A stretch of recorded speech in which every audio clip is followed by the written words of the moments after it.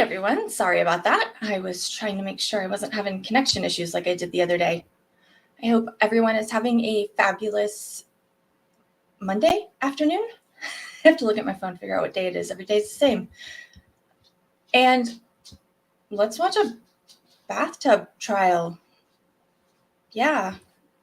So FYI, this one's about 4 hours long, but it was originally 7. So I guess, that's a bonus. There's a bunch of witnesses. There's 7 witnesses in the prosecution's opening statement. So here we go. May we proceed? Your Honor. And state you may proceed. Thank you, Your Honor. May it please report. The audio gets better after a minute. Good morning, everyone. Good morning. First of all, thank you for your time and attention yesterday. I know it was a long day, and also thank everybody for coming back. We can't do this process without you, so we give you our sincere thanks. The evidence in this case will show that on or about April 24th of 2018, the defendant killed his wife, Shanti Cooper-Tronnes. You're going to hear from the medical examiner in this case, and he's going to tell you what the cause of death was. You're going to hear that Shanti Cooper-Tronnes was beaten to death and she was strangled.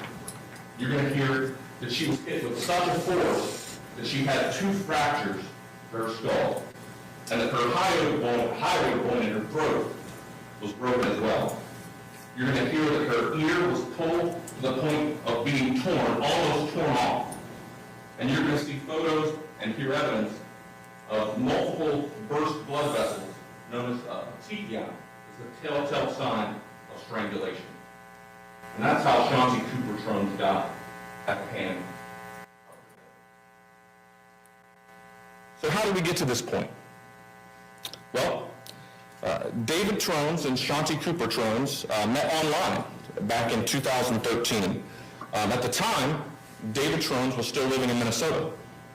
Both were coming out of previous marriages, and they took to each other quickly. David Tronnes moved to Florida to be with Shanti within the same year that they had met online. Now, David had a successful career in Minnesota. He'd saved a fair amount of money. And so when he moved to Florida, he was able to purchase a beautiful, large home in the Delaney Park area of Orlando. He paid cash for this home, about $600,000. And the house at the time was livable. It was an older house, but the plan was that he was going to purchase the house, they would live in the house, and then eventually do renovations and modernize and open up the home as they lived there. Now, when he purchased the home, it was purchased with a trust that included himself and his mother. Importantly, someone who was not included in that trust and in that ownership of the home was Shanti Cooper-Tronnes. So the Tronnes moved into the house along with Shanti's son Jackson, and at first the home was livable. Some renovations, and over just got deeper and deeper into this what would become a money pit.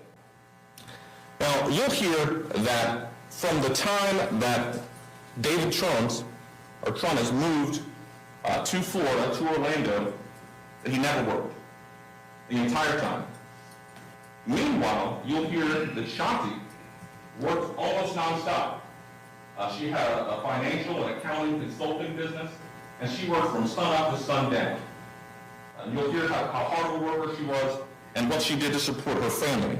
Now, so during this time, as she was the only source of income, and the defendant hadn't worked the entire time he was in Florida, that she was the sole breadwinner for the household and for the expenses. So while Shanti was working, and she largely worked from home, David would take care of the yard and the pool and the dogs. So in early 2017, David and Shanti were married. Also in early 2017, the real meat of the renovation, or ultimately destruction of the home, took place. It got to the point that the interior portion of the home, the living room, the kitchen, all of the main areas were completely gutted, unlivable, down to the studs.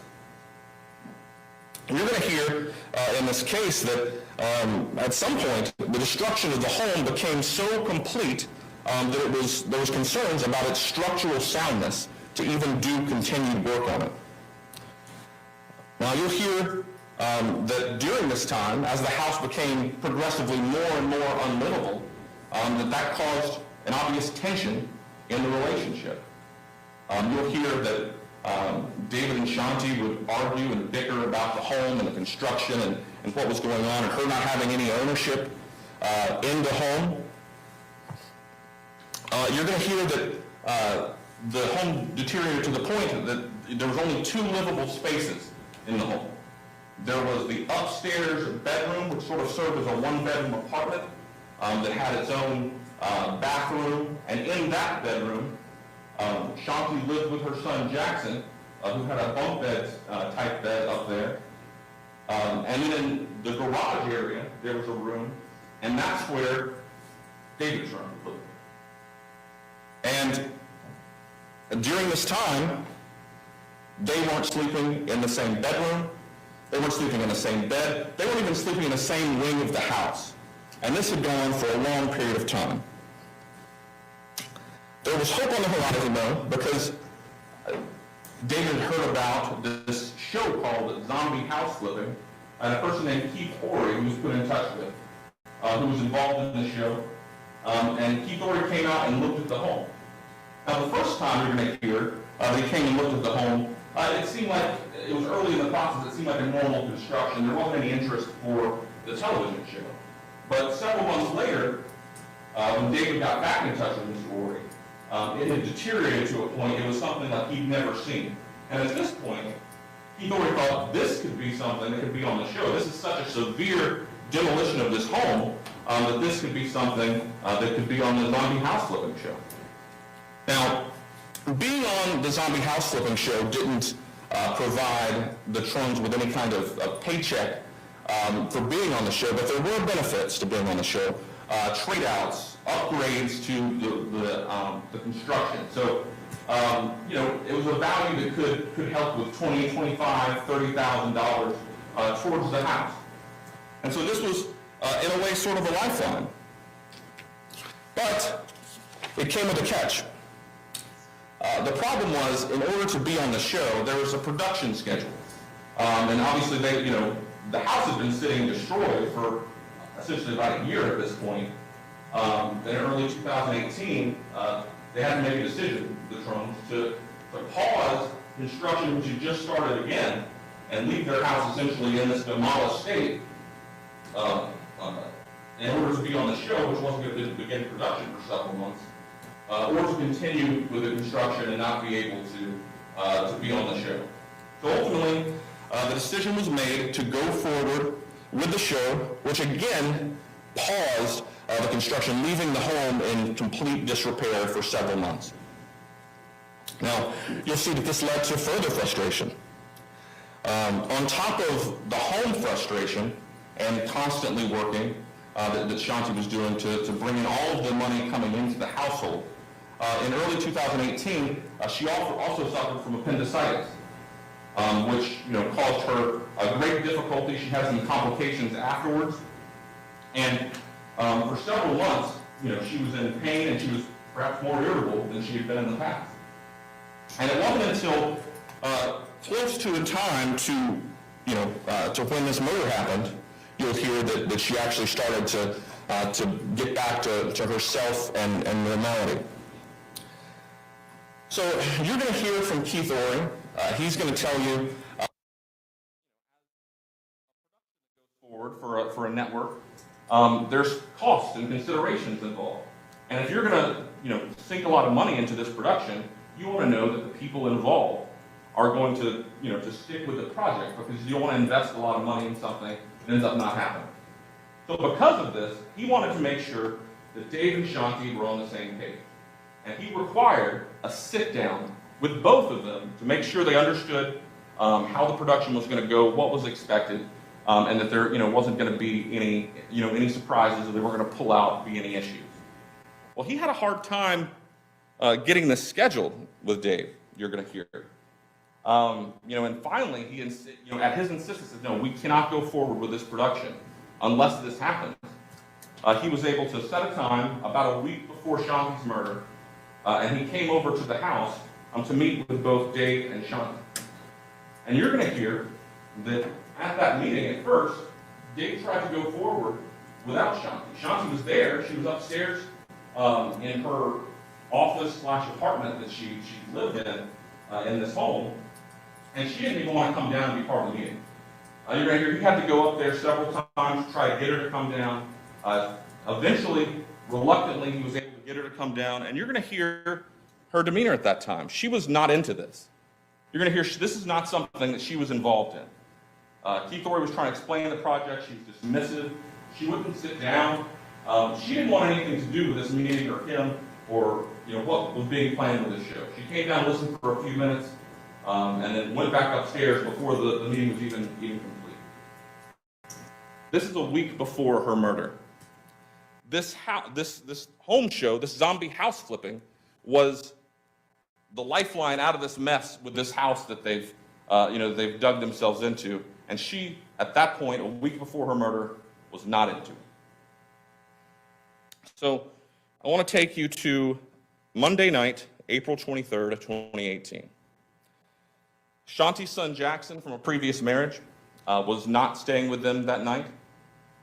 He was staying with his father, Jim Cooper. So the house in Delaney Park was just Shanti and Dave. There was nobody else there.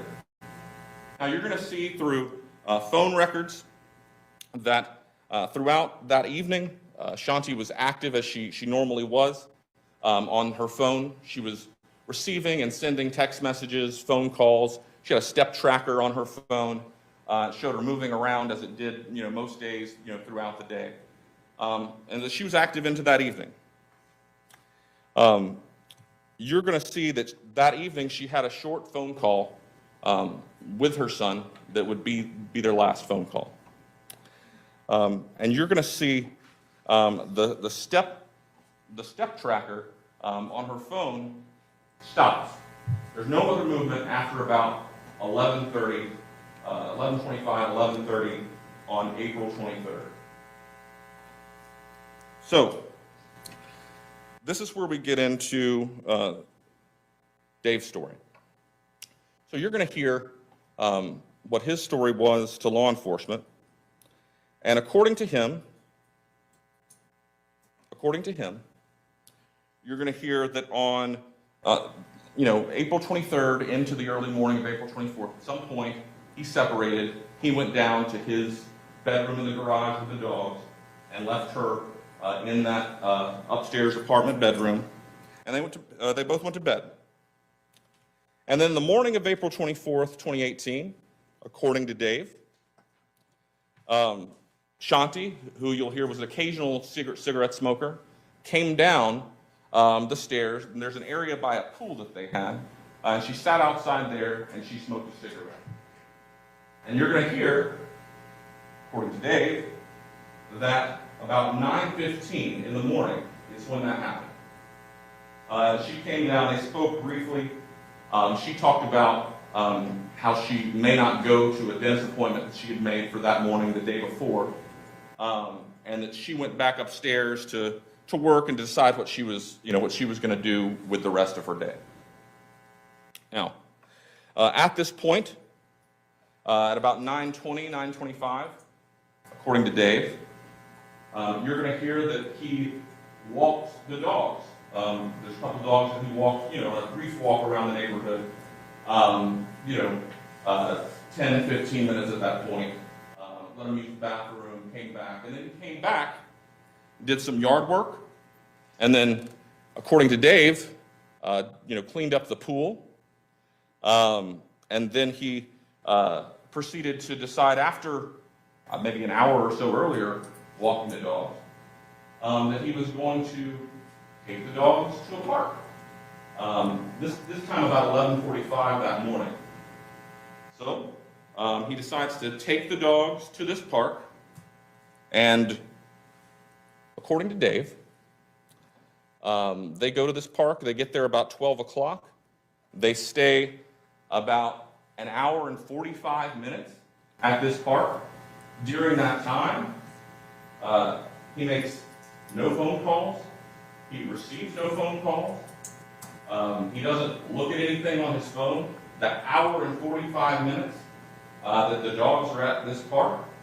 And then, according to Dave, he came back about 1:45 and got back to the house maybe 2 o'clock. Now, nowhere in this time is he texting Shanti. Is he calling Shanti? Is he going upstairs to, see if she's had lunch, see what they're doing? Just talk like a married couple typically would at this time. Nowhere during this day does that happen, and that's borne out by the phone records. And also borne out by his statement that you're going to hear, that he didn't go up to check on her at any point in the day. And even when he got back from his 2-hour trip to the park with the dogs, about an hour after walking the dogs, did he think to go up there and check on her or anything like that. So then you're going to hear, according to Dave, that when he came back, he did some more yard work, he cleaned the pool again, and then, at that point, after taking some measurements and things around the house, it became time to see who was going to pick up Jackson. And so at this point, he finally decides he's going to go up and he's going to see what's going on, and that he's going to check and see who's picking up Jackson that afternoon. So he starts to go upstairs. He hears, according to Dave, a trickle of water coming from the tub, calls out for Shanti, doesn't hear anything, continues to go up into the bathroom, and it's at this point that he finds Shanti partially submerged in the tub, her sort of face and arm in, the rest of her body sort of out of the tub. And at that point, he thinks she's fallen, he panics, he pulls her out of the tub, he tries to pick her up, but he is unable to pick up this 130-pound woman who had recently lost, as you'll hear, weight from her appendix injury. He's unable to pick her up, so he has to drag her out of the tub over next to the bed, and for some reason, you'll hear, that he decided to move the sheets off the bed and put that on the ground on the floor, and then put her body on those sheets. At this point, Okay, I know most of you are probably paying attention, but if you're not, really pay attention to these details because there's some really quirky stuff that he did. If you find your loved one not breathing, is the first thing you do grab a sheet to lay her on the floor? Like, oh. he calls 911. He has, apparently attempted CPR, according to Dave, on Shanti at this point, which you'll hear makes no sense because when first responders came just after this, you'll hear that she was already in rigor mortis, which isn't something that happens just after death. This is something that happens after several hours at least. And rigor mortis means the stiffening of the body. At the point in the story that he says he performed CPR, she would have already been experiencing rigor mortis and obviously dead. And that's what the evidence will show. But on the phone call with 911, you'll hear him talking about attempting CPR and seeming very upset, hysterical. But you'll also hear on the 911 call that when he's asked specific questions like an address or a phone number or something like that to the first responders, he's able to collect himself, give that information, and then immediately go back to the hysteria that you hear or you will hear on the 911 call. So first responders and the medical examiner investigator come to the scene. And you'll hear from them that they can immediately tell this wasn't a fall. This was a violent attack. There are multiple injuries. There's blood all over her face, a huge wound. There's bruising around her neck. There's petechia that you can see. There's scrapes on her legs from being drugged. And you're going to hear all those things. You're going to hear that the house was searched and that there were no signs of forced entry or a burglary or some sort of home invasion robbery. There's cash around. There's valuable electronics. Her phone is sitting on the nightstand next to a diamond earring that she had taken out and put on the nightstand. None of that's touched. None of that's taken, you'll hear. And, so there's no signs of any kind of burglary or robbery. Now, you are going to hear that Shanti was very proud of and known to wear a nice engagement ring that David had gotten her the year before. And then a wedding band once they were subsequently married after that. She would always wear it. She always had it on. And you're going to hear that when the medical examiner took possession of that body and when first responders were on the scene, that ring was not on her hand. But we'll talk a little bit more about that in a minute. So when investigators and detectives were looking over the home, they noticed that the tub wasn't overflowing, although apparently it had been, dripping water for a period of time. Shanti's clothes were oddly just slightly damp, as opposed to soaking wet of somebody that had recently been, submerged, at least the top part of their body, in a tub. You're going to hear about the evidence found on scene, like fingerprints. The only fingerprints found around the tub in this scene were Shanti's and Dave's. And you're going to get to hear about the positioning of those fingerprints. You're going to get to hear about the DNA in this case and how there's no other DNA other than the people that lived in that house. You're going to get to hear all that. We're going to be calling, upwards of 25 witnesses in this case that you're going to get to hear from. So another thing that you're going to hear about in this case is, who was Shanti Cooper? Shanti was a loving mother to Jackson, and she was an extremely hard worker who was responsive, almost to a fault, to her clients. She had a work is very important attitude. And so when she received a work-related text, you're going to hear she was Johnny on the spot. I mean, she responded within minutes, not hours or, certainly like later in the day. She was a get back with you immediately type person. In fact, you're going to hear that she was so much so that way that she, had a mentee that she had worked with, and that's something that she trained her on, the importance of being responsive, immediately responsive to clients. That's something that can set you apart in business. And so that's something that she lived by. And you're going to hear that on the morning of April 24th, she received a work text from somebody that she consulted with at 6:58 a.m. about a financial management software that she consulted on. And you're going to see that that text message was never read or responded to. 6:58 a.m. You're going to see that she had another text message a little bit later in the morning after 10 on another work-related matter, never read or responded to. In fact, you're going to hear that Shanti never sent or read another text message after the 9th of November 23rd, or April 23rd, 2018. Nothing.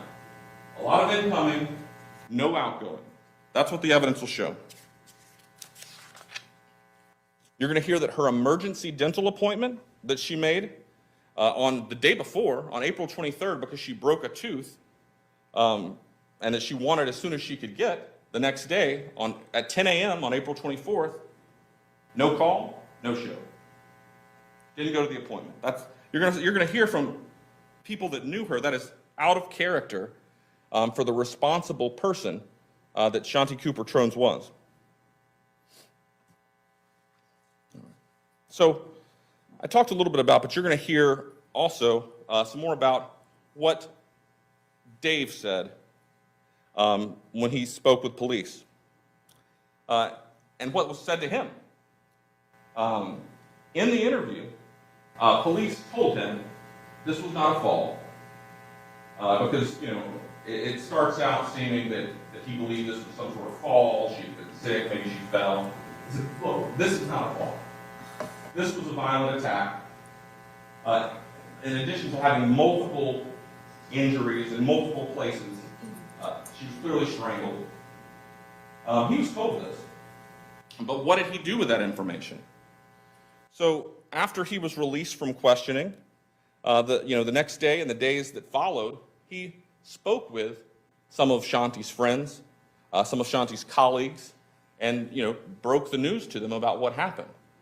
And in his stories, you will hear about that he told them he still was making this sound like it was some sort of accident. There was no mention of strangulation or anything like that, even though he knew that at the time. He was told that. But when he's telling people what happened, left out. So Shanti's engagement ring. Talked a little bit about that earlier. She had a very nice ring, you'll hear. She was proud of it. She posted about it on Facebook. She wore it all the time. Well, as I said, the ring was not on her when she was found. And while there was no signs of home invasion or burglary, there was a question with law enforcement: where's the ring? Where is this, expensive, nice engagement ring? Well, you're going to hear that ring was ultimately found in a search warrant in August of 2018, a few months later, of David Tronnes' mother's house that he was now living in. And it was found in a bag in David Tronnes' room. The evidence will show that he pried that engagement ring off his wife's lifeless body, knew he did it, told the police that the ring should still be on her hand, all the while, months later, he had it. When you've heard all the evidence in this case, you will conclude that the only reasonable explanation for Shanti's death is sitting right there. David Tronnes killed Shanti Cooper. He did it with a premeditated design. He intended to do it, he did it, and he's guilty of first-degree murder. Thank you. Thank you, State. Well, that was interesting. Okay. So this is the home as they purchased it, I believe, because these are pictures on Zillow and it hasn't been sold. He still owns the home. So this is the outside of it. It's supposed to be in a very upscale neighborhood. The purchase price they said was just over $600,000, but it was kind of older. Older finishes, I believe, is what they were saying. Which doesn't look, oh, okay, I see. It's not really updated. But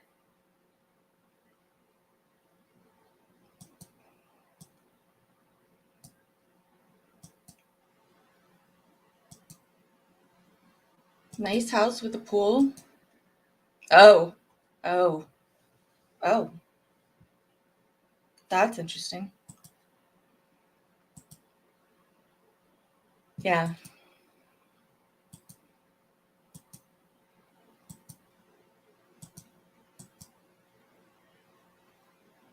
Is that carpet? And teal's my favorite color.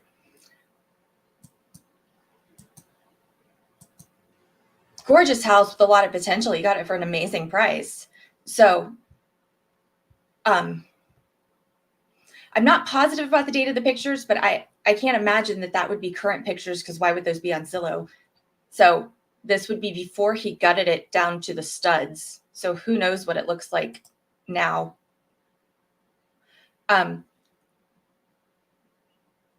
This is in Orange County, Florida, for those that were asking. It's the Orlando area, right in the middle of the state where Disney World is. Woo. Defense? Your Honor, defense is going to reserve opening statement until its case. Thank you. Thank you. When lawyers and parties agree that certain The defense is going to reserve their opening statement, which means they're going to wait until they start their case to give the opening statement, which is interesting. You don't hear that very often in a criminal case with a jury. facts are true, that is called a stipulation of fact. You must accept stipulated facts as having been proven. However, the significance of these facts, as well with all facts, is for you to determine. In this case, the stipulated facts that you must accept as true is the state attorney, Michael Joseph Smith, and the defendant, David Tronnes, as well as his lawyer, Richard Zielinski, stipulate that the identity of the deceased in this case is Shanti Cooper-Tronnes. State, you may call your first witness. If you could, just introduce yourself to the jury and spell your last name for the record. My name is Cynthia Demetris. My last name, Demetres. And where are you currently employed? I work for the City of Orlando for the Orlando Police Department. And what do you do with them? I'm a 911 call taker And how long have you held that position? since 2010. What sort of training do you have to hold that position?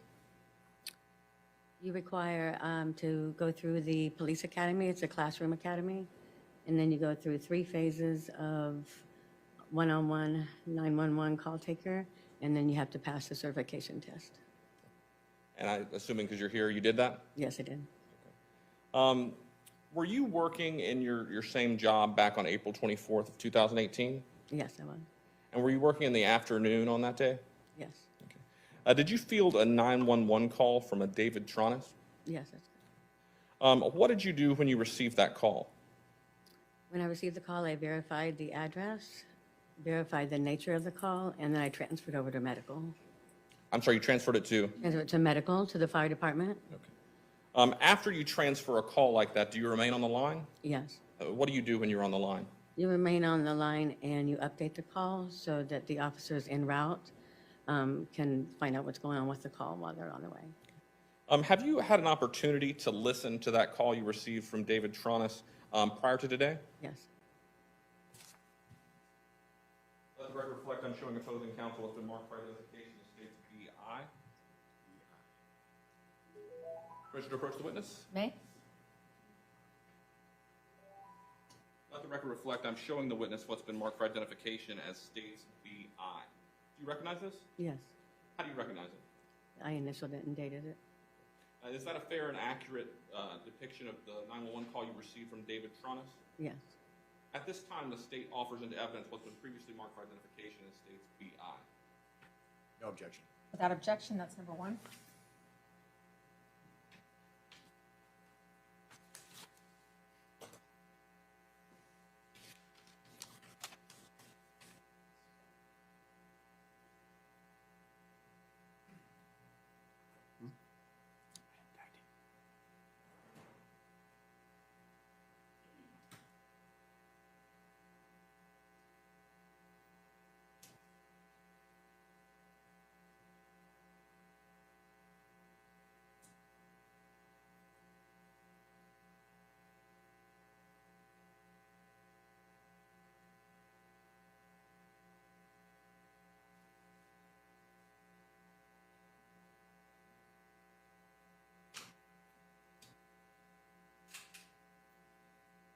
Your Honor, permission to publish what's now in evidence is stated to the blunt.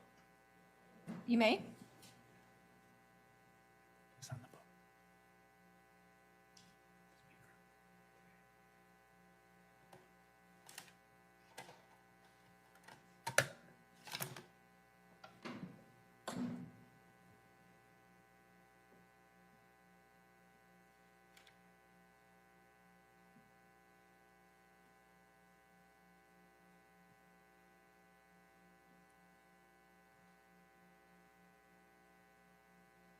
Call 1, at 3:50 p.m., with a GMT offset of minus 240 minutes, all on Tuesday, April 24, 2018.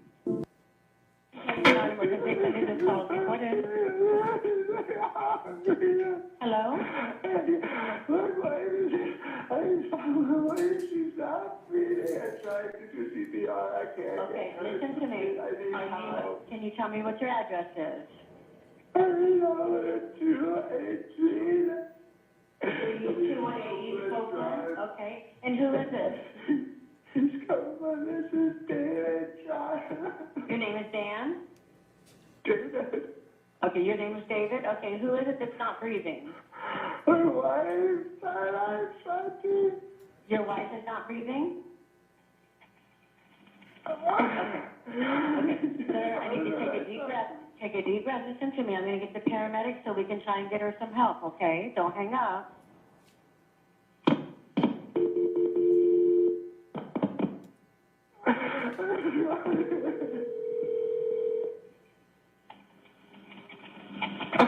Orlando Fire Department. Okay, with the medical, we're also going.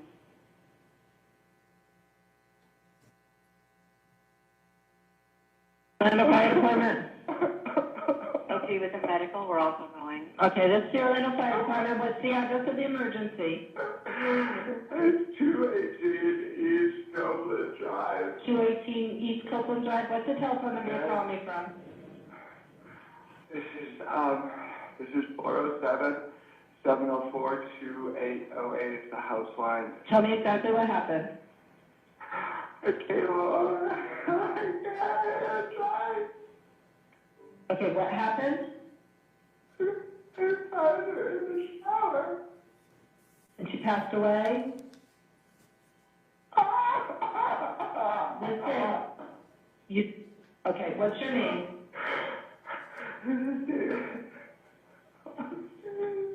Okay, are you with her right now? How old is she? That's the defendant with the woman hair not bun, and the child is her child from a previous relationship. How old? 39. Okay, is she awake right now? No. Is she breathing?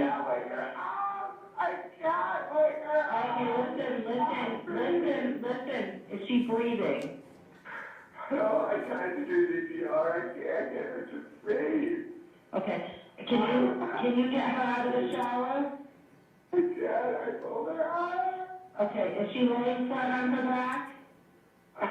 Yeah. Okay, and you don't know what happened or when anything happened? No. Okay. Is there a defibrillator available? Oh, what? Is there a defibrillator available? No. Okay. We can do CPR. Okay. Okay, we can do CPR on her until the paramedics get there. Okay. Okay. All right, I want you to lay her flat on her back, okay? And tilt her head back. I want you to tilt her head back by putting one hand on her forehead and one hand on the back of her neck and tilt her head back, okay?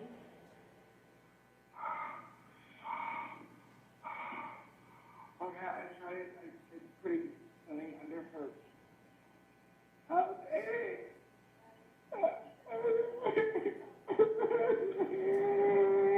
Okay, listen, I want you to take a deep breath, okay, so we can do what we can while the paramedics are responding, okay? Okay.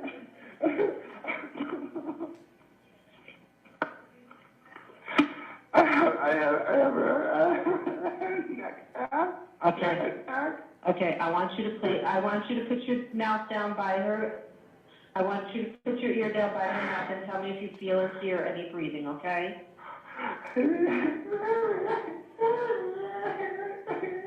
Take a deep breath. Take a deep breath. I have help responding to your emergency, okay? She has blood. She is not breathing. That's her ex-husband and their son. She is not breathing? Okay. Okay, I want you to put the heel of your hand on the center of the chest. Okay, right between the nipples, okay? And put your other hand on top of that. Yeah. Okay. I want you to pump her chest hard and fast at least twice per second to let it beat.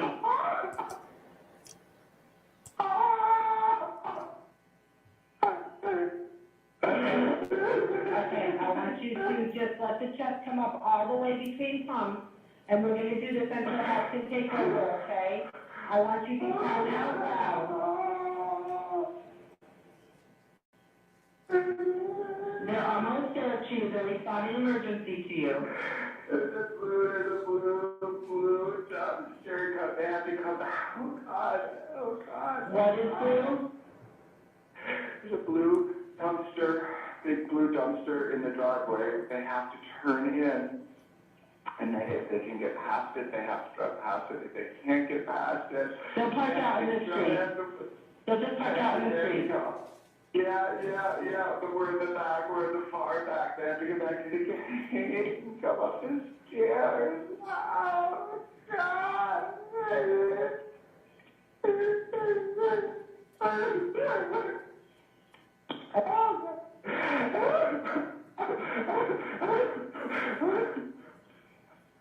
Just water. Just water. Oh. Are there any animals or anything in the house? They're downstairs, they're in their kennel, Okay. they need to come up the stairs. I did tell them they need to come up the stairs, okay? I want you, when you hear them coming in, when you hear them coming in, I want you to call them, okay?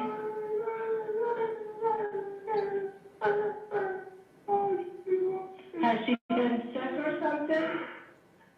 Yeah. Oh God, what happened, baby? Okay,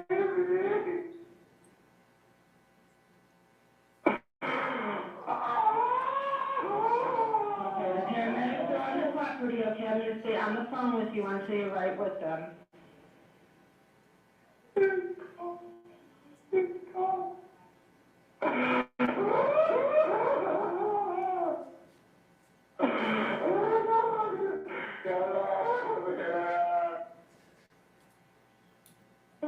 You could torture people with this. Are they there with you?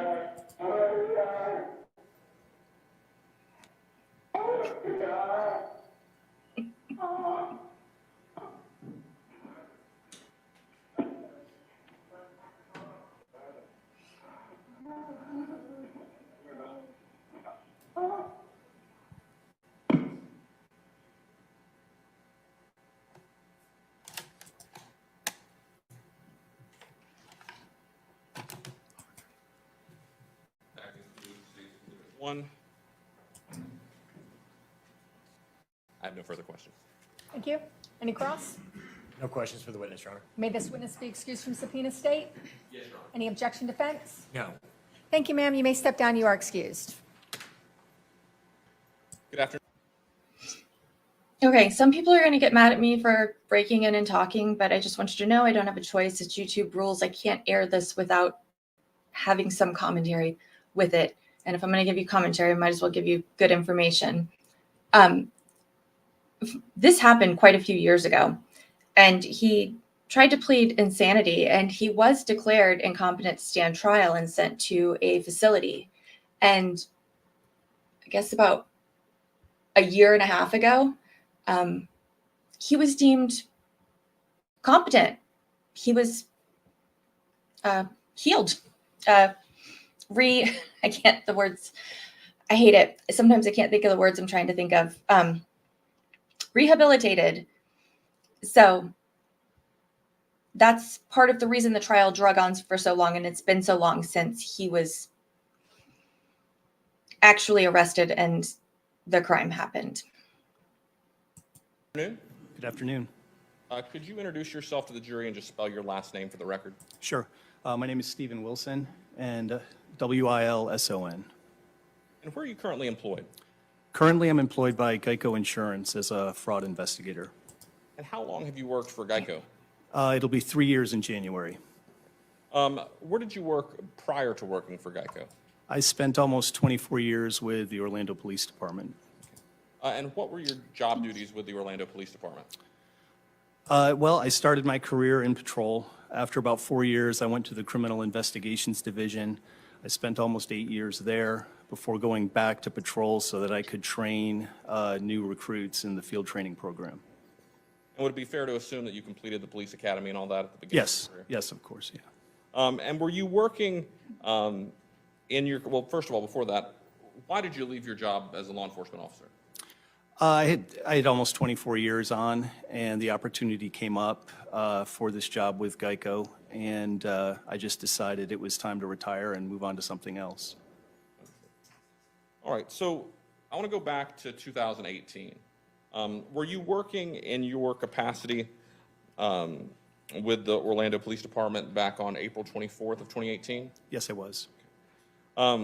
And do you recall responding to a residence in the Delaney Park neighborhood of Orlando located on East Copeland Drive? Yes, Was that residence located in Orlando? it was, yes. Is that Orange County, Florida? Orange County, Florida, yep. Okay. Do you recall about what time it was that you responded to that residence? It was shortly after 4, maybe about 5 after 4 or so in the afternoon. And do you recall what happened when you arrived at the location? I walked up a sidewalk that was on what would be the, let's see, the east side of the house. There's a, if you make a right turn, there's a garage with a second floor and a breezeway that separates the main house from the garage. As I was walking up, Orlando Fire and Rescue were leaving. The call had come out as a sick or injured person. So as I saw them leaving, I just kind of gave like a thumbs up or thumbs down, like, are they okay or not? And one of the firefighters went and just shook his head and swiped his hand back and forth in front of his neck. And that was the only conversation I had with them. I met Officer Marsh. Okay. So you entered, at some point you parked your vehicle. Yes. And then you entered the home? I entered the property. I never actually went inside at that point. I just stood outside the breezeway. Officer Marsh explained that there was a deceased person in the Okay, apartment. without getting into what other people said, sure. Okay. So you stayed there, you had a conversation with Officer Marsh. Yes. At some point, did you ever make contact with a David Tronnes? Yes. When did you get to that point? After I had gone up into the crime scene and saw the crime scene and the deceased person up there, I came back down, and Mr. Tronnes was speaking with a chaplain from the Orlando Fire Department. Okay. So let me go back a little bit. So before you made contact with Mr. Tronnes, you had gone upstairs. Yes, I did. At what point did you go upstairs? Shortly after I arrived, Okay. we wanted to check the scene, first of all, to make sure there was no weapons, but also to make sure that it was secure as far as there was nobody else up there. And then we came back downstairs. So let me back up. So you go up the stairs. Yes.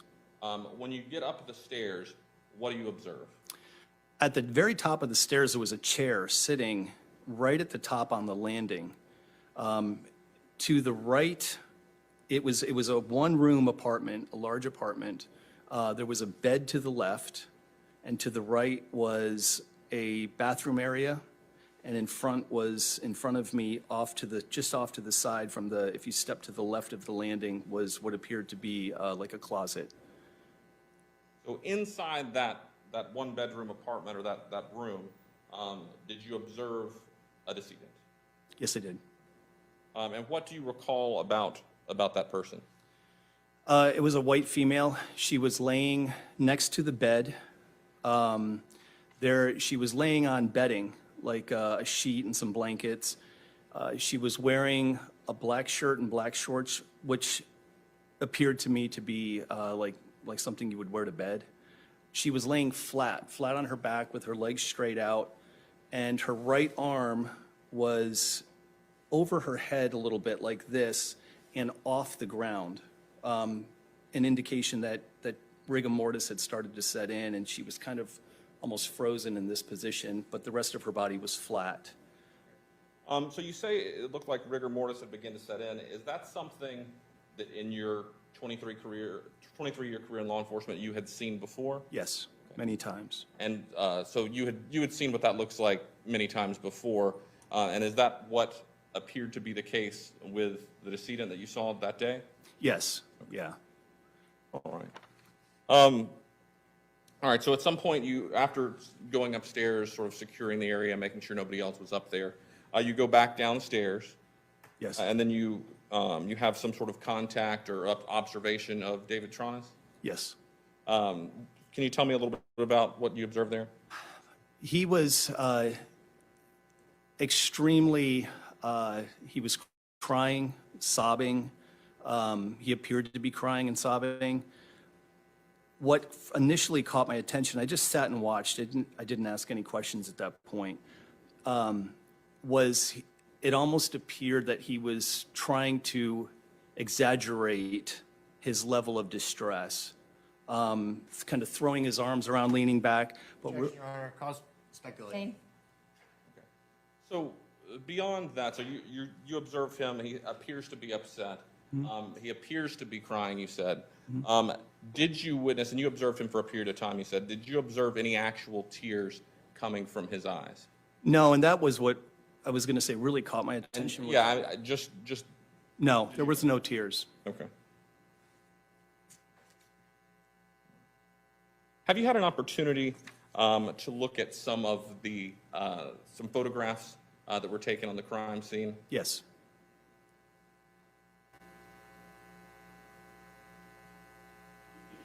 Let the record show I'm showing opposing counsel what's been marked for identification as states exhibits CG and CH.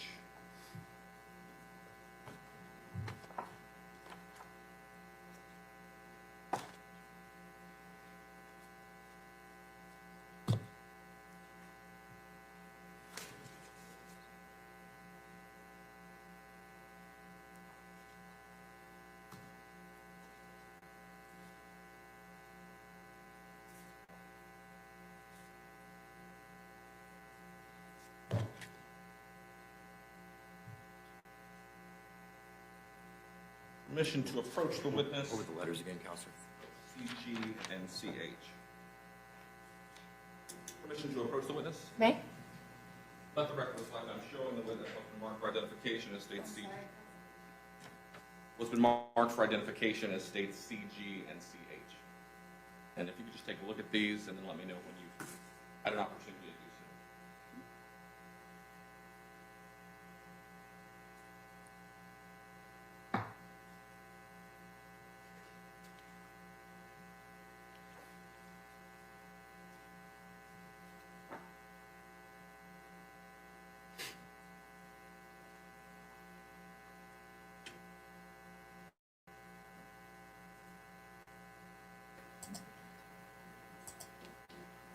This is the victim.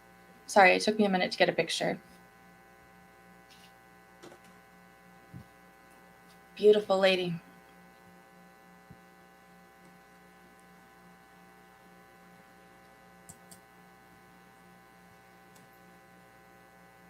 Okay. Are those photographs a fair and accurate depiction of the scene that you responded to outside as well as ultimately inside the residence? Yes, sir. At this time, the state offers what's been previously marked for identification as states CG and CH and F. No objection. Without objection, that's number 2 and number 3.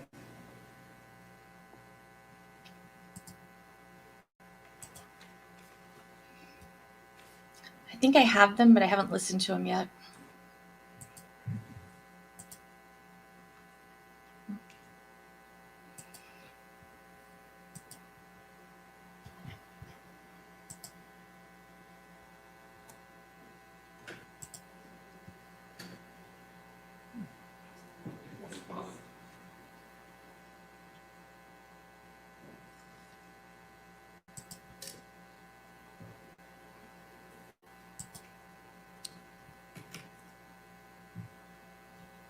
I didn't trim this part very good.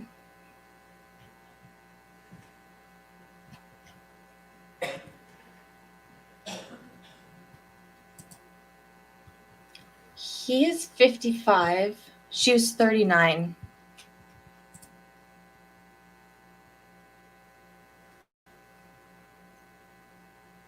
Your Honor, permission to publish what's been entered into evidence of State's Exhibit 2. May?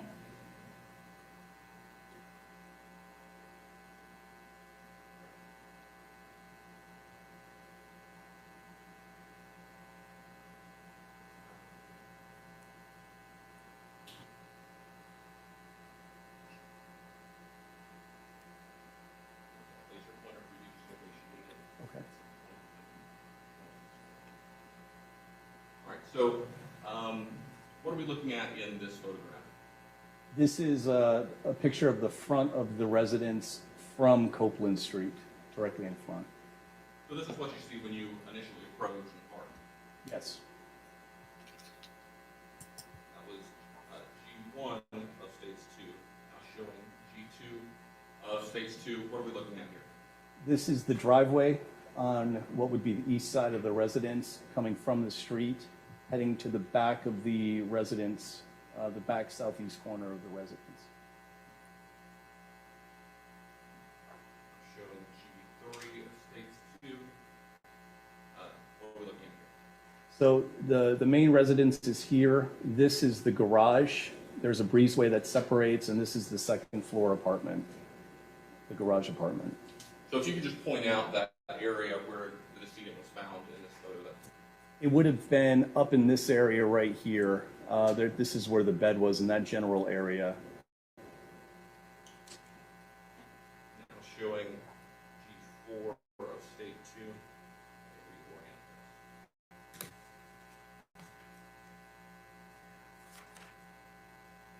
What are we looking at here? This door, if I remember correctly, was a door that led into the garage for, where they would park or put their stuff. And then this here was the door that led up the stairwell to the second floor apartment.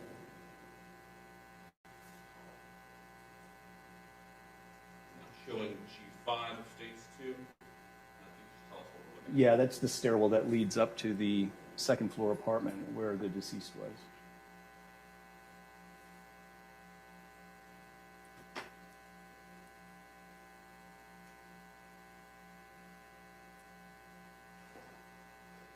Your Honor, permission to publish on States 3. May?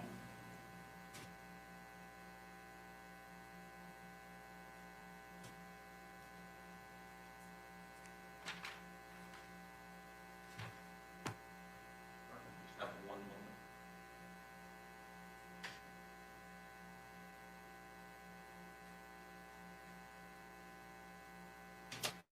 Now publishing States 3. This is CH1. You can just tell us what we're looking at here. So this is the second floor apartment over the garage. You are looking east from this perspective here.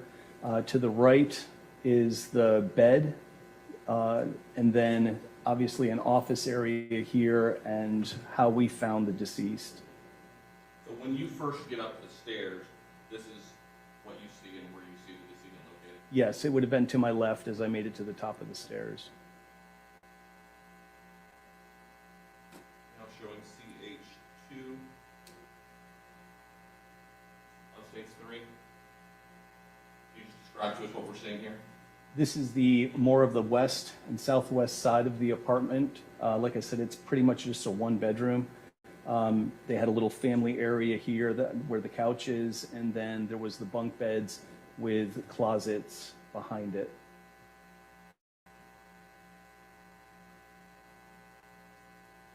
Now showing CH3 of States 3. This appears to be a little bit closer view of the decedent. Yes. Can you just describe any injuries that you observed with her that can be seen in this photo? Yes, she had abrasions on her knees. It looked like rug burn. And there was very little blood, but they were pretty deep rug burns. And then she had on her neck, she had what appeared to be pressure marks, like from maybe strangulation, and then there was blunt force trauma to her face and her head. And this is sort of, in this photo, you can see what you were speaking of earlier about the arm being in the air. Yes, it was, yeah, it wasn't laying flat like everything else. It was bent, and at that point, the rigor mortis had set in, so there was no way of it being able to just go back down. Now showing CH4 of Exhibit 3, and this is just a closer view of the face of the decedent. Is that correct? Yes. And obviously, did you note when you were observing the injuries to her facial area? Yes.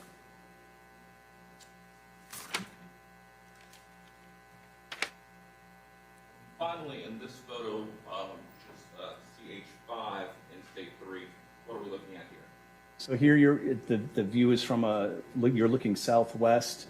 Here's the other half of that bed, I guess I would call it a bunk bed, the closet, and then this is the entryway into the bathroom, a little closet here, and then this is the stairwell that we came up.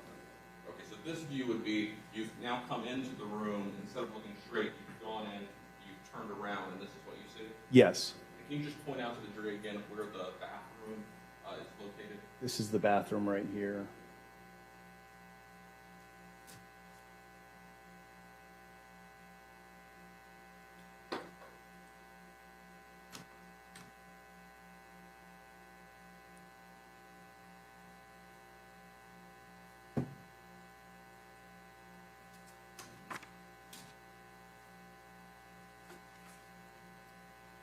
Did you have any further involvement in this investigation beyond your initial response? After leaving, as I said, I sat and listened to Mr. Tronnes for a few minutes. What I mean to say, though, is you weren't like a detective involved in the investigation? No, sir. Okay. No, sir. No further questions. Ross? Shouldn't her son be in school?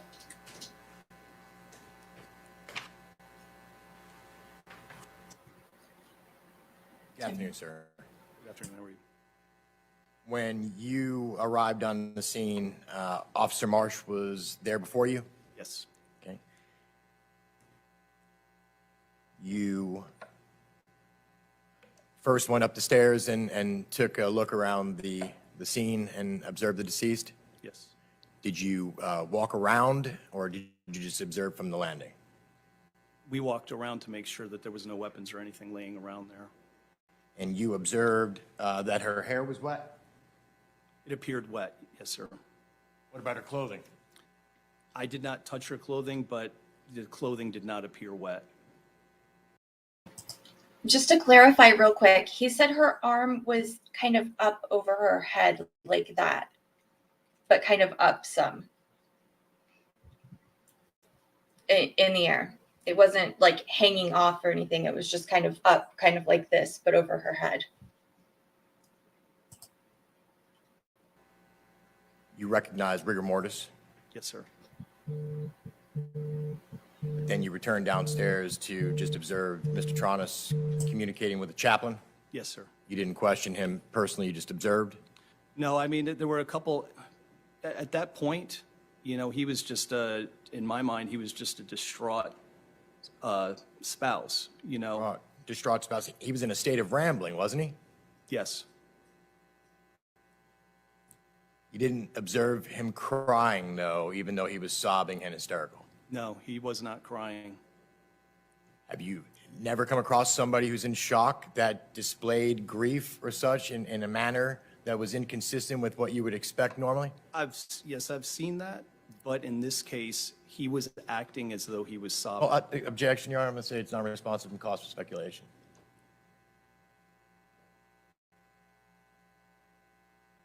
Sustained.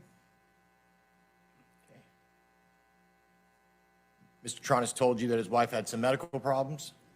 He mentioned that she, not to me specifically, but to those of us standing there, that she had a host of medical issues. And that when he observed his wife initially that she was face down and the water was running Well, he gave two different accounts in regards to how he first found her. in the tub, correct? He Location? initially said that he found her in the tub, and that he pulled her from the tub and began CPR on her. A short time later, he said he found her on the floor, but her head and her face were submerged in water in the tub. So in the description of it, you didn't ask any questions for clarification. He just gave two different statements regarding how he found his wife, and you found them to be inconsistent. What I found, and I asked him, I said, was she wearing clothes when you found her, or did you leave? I said, did you put clothes on her, or did you leave her as you found her? And he said, I left her as I found her. And The fact that she had clothes on, that was significant to you yes, because she was found in the vicinity to the shower and still had clothes on? because he had said that he found her in the tub with the water running initially, and the clothes appeared dry to me. The only thing that appeared wet was the hair on her head. But you didn't touch the clothes. I didn't touch the So clothes. if others touched them and they were damp, we should believe them? Yes, Okay. You didn't observe any weapons? no, sir. Did you observe any injuries to Mr. Tronnes' hands? I didn't take a good enough look at Mr. Tronnes' hands.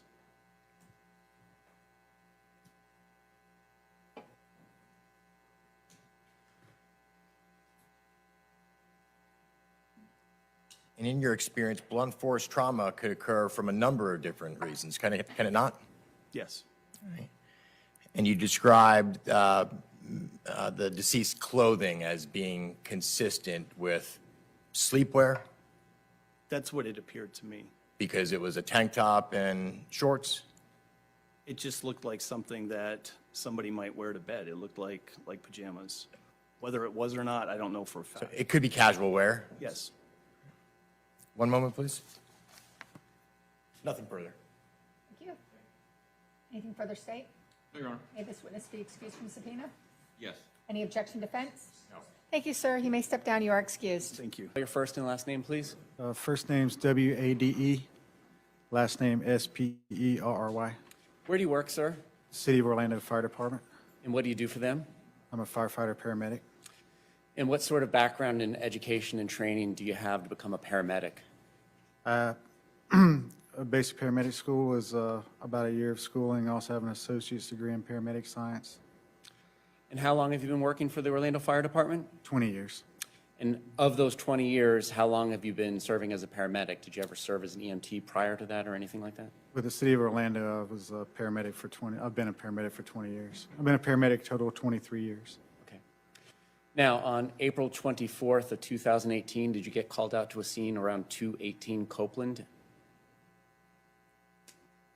I can't remember the exact date, but yes. Okay. And can you describe this scene as you know, is this an apartment complex, a townhome, or a house? If I remember correctly, it was a two-story residential home with what I believe was a guest suite or a mother-in-law suite in the back. Okay. Now, do you arrive alone, or do you have a team with you? I was on Engine Company 5 at the time. And how many people are on Engine Company 5? 4. All right. And so when you get there, where do you go as far as which building in this complex? Yeah, so long. I believe we went to the building in the back, which was like a guest apartment, mother-in-law suite or something like that. Okay. And who's we? There's my lieutenant, there was an engineer, and there was a EMT on the engine with me. So all 4 members of the team? Yes, sir. All right. What do you do? Do you go to the first floor of this apartment, or is it on the second floor? I believe we went to the second floor. When you go to the second floor, what do you observe?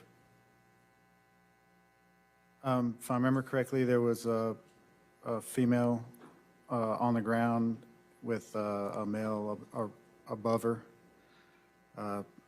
He was upset, and she appeared to be unconscious.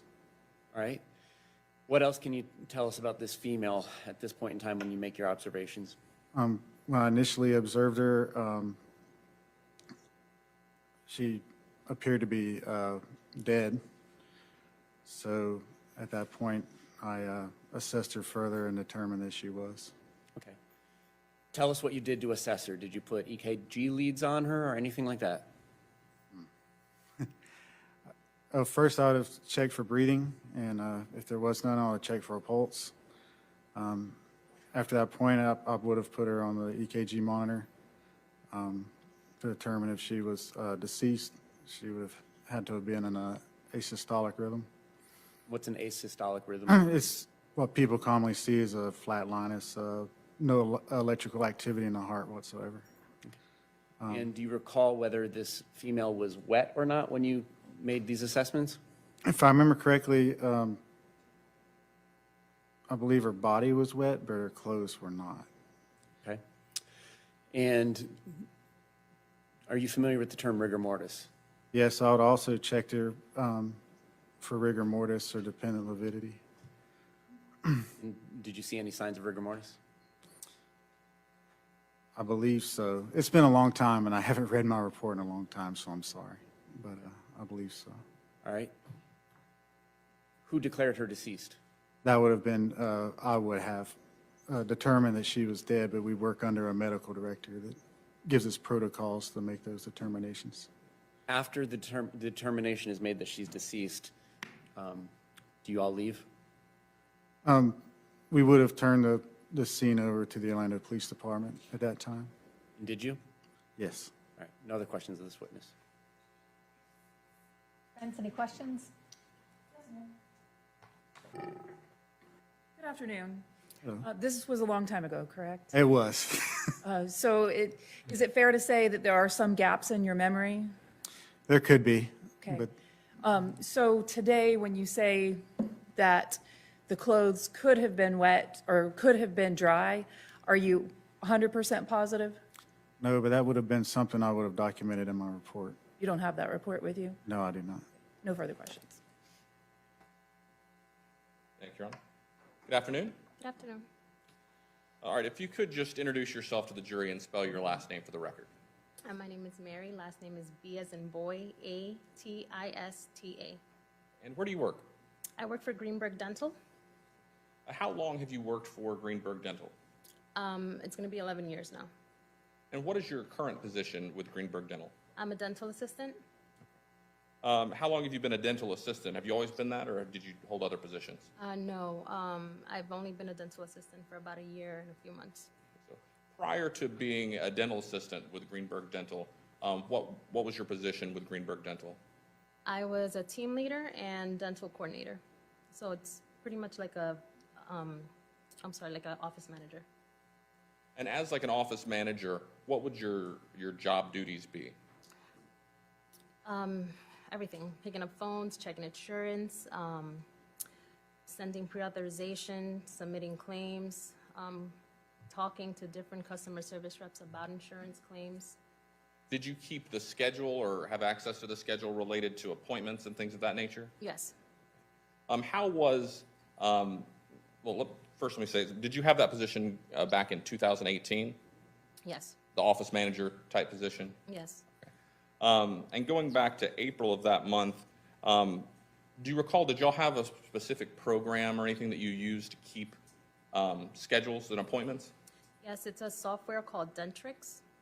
Okay. And essentially, how would that work? It's a scheduling book. It also keeps all the files of the patient, so any x-rays that you take, any dental treatment that's needed, or any previous dental treatment that they've had, everything will be notated in the system.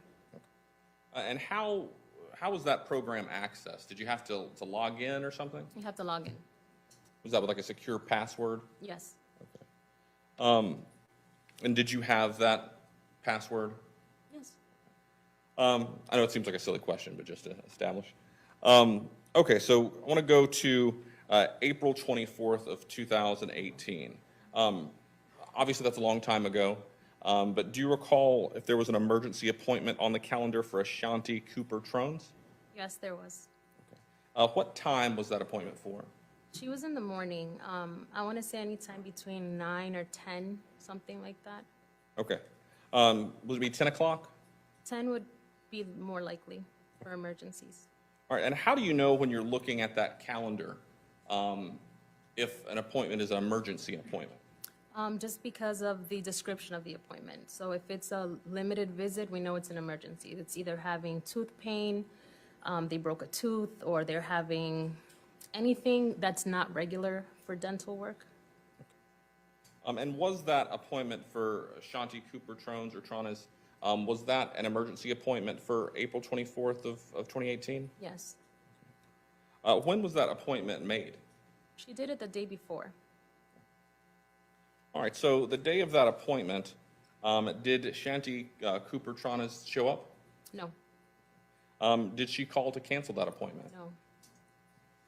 no, Was there ever any follow-up regarding her not appearing for that appointment? no. For limited visits, we don't follow up. And when was it that you ultimately found out that Ms. Cooper-Tronnes was deceased? Attorney's approach? Okay, thank you. And did you ultimately speak with law enforcement in this case? I did. No further questions. Cross? No cross. May this witness be excused from subpoena? Yes, Your Honor. Any objection? Thank you. You may step down. Good afternoon, sir. Can you spell your first and last name? Gary, Gary, Crosby, Crosby. And back in 2018, in April, specifically on the 24th, where were you working then? The Orlando Police Department's crime scene unit. And what were you doing for the crime scene unit for the Orlando Police Department? Crime scene investigator. And what sort of background in education and training and experience did you have that allowed you to hold such a position? I had worked as a sworn officer for 12 years prior to that. Then when I started with the Orlando Police Department, I went through 4 months of extensive field training and several schools with the Florida Department of Law Enforcement. Do you have any sort of continuing education program as you work as a crime scene investigator as well? We did. We did some in-house training and outside training also. Prior to this incident on April 24th of 2018, had you ever worked as the lead CSI on a homicide scene? Yes, sir. Approximately how many times? Probably 30, maybe somewhere in that area. And approximately how many crime scenes had you processed in the past before, including non-homicides? I'd say thousands. All right. Take us through, just generally speaking, what is the process that a CSI goes through when first coming to a scene and then taking us through the steps? We're dispatched through our communications department to the location. We arrive at the location.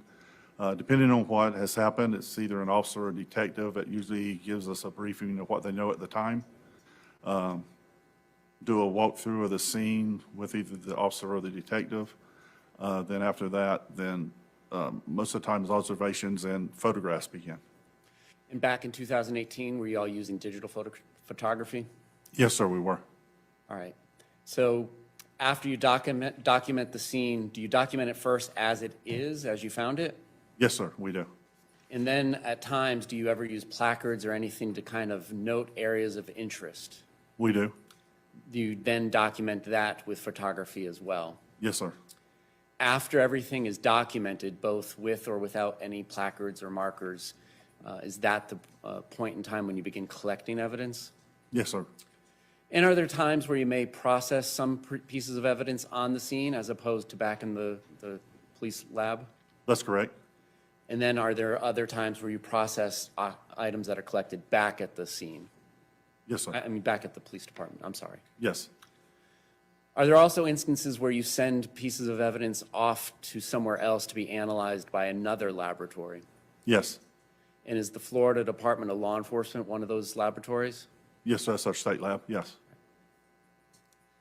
Turning now to April 24th of 2018, do you recall getting called out to a scene at 218 Copeland in Orlando, Florida? I do. Is that in Orange County, Florida? It is, yes. Approximately what time do you arrive on the scene? I responded, I believe, at just a little bit after 5 p.m. So I would say it was maybe a 10-minute drive. I'd say around 5:20, 5:25 maybe. When you arrived, were there any members of the Orlando Police Department there? Yes, there were. And were these members of the patrol team as well as members of the detective team? Yes, sir. Without telling us what was said, did you speak to anybody? believe I was briefed by Detective Sprague. Was she the assigned lead homicide investigator on this case? Yes, sir, she was. After being briefed by Detective Sprague, what steps did you take next? Basically, just done some observations, then started my photography. All right. May I approach the witness with BJ for identification? Do you recognize what this image is? Yes, sir, I do. And what is on this image? It's just like an identification card showing the date, the case number, and my name. All right. So do you recognize this as the card you would have taken as your first image before documenting the scene? Yes, sir, I do. Showing you the first several images on this exhibit. Do you recognize these images? I do. Your Honor, at this time, the state would move BJ for identification into evidence. Any objection? All right. Turning back to states for image number 1. Is this what you previously described prior to coming into evidence? Yes. And the Orlando Police Department case number that's just assigned as the next number available? That's correct. And the date is April 24th, 2018? Yes, sir. Image 2, what are we looking at? The address of the location. Image 3? Overall view of the residence from the street. Image 4? That's the overall view of the driveway on the east side of the residence. Image 5? Just a little bit closer view of the driveway with the 2 vehicles parked in the back.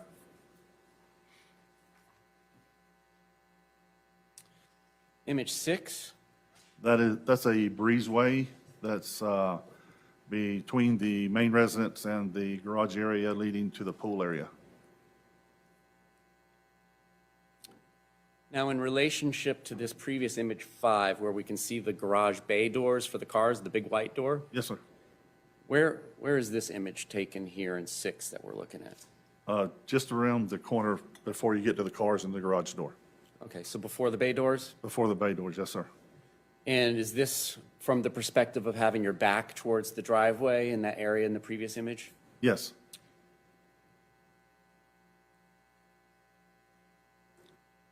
Again, in image 7, is this another view from that perspective? Yeah, just a closer view and from inside of the breezeway to the west end of the breezeway. And on the right side of this image, is that the main home? Yeah, that's double doors leading into the main home, yes. And the left side, are those the doors leading to the garage and the apartment above it? Yeah, further down the breezeway there. Image 8, are those the 2 doors we were just discussing to the garage and the upstairs apartment? Yes, it is. Image 9, Same 2 doors, just a different view. 10, That's the door handle lock leading to the upstairs apartment. what is the purpose of taking this photograph? Just to show there was no forced entry to the door. And what would be, based on your experience as a crime scene investigator who's processed thousands of scenes, you said, what would be indicative of a forced break-in that we're not observing in this image? The glass could have been broken, the door handle could have been broken off. There could have been pry marks between the door and the door frame.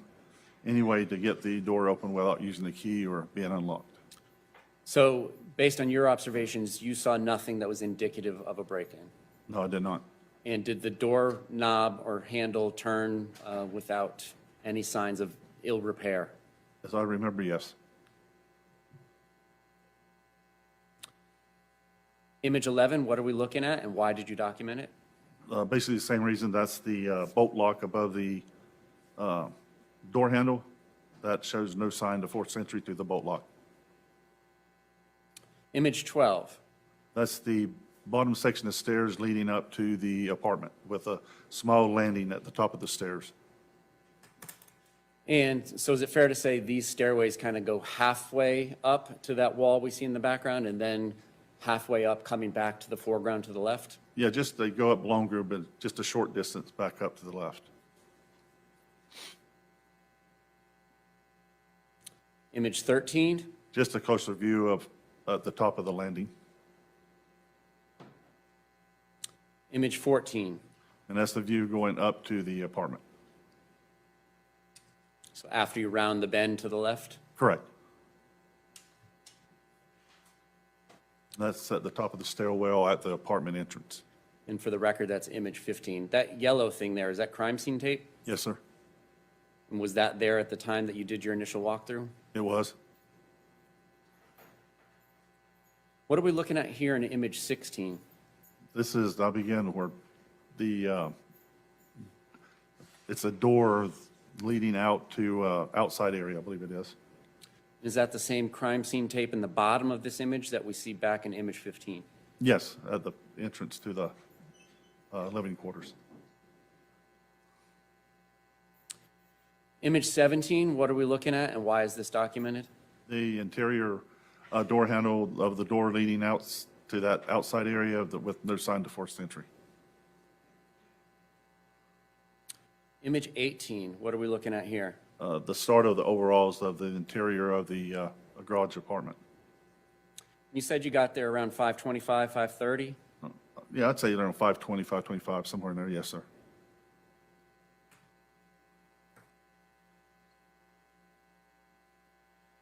This darker area on the rug just to the bottom right of the decedent, what is that? It was just a stain, just a stain on the carpet. All right, was it wet to the touch? At the time, I didn't touch it at first. When you did touch it, was it? I don't recall if it was, that stain there was wet or not. All right. Were there any other dark stains like this between the bathroom and where the decedent was found? I don't recall about the stains between her and the bathroom. Okay. Image 19, what are we looking at here? Overall view of just the living quarters inside that garage apartment. Image 20? Same thing, just from a different angle. And from where this photograph was taken by you, is that kind of the perspective of where you'd be when you come up to the end of the stairs? Yeah, the stairs were kind of back to the right of the couch there, if I'm not wrong. Let's see. What are we looking at in image 21 on States 4? Just an overall view of inside the garage apartment from, again, a different angle. Kind of in the foreground at the beneath the end of the fan blades at the right. What room is that? That's the bathroom. And so in order to go from the bathroom to where the decedent is located, one would have to go around this L-shaped couch one way or the other? That's correct. Did you observe any blood trails between the bathroom and where the decedent was found, taking either path from the L-shaped couch? No, I did not.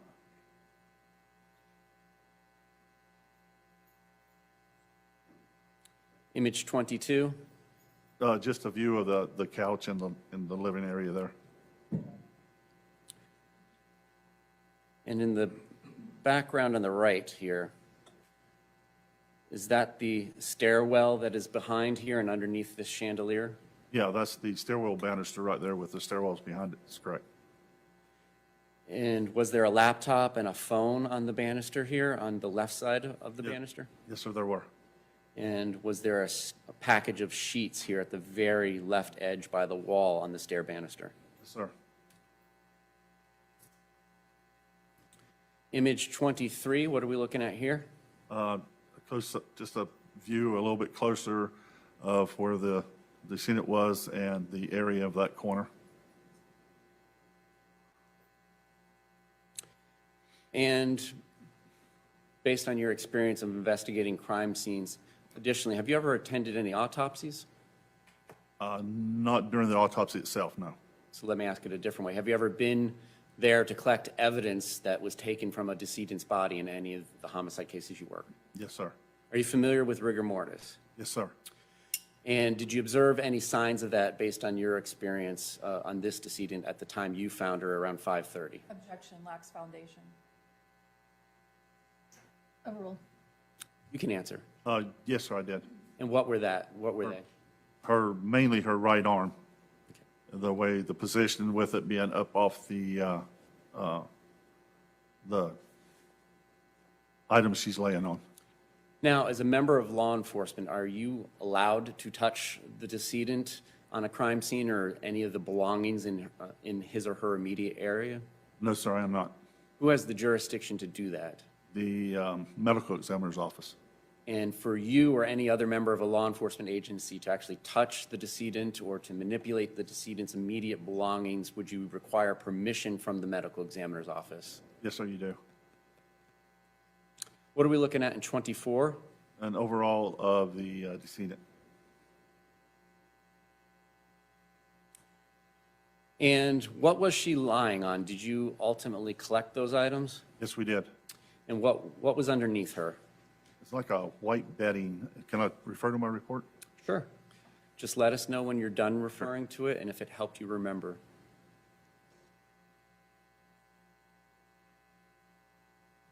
Yeah, it's just a white piece of bed on top of the carpet. Did you ultimately collect it? Did, yes. When you collect an item of evidence, do you package it? Later on, yes, sir, we do.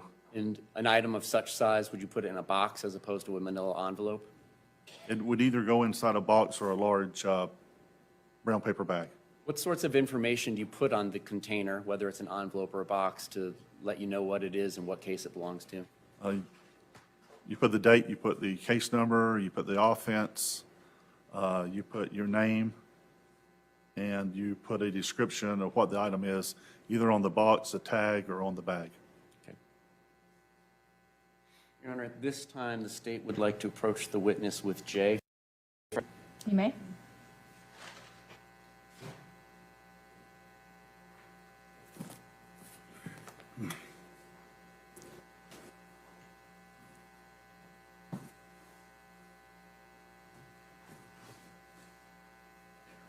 There you go. I believe I'm giving you the dimension with labeling information. Would you agree? Yes, In reviewing Jay for identification, do you recognize this item? I do. What do you recognize it as? The bedding that the decedent was laying on. Your Honor, at this time, the state will move Jay for identification and evidence. Any objection?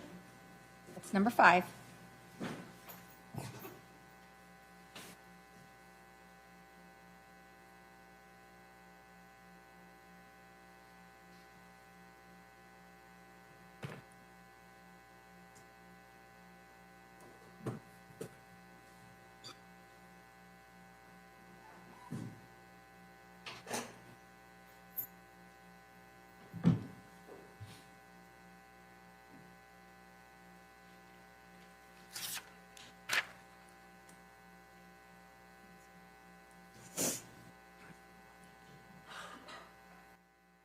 What are we looking at in image 27? That's like an overall view of the decedent from above her looking down. And realizing that you were not allowed to touch her, visually, could you observe any signs of her or her clothing being wet or the mattress padding that you collected?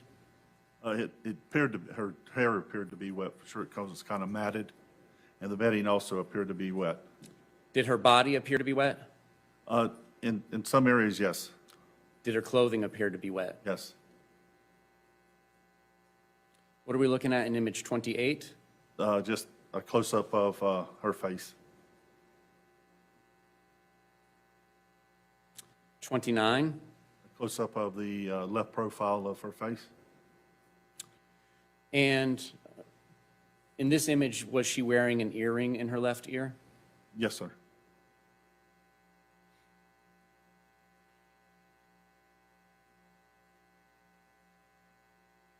What are we looking at in image 30? The injuries around her throat area. 31? Just a little bit closer up view, and again, injuries on underneath her neck.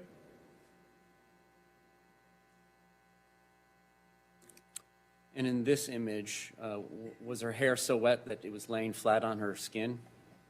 Yes, it was laying flat on her skin. Image 32? It's just a overall view, just from a different angle of her laying there. Image 36? A closer up view of her face from in front. Image 38? A different angle of the injuries around her neck. 39, A view of above her injuries on her neck. 40, And to show the red stains on the white bedding and the view of her face next to it. 42, Her right arm that appears to be in an upward angle with a blood stain on her wrist. 45, Her legs with injuries to both her 46, just a view above her legs of her knees injuries. 47, A view of her left knee injury. 48, Closer up view, I believe, of her, still of her left knee. 50, And a view of her right knee. 52, Injury on the outer part of her left knee. 53, A bruise on her outer part of her left leg above her knee. 54, And just a view of her hand against her leg. 57, From a view from the top of her head down towards her chin area. 60, And of the white bedding with her up on it and her left arm. Do you recognize this yellow thing that appears to be underneath the bedding? Yeah, it was like a yellow towel, I believe. Did you ultimately collect that? Yes, sir.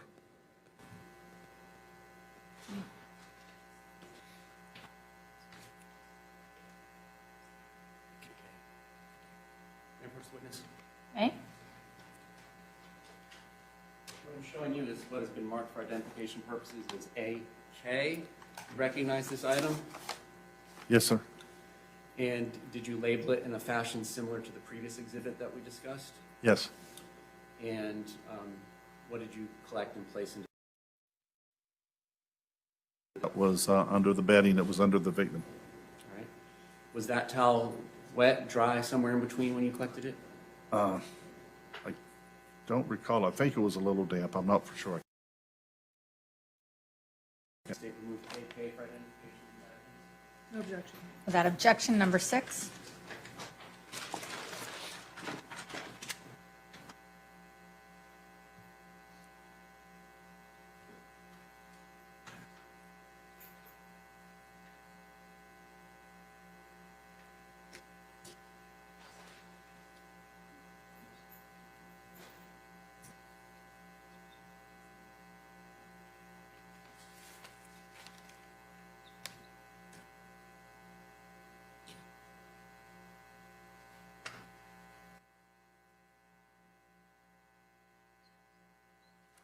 Image 61, what are we looking at? A view of the white bedding she's laying on with a red stain on the side of it. Image 62, what are we looking at? That's a view of the top of the bed. 63, Same, just a view of top of the bed from a different angle. 64, And a view of top of the bed from the left side of the bed. 65, And a view of top of the bed from the foot area. 66, Just overall view of where the one of the closets was located. 67, A view of the bunk bed, 68, a desk that was underneath the bunk bed, 69, and the corner where, the southwest corner where the bathroom was located, 70, and the interior of the second closet by the bunk bed. and to the right in this image, is that towards the area of the bathroom? Yes. 71, Again, it shows a view of the bathroom along with a small, like, pantry closet. Now, turning to this closet, believe that's a Swiffer dust mop, maybe some wet Swiffer stuff on the second shelf. In between there, just jumping ahead for a moment, did you return to this scene on April 24th of 2018, a month later? I did, yes, a month later. And do you recall whether or not any of the sheets rolled up in this image were not there on May 24th when you returned? I don't recall. I don't believe all those sheets were there when I returned, no. Okay. We'll come back to that when we get past this day. Again, is 72 another image of this closet with the Swiffer? Yes, it is. 73? Just the garbage can in the bottom of the closet. And the computer and the phone that we saw on the banister, were they being plugged in or charged? And is that what we're looking at here? Yeah, they were hooked to a charger on the banister just right of the closet. And this thing here is that package of sheets on the end of the banister. Is that what we're looking at? Yes, that is. Jumping ahead to 74, answering my own questions. Does this show the sheets in the computer and the phone? Yes, sir, it does. 75, the computer and the phone? Correct. 76, the brand of the computer? Yes. All right, 77, what are we looking at? Just a closer view of the entrance to the bathroom. And again, did you see any blood or a wet water trail from the bathroom towards where the decedent was? No, I don't recall any wet trail. Particularly on the tile area in the bathroom? No. What are we looking at in 78? View going into the bathroom. 79? Again, a closer view going into the bathroom, looking towards the west. And that brown rug in the background against the wall, is that how you found it when you first walked through the scene? Yes, sir, it is. So you all didn't do that to process anything in the bathtub? No, we did not. 80, what are we looking at? Just the upper view of the window and the wall of the bathroom. 81? Just the vanity.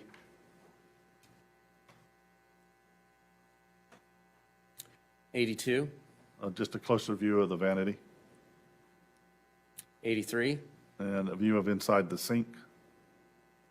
What's the purpose of documenting the sink?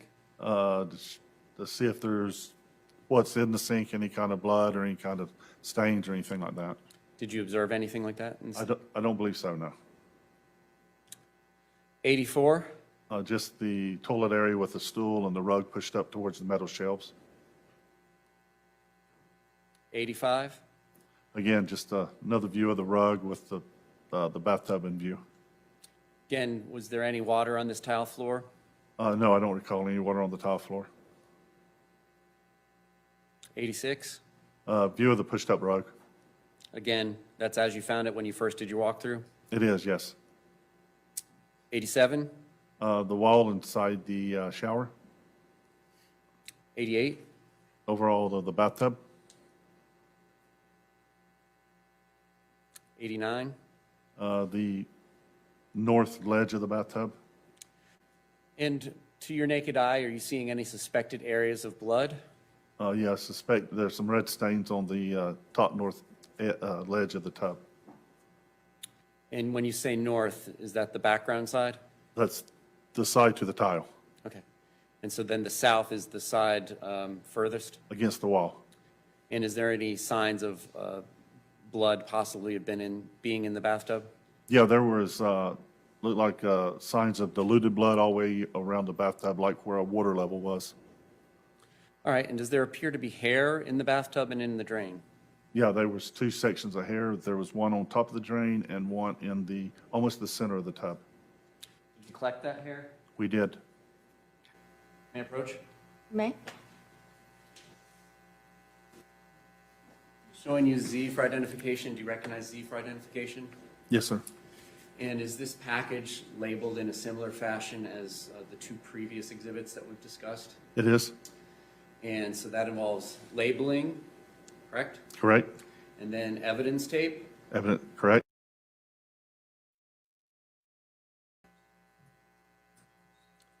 Image 90, what are we looking at? That's the red stains on top of the north edge of the bathtub. 91, Just a closer view. 92, The whole interior of the bathtub. 93, The hair, the 2 clumps of hair in the bathtub. which we just admitted in evidence. Correct. 94, The faucets, the drain plug, and the hair on the drain. Now, did this line of discoloration that I'm following with the arrow in image 94, did that go up to about where the drain off is for the tub? Like Yes. the water gets left running too long so it doesn't flood the house, it'll go down that drain? Yes, sir. You could almost see where the discolorization is right there. 95, Just the drain to the tub 96, and a closer view of the hair. 97, Again, just of the hair on the drain 98, and a real close view of the hair on the drain. 99, A close view of the hair that was in the tub itself. 100, The south side of the tub with the red stain going across where like the water level was at. 101, That is one of the corners, again, with the discolorization of inside the tub. 102. The side of the tub with the discolorization on there. Is there any suspected blood on this tile in the center of this image? Yes, sir, there's a few spots, as you can see on this image here. 103, Again, a view inside the tub where this discolorization was. 104, same as 103. Same, yeah. I just went around inside the tub. 105, just a different area of that as well. That's correct. 106, Again, just inside the tub with the discolorization. same for 107. Yes, sir. 108, what are we looking at here? Just the nightstand and the area where the bed was at, the corner of the bed.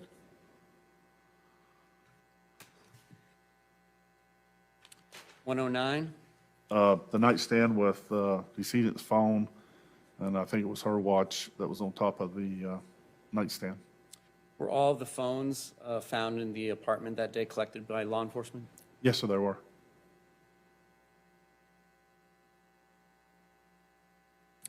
110, Just a close-up view of top of the nightstand and the items on it. 111, Close-up of the decedent's phone. 112, Just a different angle of the items on the nightstand.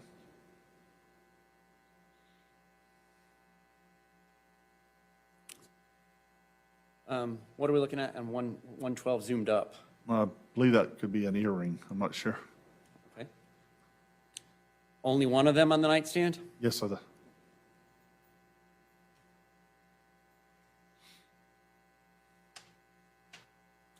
113, The top of her computer desk, her workstation area,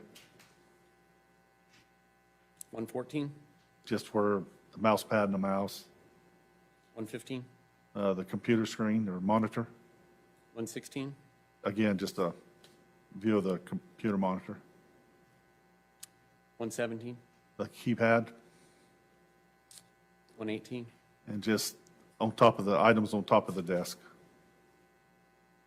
119, Again, I think it's a printer, but it's just items on top of the desk.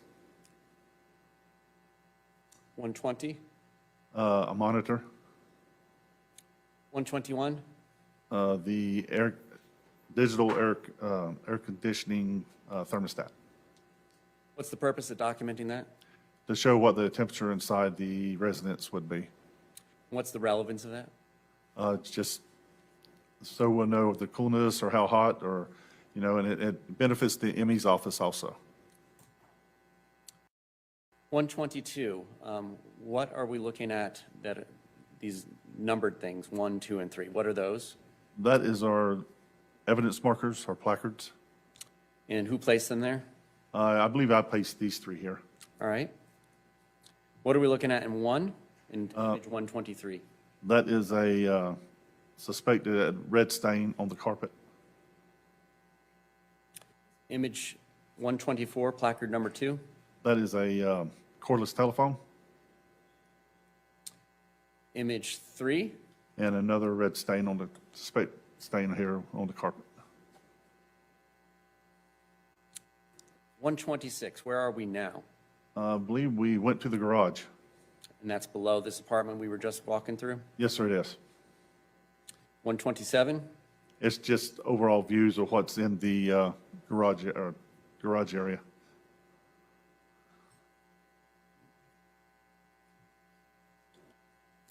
image 128, Top of the coffee table with a computer, and a cell phone, and a wallet. 129, just closer up. Closer up view of the items, yes, sir. 130, was there any currency in that wallet?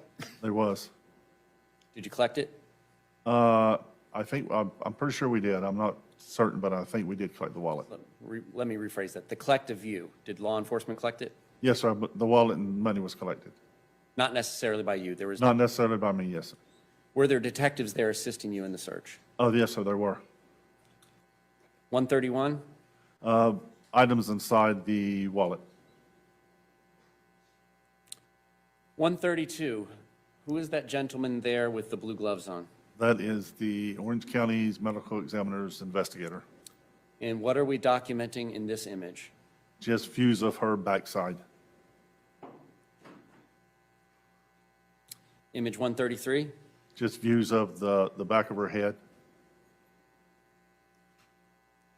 134, of her back area where they kind of lifted up her shirt, 135, and the back of her legs. 136, Injuries to the left side of her head or face that the ME has pulled her hair back so we could get that.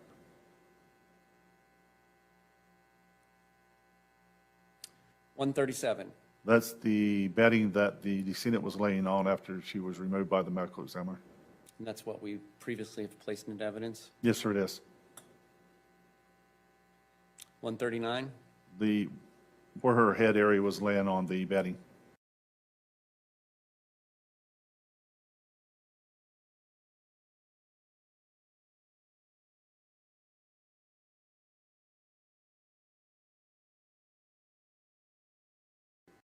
One, 146, 151.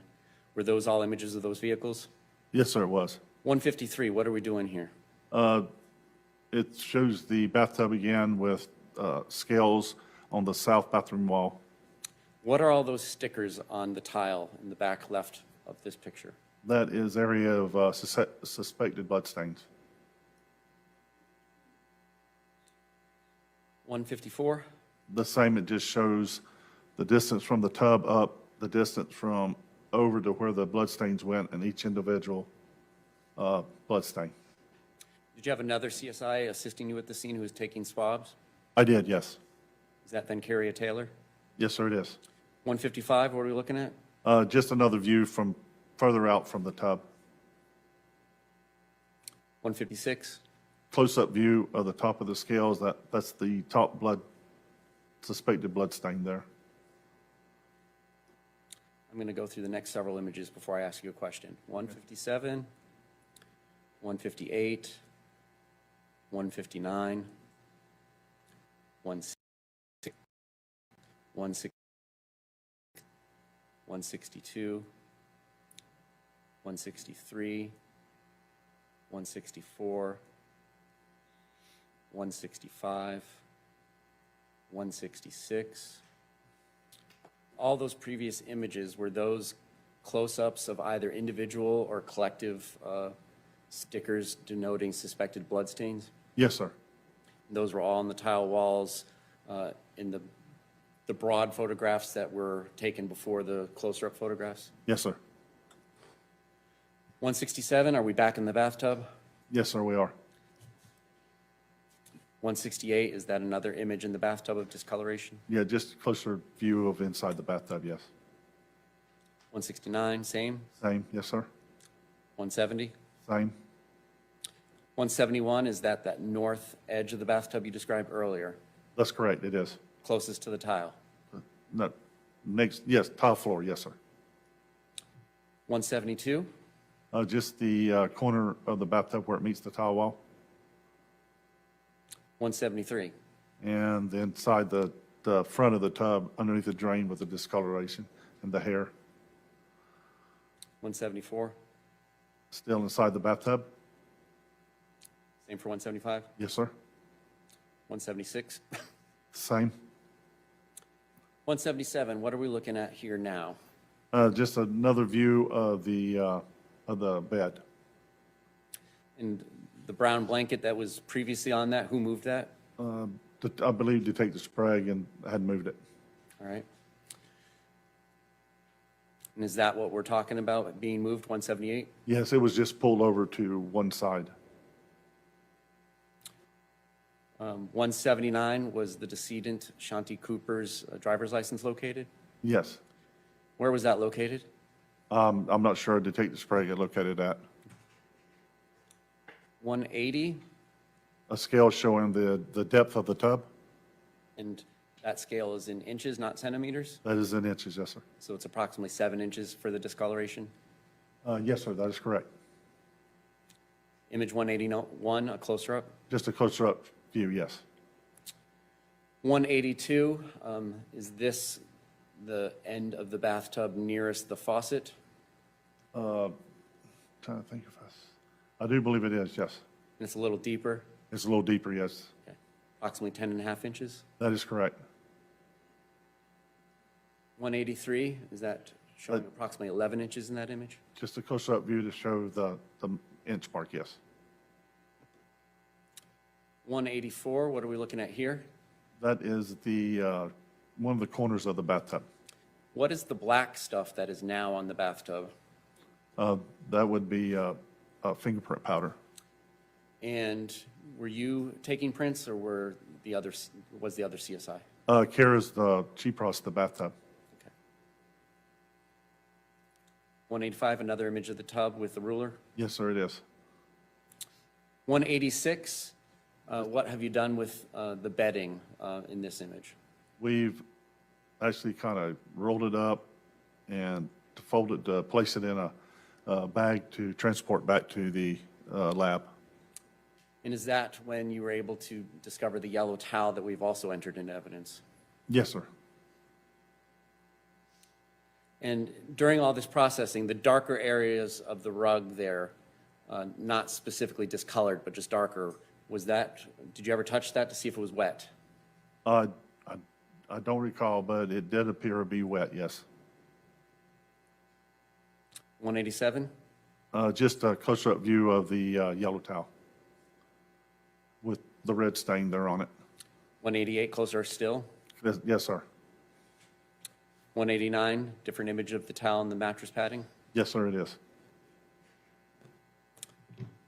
190, what are we looking at here, and what is all that blue stuff? That is the bathtub with some of the south wall after it had been processed with a wet chemical. And what wet chemical is that? That is amido black, And what does amido, and can you spell that for Madam Court Reporter? AMIDO, I believe it is, black. All right. And what does that chemical do? It enhances blood stains. So if it turns blue, is that suspected blood stains presumptively? Yeah, if a darker blue is more of the blood stain, yes. The blackness on the foreground of the bathtub, again, is that the fingerprint powder we discussed earlier that CSI Taylor was using? On the front edge of the tub here? Yes, sir. Yes, sir, that is the black fingerprint powder. 191, closer image from 190? Yeah, it just shows the inside of the bathtub where the amido black diluted area. 192, Again, it just shows where the amido black adhered to the tub. and this is the corner of the tub further away from the faucet? Yes, I believe it is. 193, Again, it's the south side of the tub with the stain enhanced. 194, Again, at the south side, I believe that's the front corner next to the drain where the chemical enhanced that stain. 195, The front of the tub, the drain and stuff with the, where the chemical reacted to. 196? And just the, what would that be, northeast corner of the tub. 197? It just shows a view from the top of the stain down to the bottom. I'm going to go through 198, 199. Are those both photographs of the tub still? Yes, they were. What are we looking at here in image 200? That was 3 bed slats that was underneath the mattress of the bed. On this particular day, those items were not collected? They were not. What are we looking at in image 201? Suspected blood stains on the ends of the 2 slats there. And were these items, why weren't these items collected on this day? I'm not sure. I mean, Detective Sprague didn't advise us to, but it may just been a overlook in my part, but we didn't collect them that day. And on this day, do you know if those ends were swabbed so they could be tested with chemicals to tell if it's presumptively blood or not? I believe CSI Taylor may have swabbed them. I'm not for 100% sure about that. 202, is that just one of the ends of those slats? It is just a closer view. 203, another one of those slats? Yes, sir, it is. And 204, the third of those slats? Yes, sir. Are we back in the garage in 205? Yes, sir, we're back in the garage. 206, 207, 212, 213, and 215, all of these in the garage? Yes, sir, they are. And we've seen several images of credit cards and/or debit cards, both belonging to Ms. Shanti Cooper and Mr. Tronnes. Were those all collected? Yes, they were. Is that what we're looking at in 216? It is. Cards. Going now through 217, 218, 219, 220, 221, 224. Are these still all in the garage downstairs? Yes, sir, they are. 225, 226, 227, 228, 229, 230. Were those all in the downstairs garage apartment? Yes, sir. 231, what are we looking at here? That's the items that were on the landing at the middle of the stairwell going up to the apartment. And so to the back and to the right of this, would that be where that chair was in the staircase? Yes, yes, In the window? yes. And so this is the beginning of the second half going up to the actual landing of the second floor. That's correct. 237, is this a Publix receipt? Yes, sir, it is. Is that collected? I believe so. 238, same? Same thing.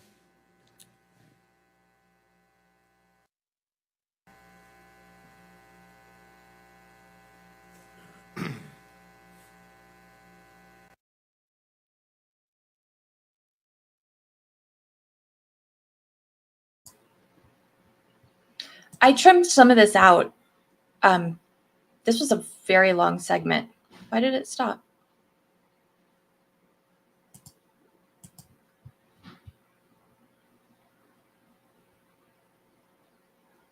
Oh, it's still playing. It's just, oh, I froze it for a few minutes. I took a snapshot because they just kind of flashed it up there. No, I didn't. What is it doing?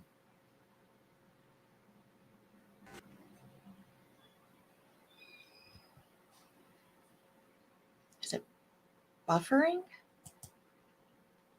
What the? Maybe I need to just stay off the screen because when I come on the screen, everything stops working. There you go.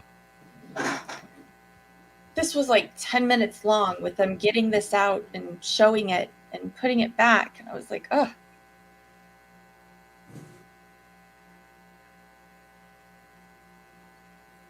I apologize for disappearing. I had a phone call scheduled for tomorrow during the day. when no one was around and they called now. Like, why schedule?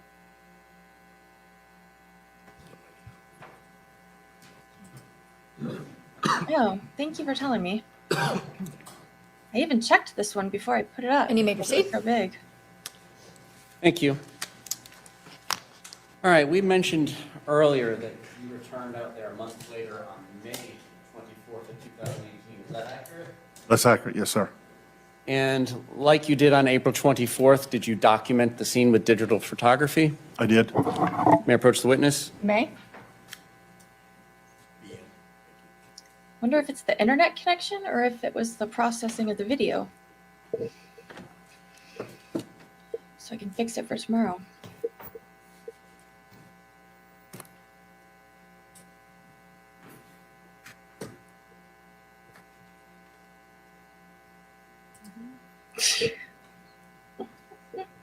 You recognize image 1 on this exhibit BN for identification? Yes, sir, I do.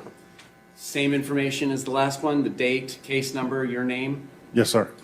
Your Honor, at this time, the state would move BN for identification into evidence. Any objection? That's number 10.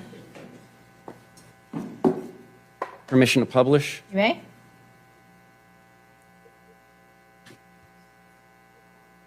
They have so many witnesses tomorrow. Some of them, like, not even a minute long. It's crazy.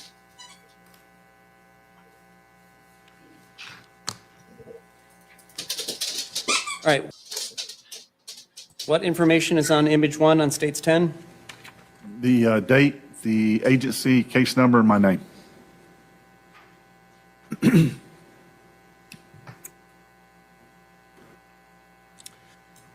Image 2? Again, the location of the residence.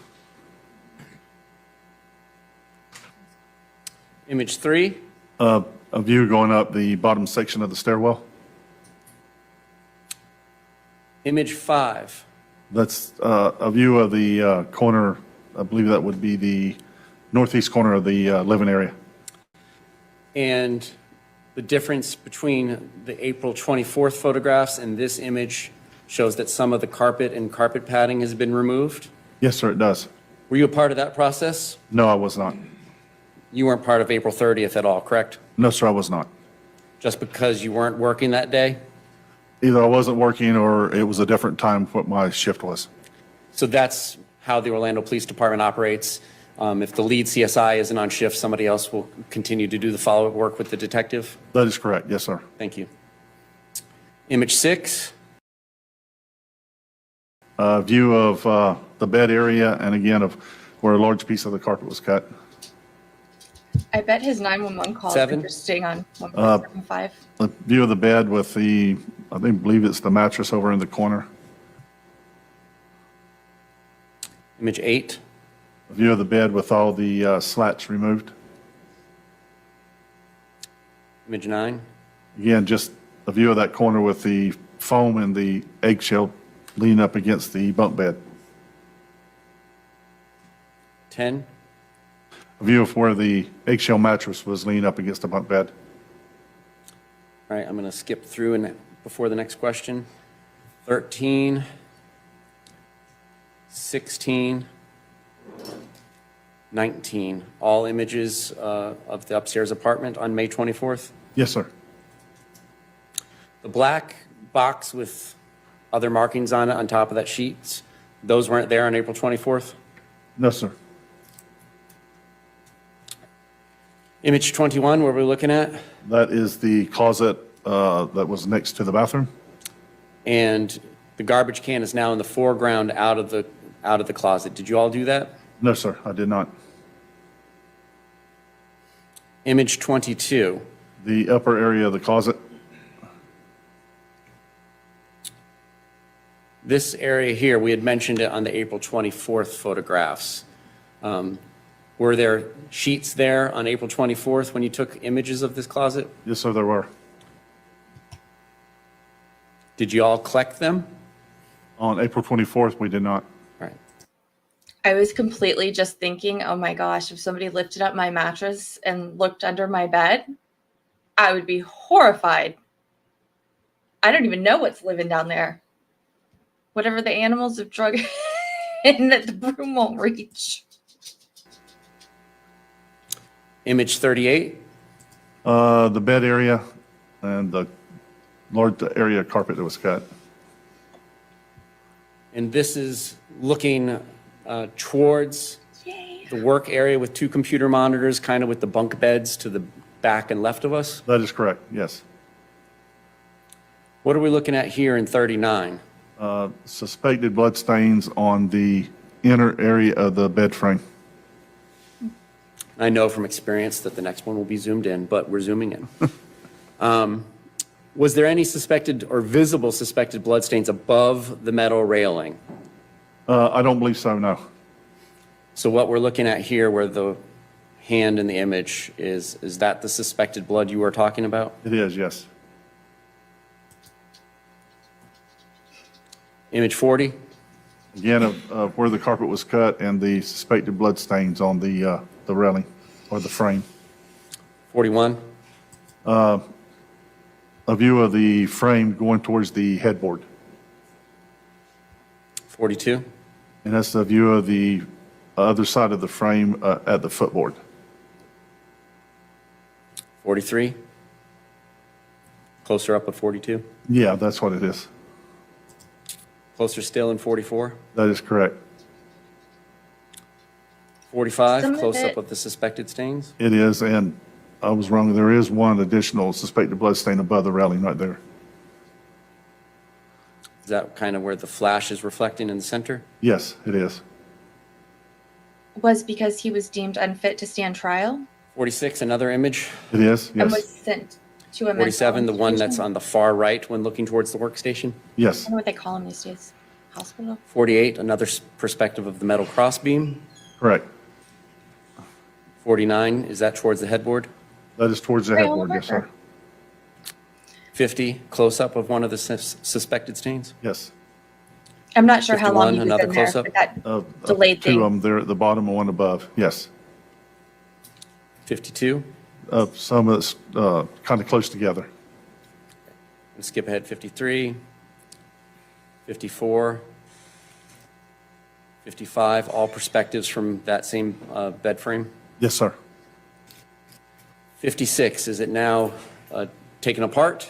It is. That side of the frame had been taken apart and turned upward. And in this image, can we see whether or not any of the bloodstains actually kind of pooled up on the bottom of the bed frame? Yeah, you can see a stain kind of here and here. Is that where I'm putting the hand? Yes, it is. Another image of that in 57? It is, yes. 58, Just overall view of all of them. 59, again, close-ups? Correct, yes, close up. And I'll do several images, 60, 61, 62, 63, 64, all close-ups? Yes, sir, it is.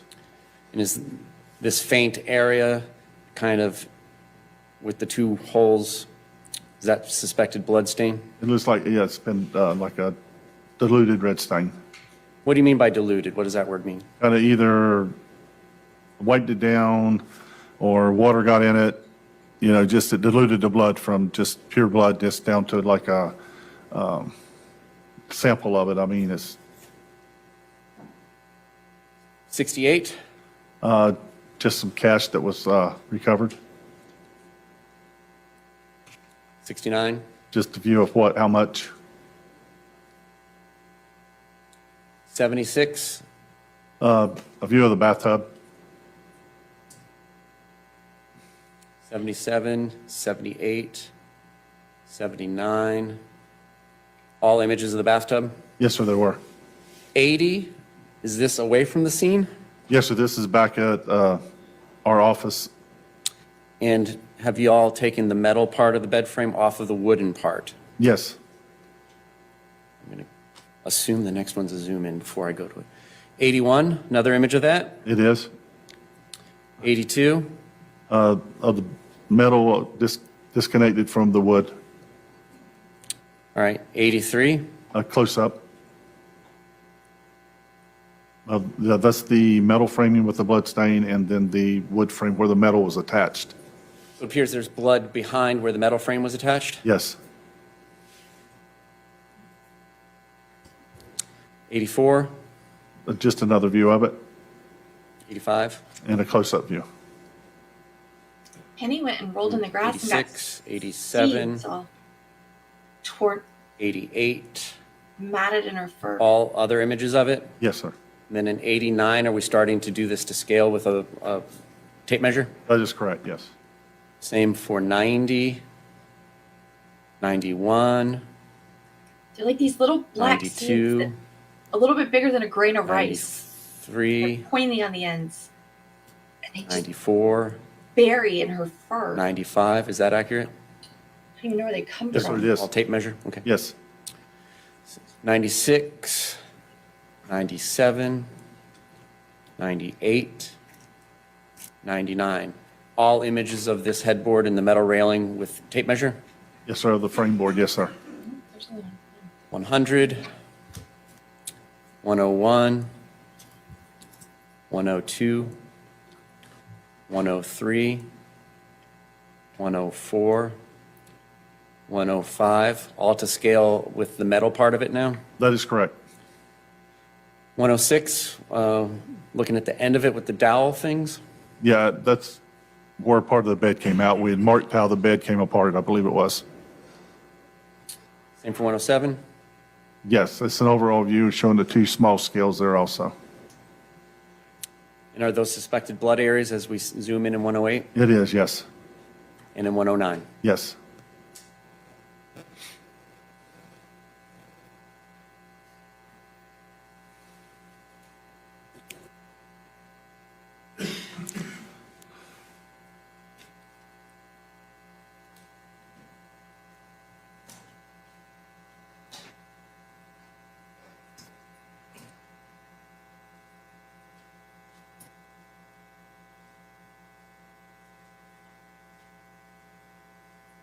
Were you part of the team that searched the defendant and his mother's residence on August 28th of 2018? Yes, sir, I was. Again, did you document this process with digital photography? I did. May I approach the witness with a BP for identification? You may.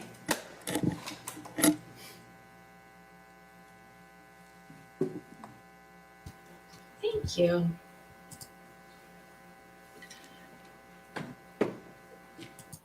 He's rushing through to have them admitted as evidence right now. He's probably going to have one of his experts talk about them later and use them, but this is the guy that took them, so this is the chain of evidence. They have to be admitted through this guy, kind of like in the last trial, that one officer had to testify about the videos. Every video that came in, he had to testify that he got it from Ring. So he has to be the one to admit it in, so they're just flying through it to get it done.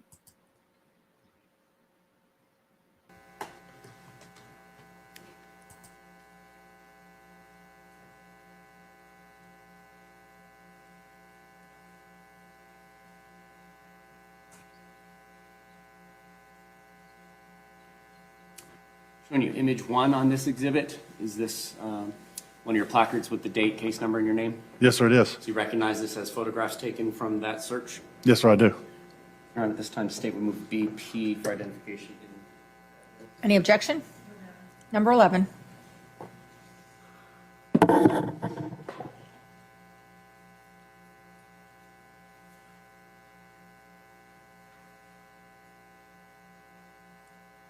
Permission to publish? May?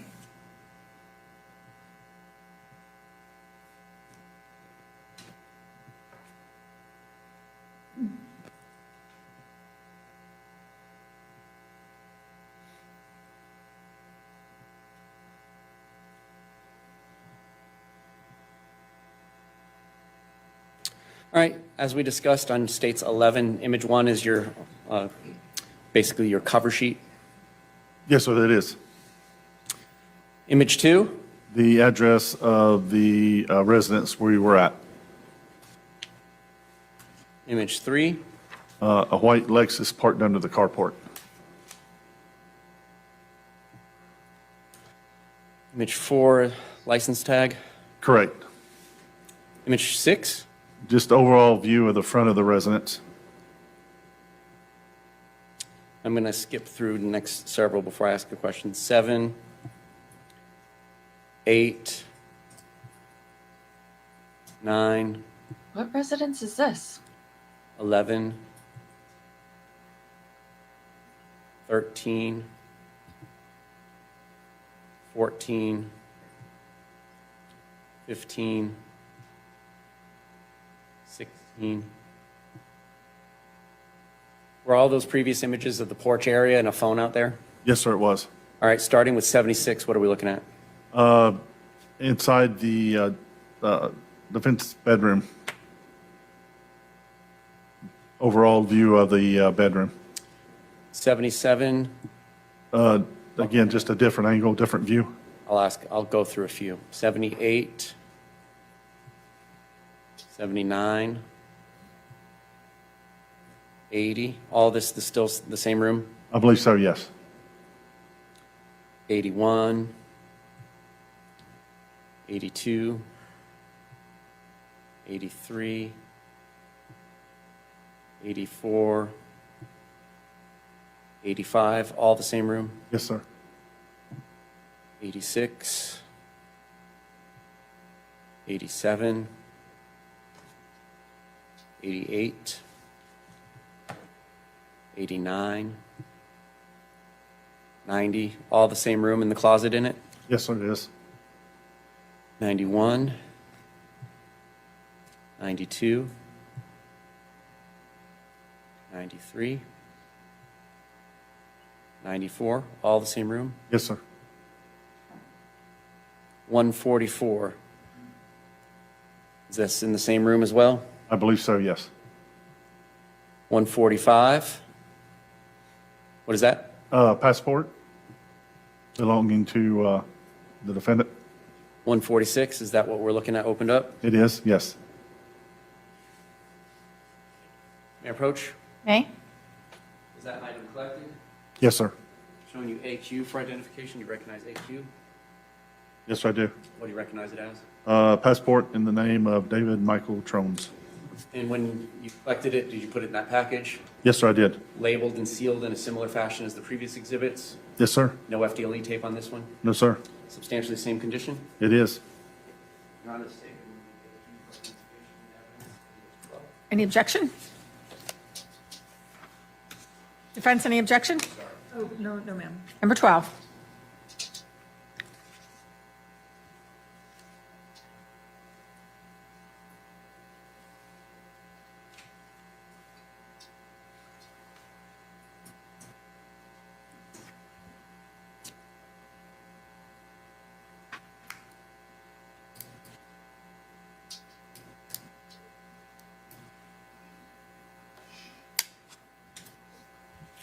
$147, just another photograph of it. Just close up, yes, sir. $151, Suitcase, an open suitcase that was in the bedroom. Is that a garbage bag in it? $152, Money inside of an eyeglass case. $160, Just a closer view inside the suitcase, I believe. $161, The wallet and watch inside of the suitcase. $162, Looks like just a close, I believe it's a black ring box inside the suitcase. $163, The ring box open with the ring inside the box. and are those hands Detective Barbara McClelland, or back then Barbara Sharp's? Yes, sir.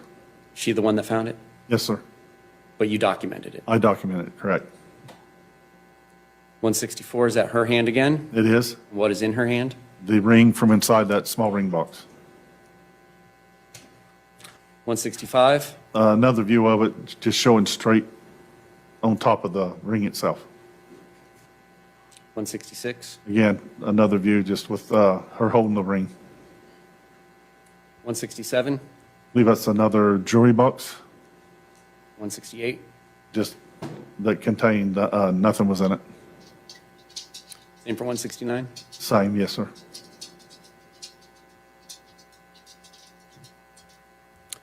let me go back. Did you take additional photographs back at Orlando Police Department on September 5th, Yes, sir. 2018? I did.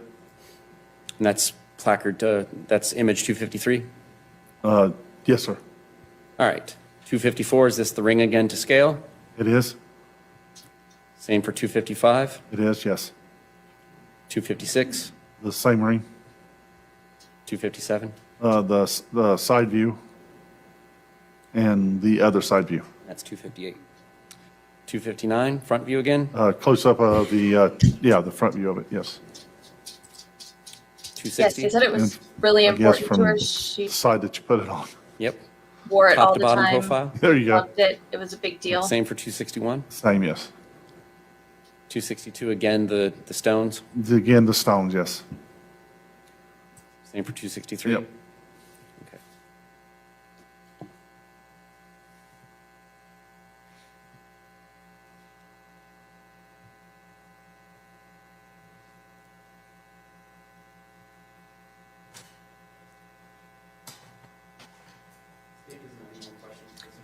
It is. I was trying to tell. It kind of looks like morganite. Beautiful. Hold on just one moment, I'm sorry. I was a bit eager.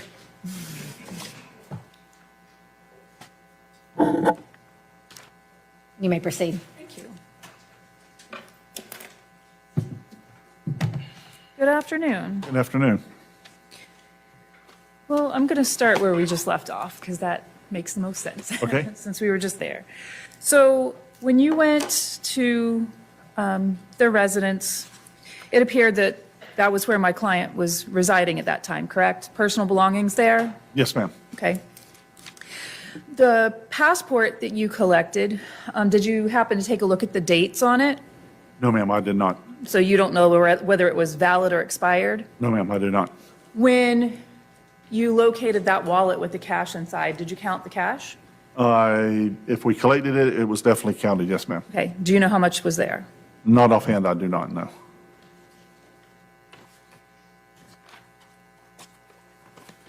Did you happen to find any airline tickets or anything like that? No, ma'am. Do you think he was The wearing ring, do you while he have did any it? idea when that ring was purchased? No, ma'am, I do not. Do you have any idea who the ring belonged to? I was told who it was belonged to, but I do not know who it belonged to. Okay. Going back to your initial visit to the scene of Ms. Cooper-Tronnes' death on April 24th, you said you arrived there around 5:25, 5:30 that evening? Yeah, somewhere in that area. How long were you there? Let me refer to my report.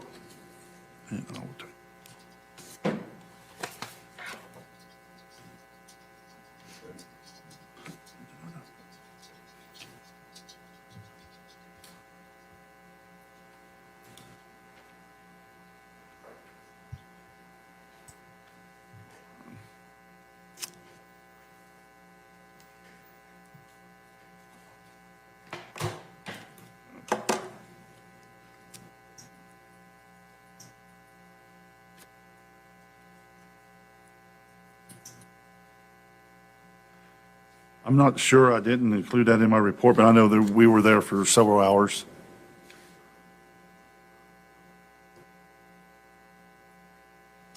And then the search that we're talking about where you located the passport and the ring and the cash, that was about 4 months later? Yes, ma'am, that was, I believe, in August. Okay. You described how when you come on scene, you're kind of progressively taking pictures of the scene. And some of the first photographs that the prosecutor showed you were photographs that you had taken of points of entry at the, we'll call it the apartment. Is that okay? Yes, ma'am. You took some photographs of that, you said, to show that there was no signs of forced entry, correct? That's correct. So there was no splintering, no broken glass. What were some of the other things you described that you would have been looking for? Yeah, like the pry mark or broken locks, anything like that, there was none, no. Okay. Do you have any knowledge about whether those locks on those downstairs doors were actually locked or unlocked? I do not, because I wasn't the first on arrival, no. You indicated that there was a second door that you also took some photographs of. There was upstairs, correct? Correct. And that door led to an outside space, correct? Correct. You also took photographs, you said, to demonstrate that there was no signs of forced entry there? Yes. And do you have any knowledge about whether that door was locked or unlocked? I believe in the photo it shows the door was unlocked. As part of your search on April 24th, that evening, did you also have any occasion to access the main part of the house? No, I mean, we could access it, but there was nothing to access. It was totally gutted, the main part of the house. Did you go in there? No, we did not.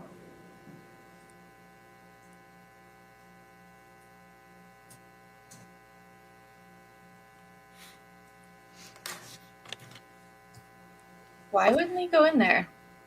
Your photographs describe the scene around Miss Shanti Cooper-Tronnes' body.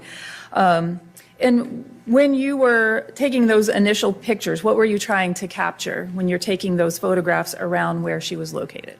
Her position, how she was positioned or whatever, items around her, items of evidence, just general items where everything is located, actually. Were you also looking for signs of a struggle?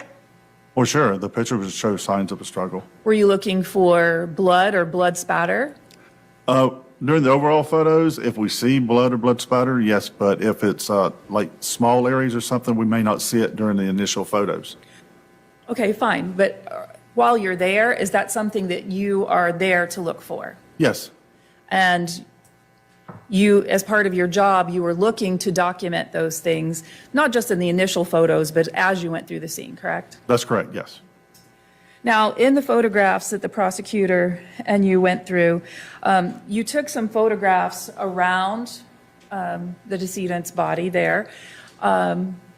If there would have been blood spatter in that area, you would have taken photographs of that? Yes, I would have. You or someone else on your team would have taken swabs of that? Yes, we would have. Okay. Some of the photographs that we looked at were photographs of, like, I'm going to call it an office area. Is that fair? That's fair.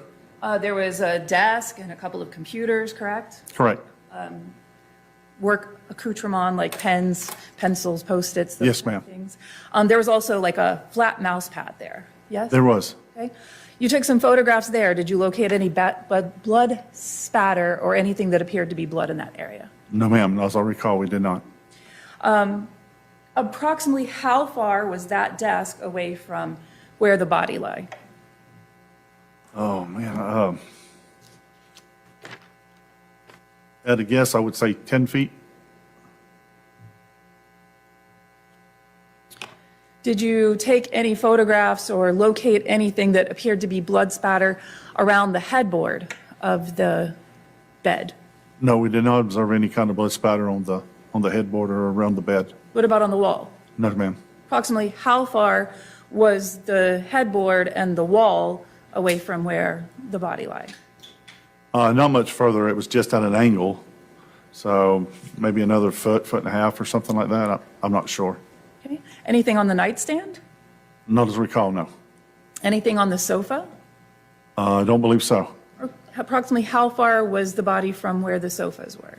Well, the sofa was L-shaped with the furthest part being away. So I would say maybe 16, 17 feet at a guess, if I'm not wrong. It was a little ways away from her.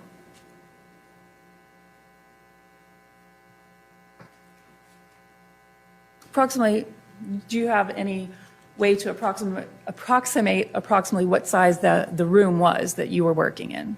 No, ma'am, I do not.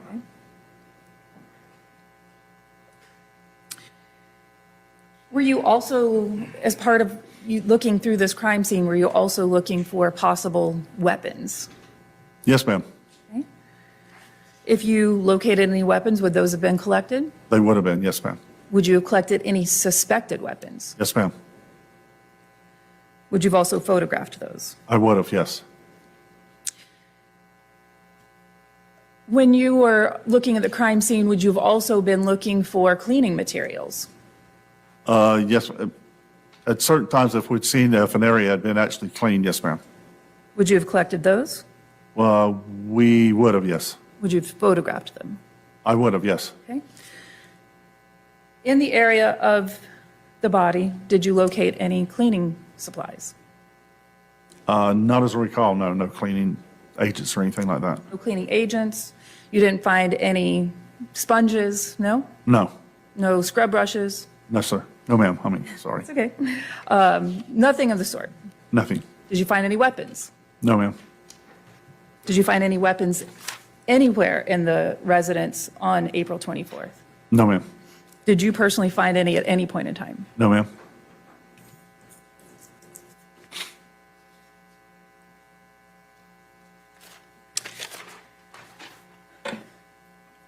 Turning to the bathtub area. In the bathtub, we saw the blue markings from the amido black, correct? That amido black, do you know how it works? Yes, ma'am. It adheres to the amino acids in your blood, is what I'm told. Okay, so it adheres to amino acids, protein sources, correct? That's correct. Yes, ma'am. It doesn't do anything to identify whose blood that is, does it? No, ma'am. Right? When you were taking those photographs of the bathtub, both before and after the amido black had been utilized, did it appear to you that any efforts had been made to clean up the blood from the tub or the suspected blood from the tub? Not as what I could tell, no. Did you collect any cleaning products from the bathroom? No, ma'am. Any sponges, scrub brushes, anything of the sort? No, ma'am. Was there any disturbance that you could visualize in the area where you saw that suspected blood residue around the edge of the tub? You mean like from Like where it had been wiped or scrubbed? Oh, no, ma'am. If there was, would you have specifically photographed that? Yes, I would have. There's been some discussion about whether or not the floor was wet. Do you recall that discussion? Yes, I do. And I think your testimony was that you don't recall any like water path between the bathtub and where the body was, correct? No, ma'am. The time I was there, I don't recall any of that. All right.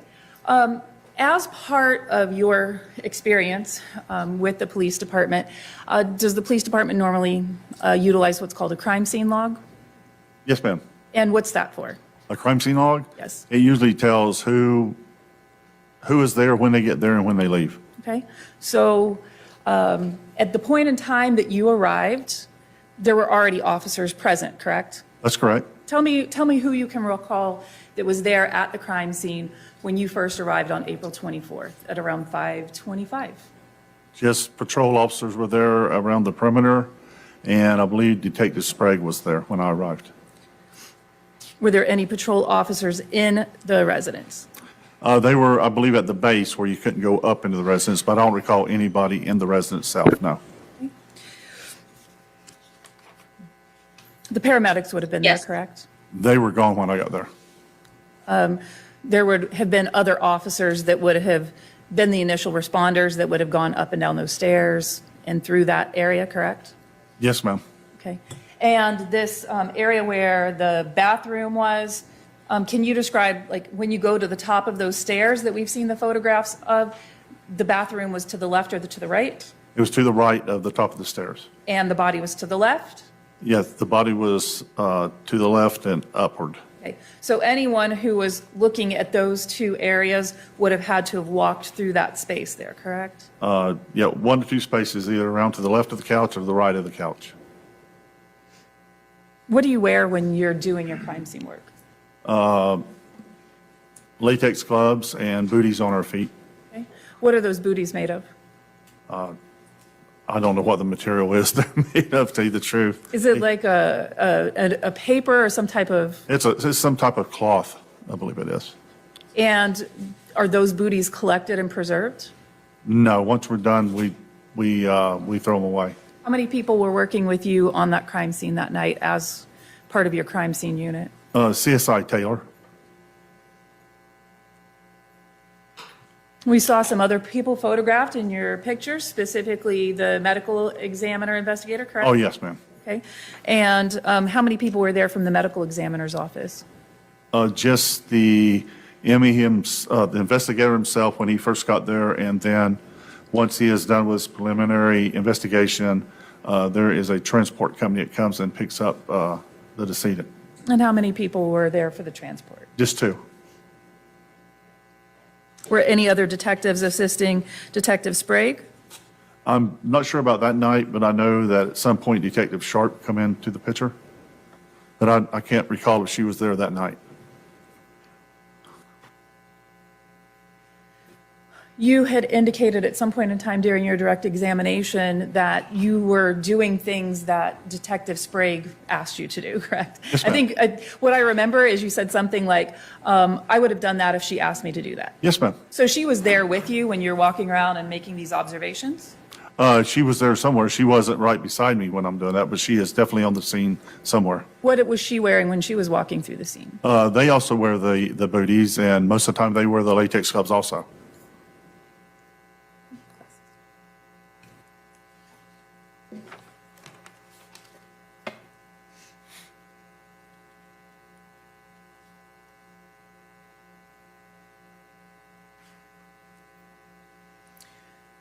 In the bathtub, you had the photographs where you had marked with individual markers some suspected blood, correct? Yes, ma'am.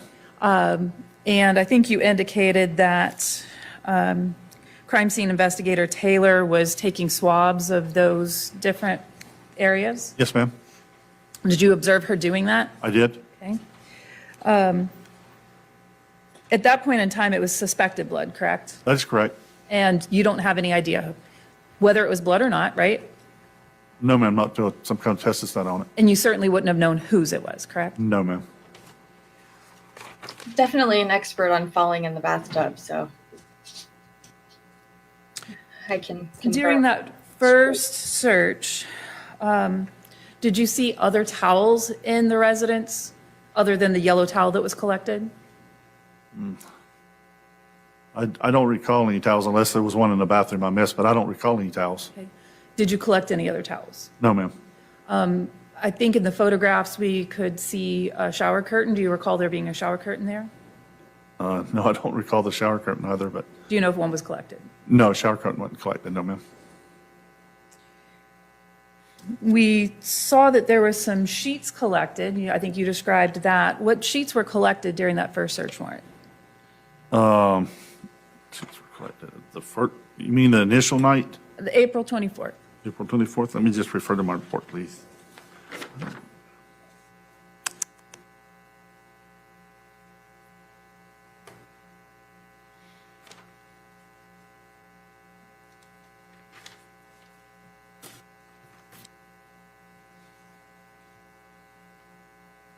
I don't show where we collected any sheets the first night. Okay, so no sheets collected? Not as I remember, no. Okay, did you collect any sheets at any point in time? I believe on the, let me just check for sure, but I believe when we went back on the 24th, I did collect that new set of sheets, When you went back on which day? May 24th. May 24th. During Okay, the, thank you. during the search warrant. All right. So a month later, you collected the package of new sheets that we saw on the banister ledge? Yes, I did.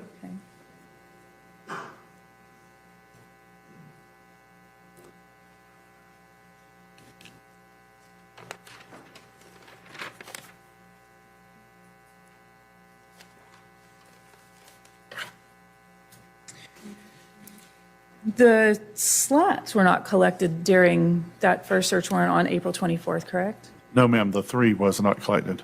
All right. You photographed them. I did. What was the reason they weren't collected?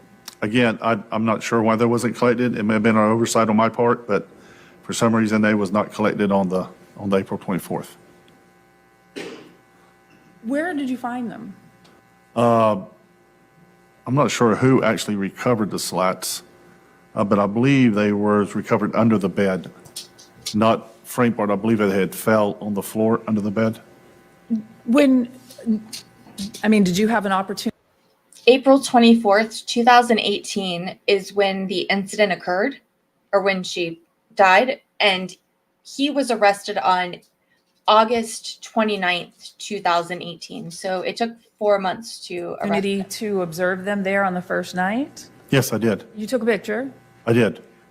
Did you notice any blood pooling there under the edge of the bed at all? No, I don't believe there's no pooling under the edge of the bed, no. If there was, you would have photographed it? I would have, yes. You would have had someone collect some swabs, maybe? Right. When you went back and did that search warrant on May 24th, a month later, we saw the photographs where there was some carpet missing, correct? Yes, ma'am. And who took that carpet, do you know? Yes, I believe it was CSI Monroe. There was some that was at the top of where that mattress, or I think we're calling it bedding, the bedding or mattress pad Correct. was? Some at the top, Correct. some at the bottom, Yes. but there was no carpet collected or removed under the edge of that frame board of the bed, correct? No, I believe where they collected carpet was where I initially marked stain number 1 and stain number 3 the first night. Turning to that bed frame, all of those photographs that we looked at, Yes, ma'am. those are all from one frame rail? Yes, ma'am, it would be from the right frame rail as you're laying on the bed. Okay, so the ones on the right, closest to the, Close where to the body. desk and closest to her, yes. Okay, so all of those photographs are of the same frame rail, basically the same photograph, the same, Just different areas on the bed rail, yes. okay.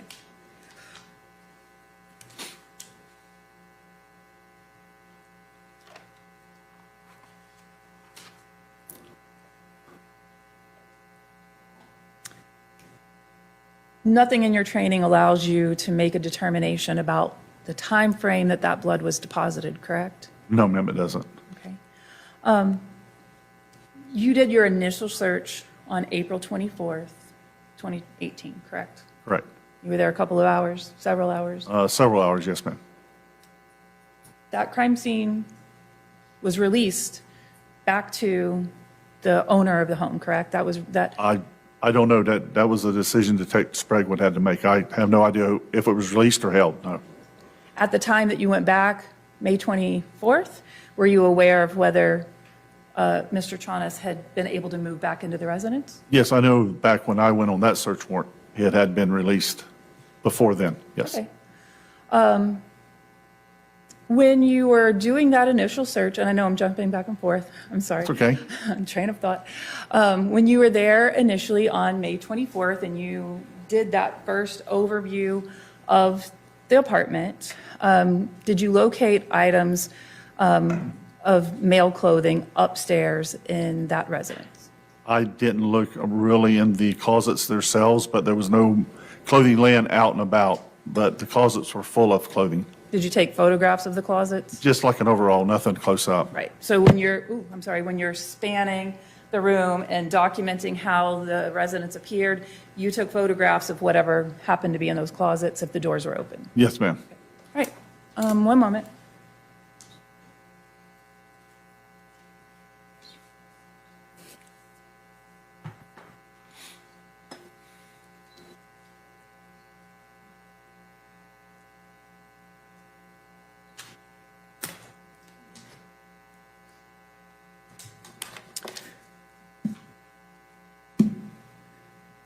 Of the searches that you were personally involved in, we have the first one on April 24th, 2018, that evening, correct? The first, that was an initial scene was the first one. Yeah. Yes, and then I was involved in 2 more search warrants. Okay. When was the next one?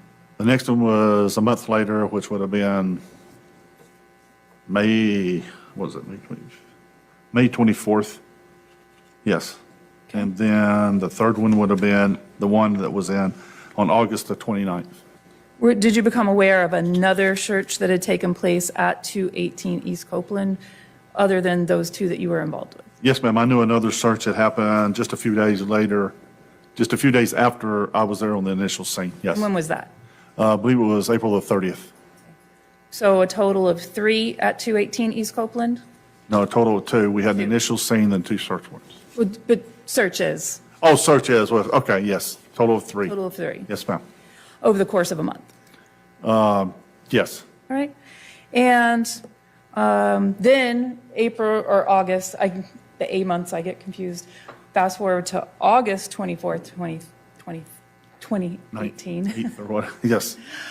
You go to the search at the mother's residence, Mr. Tronnes' mother's residence. That's correct. Find the passport in the ring. Yes. Were you also, as a crime scene investigator, would you be looking for potential blood evidence there? Yes, we would have. The detectives did most of the search at that scene. Okay. Did you locate any items that had suspected blood on it? No, ma'am. Notice any suspected blood on the ring? Not as I recall, no. Okay. No further questions. Thank you. Redirect.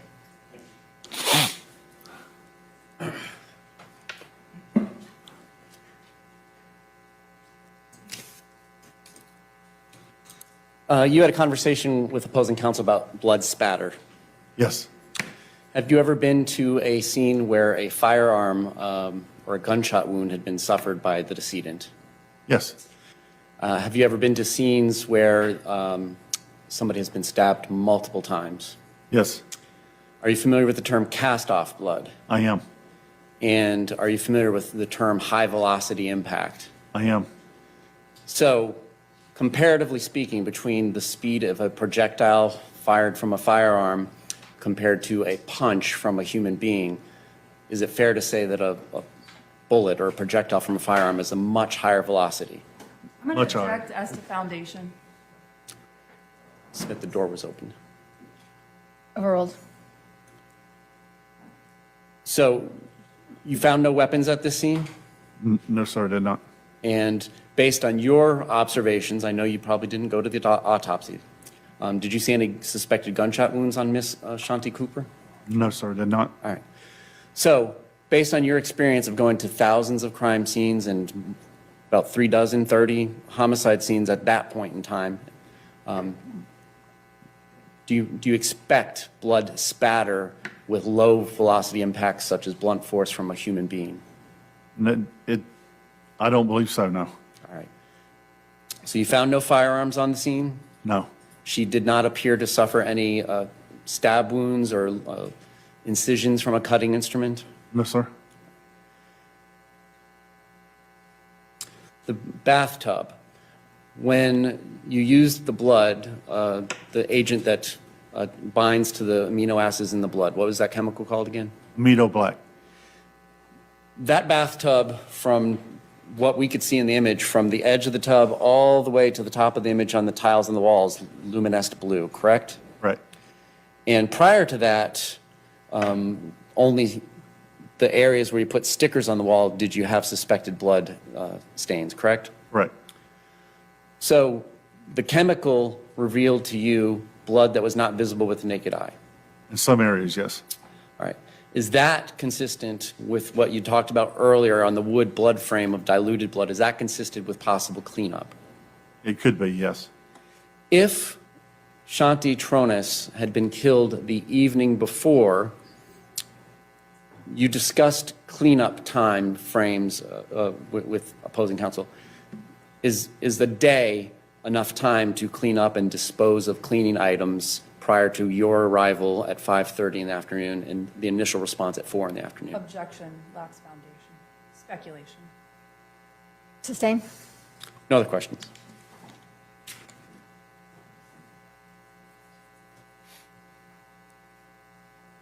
Officer Crosby, Investigator Crosby, would you anticipate seeing cast-off blood or high-velocity spatter if a weapon was used, possibly?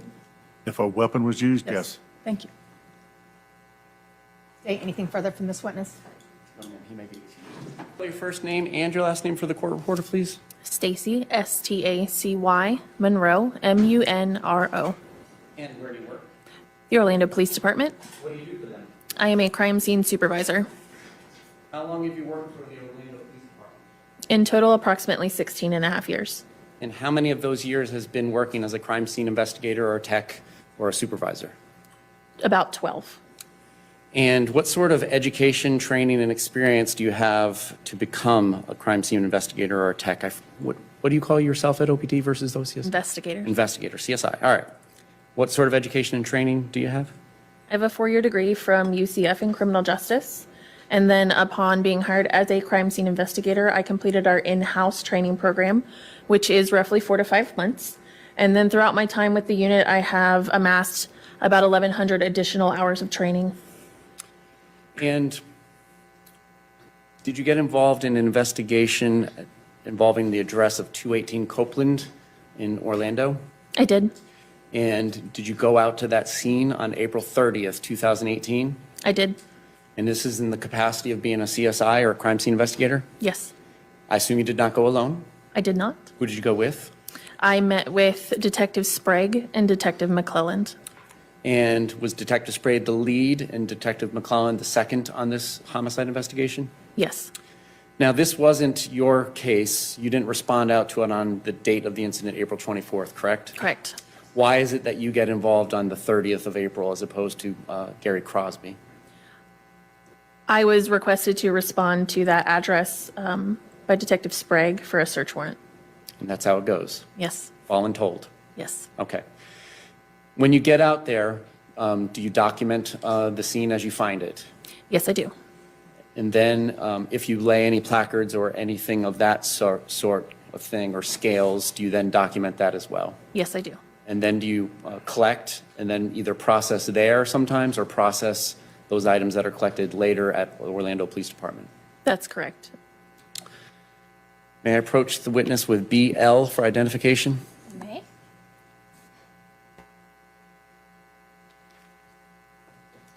Showing you image 175 on that exhibit BL for identification. Do you recognize this image? I do.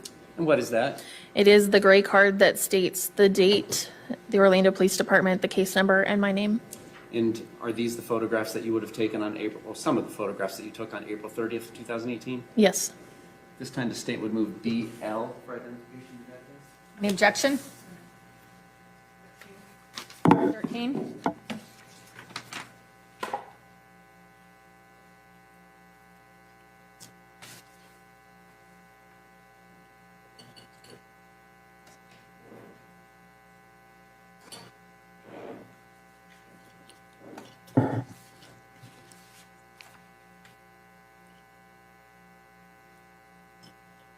Permission to publish? You may.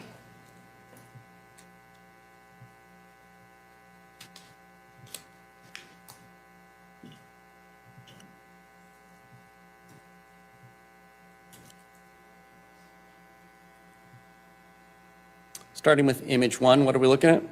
That is the residence at 218 East Copeland.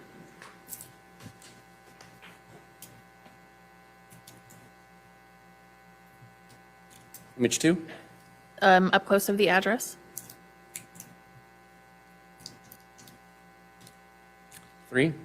This is coming up the driveway towards the back of the residence. 4? Again, going up that driveway.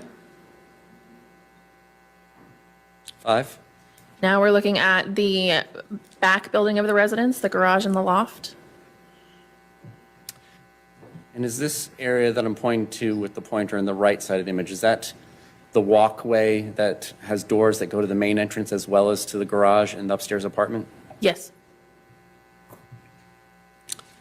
Image 6, is that what we're talking about? Yes. Image 7? That would be the entrances to the back building as well as the main entrance. On the right, is that to the main building? I believe so, yes. And back down the hallway or breezeway on the left, is that the entrance to the garage and the upstairs apartment? Yes. 8? That's going What are we looking at? to be the entrance to the garage and then the upstairs apartment. Garage in the foreground, upstairs apartment in the background? Correct. Where are we now in image 55? So you're inside the garage, inside the bathroom, and this is inside of a drawer in the vanity. 56, An envelope that was taken from the open drawer that you just saw, 57, and contents of the envelope. and what were the contents of that envelope? It was $200 in cash, a receipt, and a driver's license and credit card for the defendant.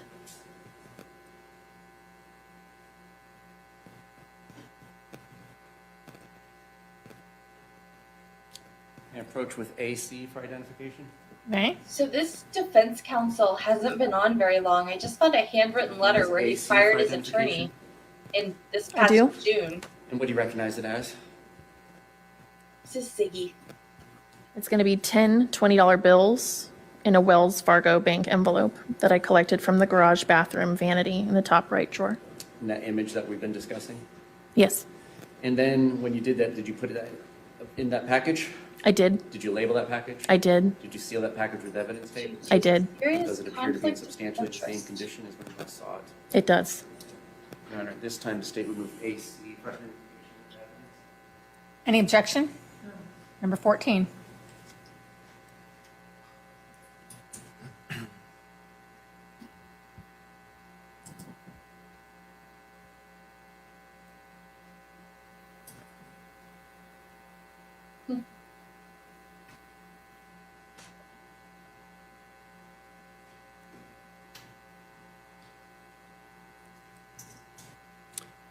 Image 61, what are we looking at? It appears to be the entryway in the background, and we're still in the garage.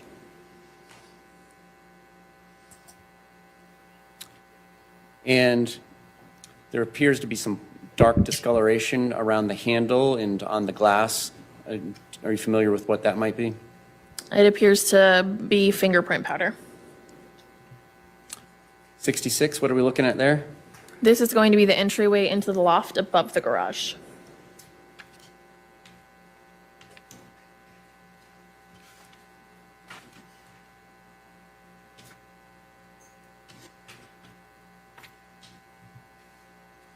$69, A little further up the stairwell. $70, The top of the stairs. $71, And we're just looking the opposite way, back down the stairwell.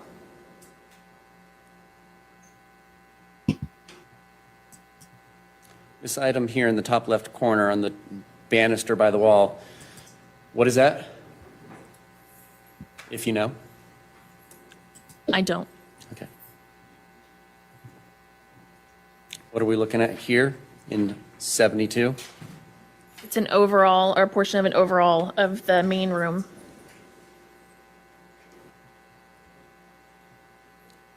At this point in time, the carpet appears to be intact. Correct?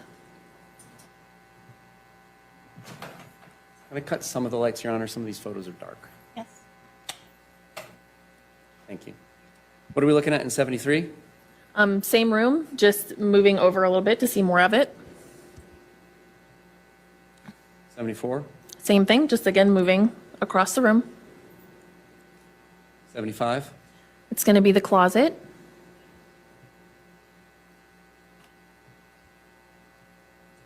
And this is April 30th? Yes. And in image 75, just above the Swiffer mop, appears to be rolled up sheets on that middle shelf there. Yes. 83, what are we looking at? Now we're heading into the bathroom. 84, An overall of the bathroom. I didn't hear that. 85, Additional views of the bathroom. 86, The bathroom vanity. 87, The inside of the shower. 88, The tub. 89, Additional views of the inside of the shower and tub. 90. The same additional views. I'll go through a few of these before question. 91, 92, 93, 94, 95. Are all of these of the bathtub or the shower curtain in there? Yes. What are we looking at in 95?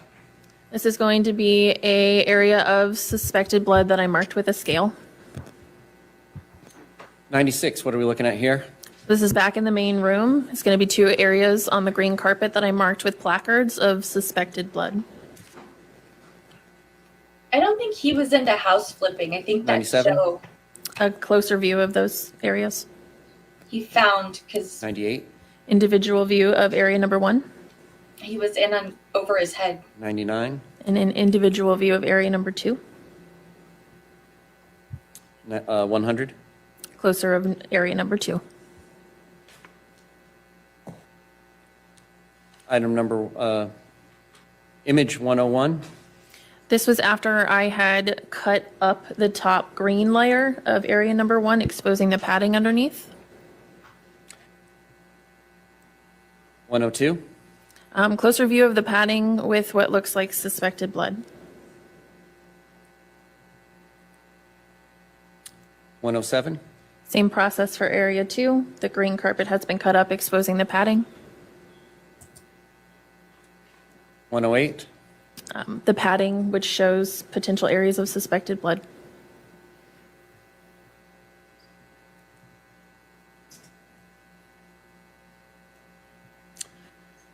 zooming in slightly, is it fair to say that there's an area to the left and to the right of suspected areas of blood?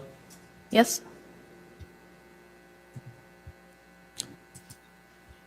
109, what are we looking at here? Both areas have been completely cut up, carpet and pad, down to the underflooring. And you collected and packaged those items? I did. You approach with E and F for identification? You may.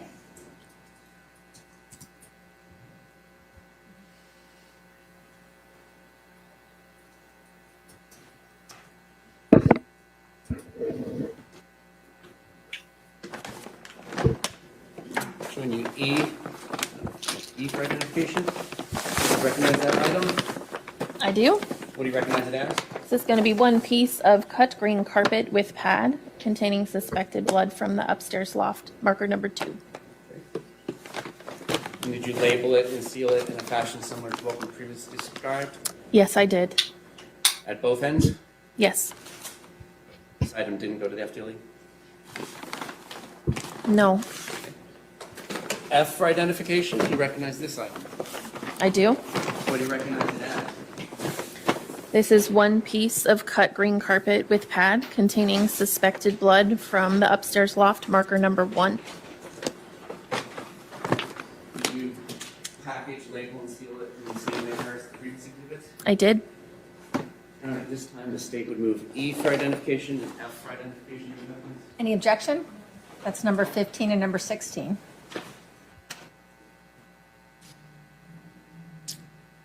.109, is this with those items removed and the placards removed? Yes. 110, what are we looking at here? This is the portions of the bed and then the nightstand next to the bed.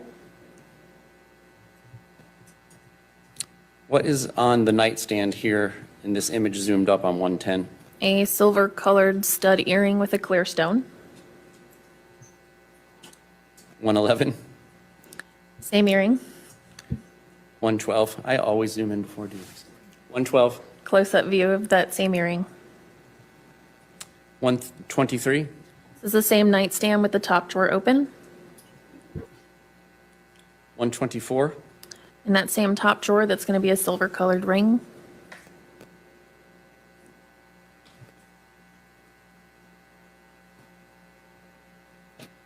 I approach with AN and AO, Your Honor. You may.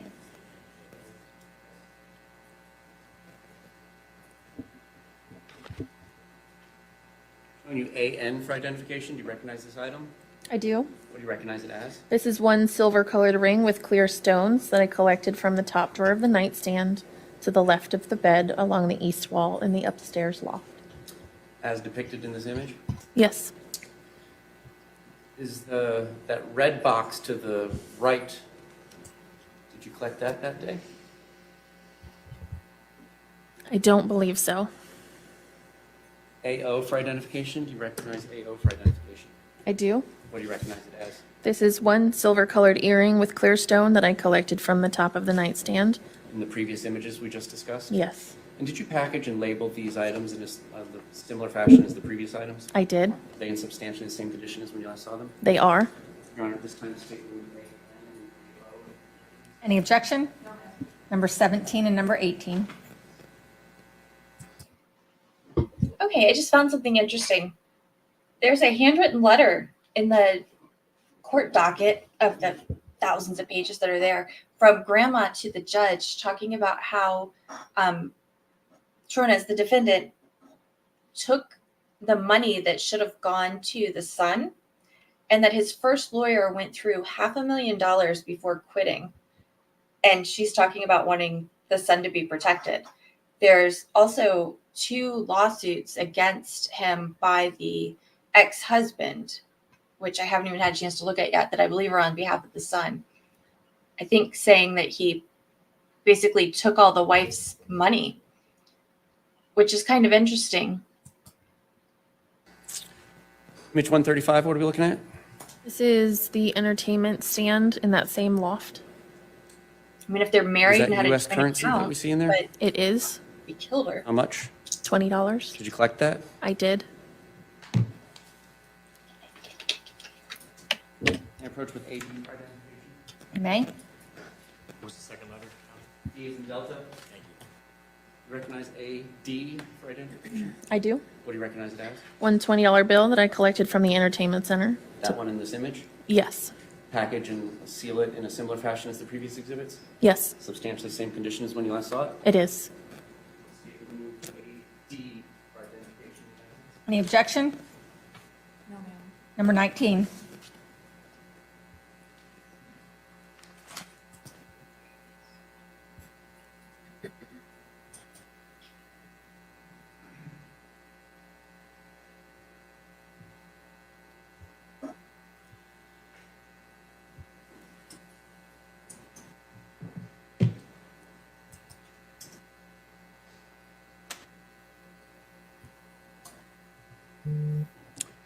$136.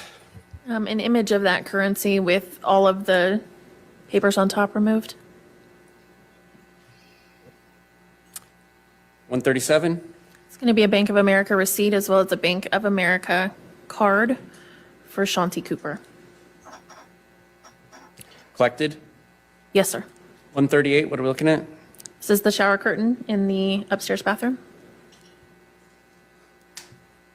139. The curtain covering the window in the upstairs bathroom. 140. The shower curtain again. 141. This is inside of the bath and the shower. 142. Another angle of inside of the shower. 143. Same, just further down. 144. This is the white shower curtain removed from the shower rod. 145. The clear under liner of the shower curtain. 146. The same. 147. This is the back wall of the shower. 148. Closer view. And are you familiar with any chemicals that would presumptively show something to be blood if it turns blue? Yes. What chemical or chemicals would do that? It's called a Meadow Black. And do you recognize that as what you're observing in these photographs? Yes, sir. What are we looking at in 149? An area that reacted to that chemical.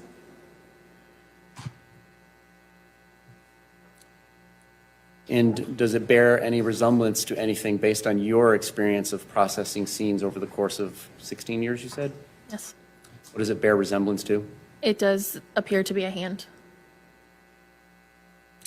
Where on the shower wall is this marker? If you're looking into the shower with the tub being at the base, the shower walls here, and then the shower wall you're facing, it's on this back wall. How high up? It was fairly high. I can't give you an exact height.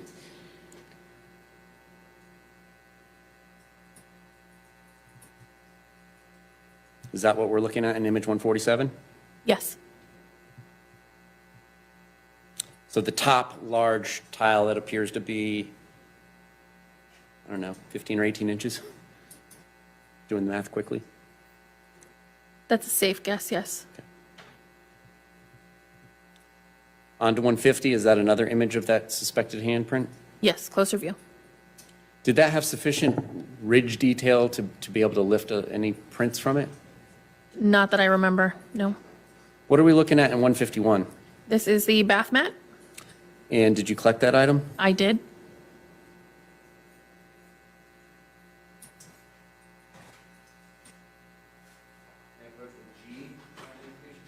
May? I do. This is one brown rug with 2 suspected blood spots that I collected from the bathroom floor.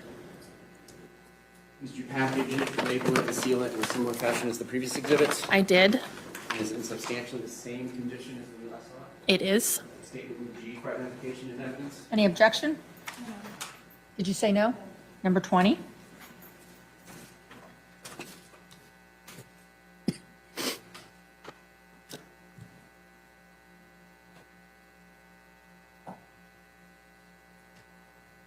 I approach with AH.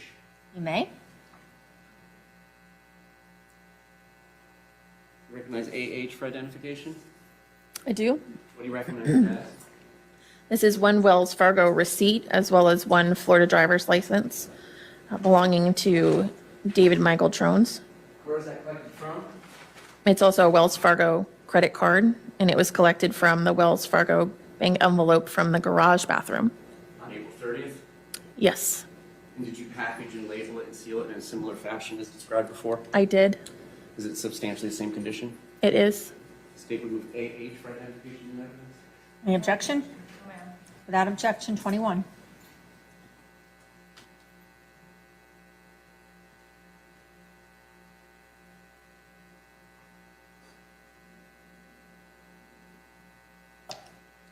I approach with AP.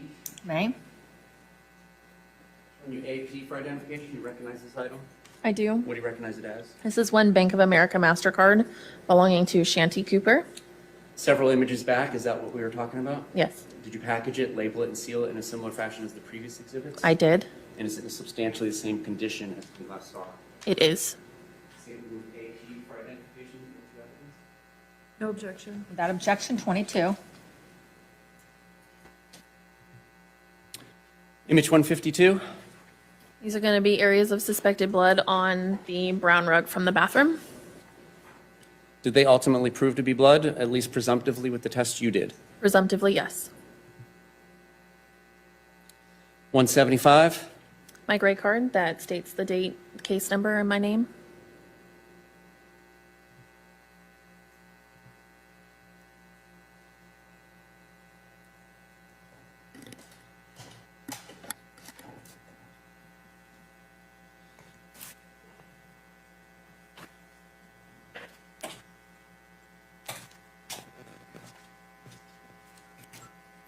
Did you process any part of that residence inside or outside for latent fingerprints? I did.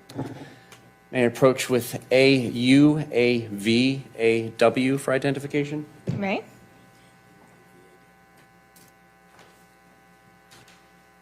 First, turning to AU, do you recognize AU for identification? I do. What do you recognize it as? This is a latent lift card that I lifted from the interior on the glass door into the loft. And No, we might have to watch an episode or something to understand. No objection. Without objection, number 23.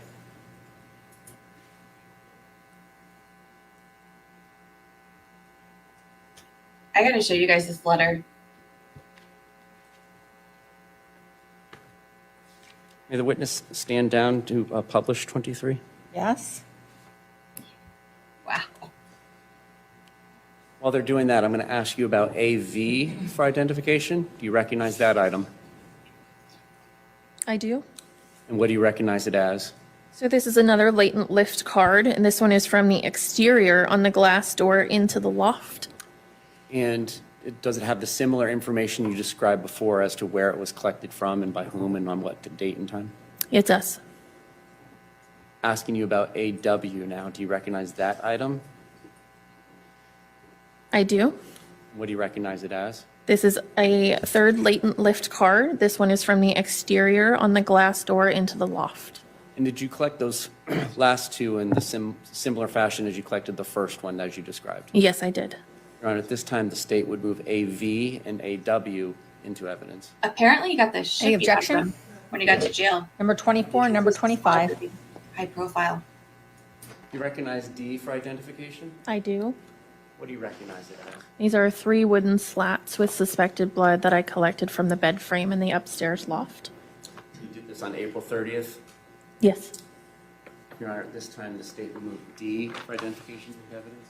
No objection. Without objection, number 26. We're at a little bit of awkward time. We'd like to keep going because we have a witness that needs to be somewhere else tomorrow morning, but that might keep us, instead of stopping at 5, more like closer to 6. I want to check with everyone to see where they're at on that today. Will you raise your hand if that's starting to panic you a little bit? Office rubber Anyone? bands. State, you may proceed. All right.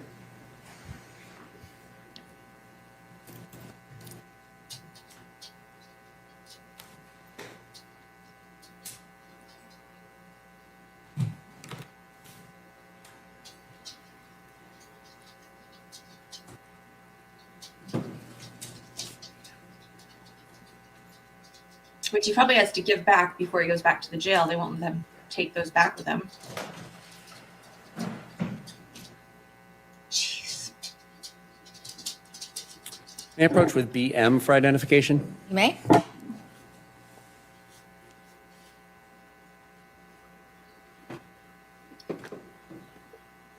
So you can't take a scrunchie with you into jail, like Image hair tie, 1 on BM for identification.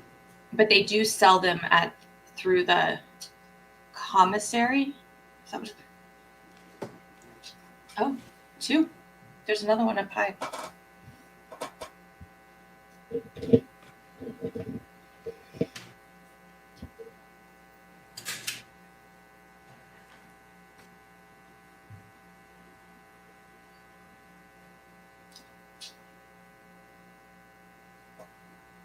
See, this is the part I tried to trim this out, I do. but he says something and then there's silence. And he says something. Any objection? No, ma'am. 27. Permission to publish? May? No, it's one of those big office rubber bands.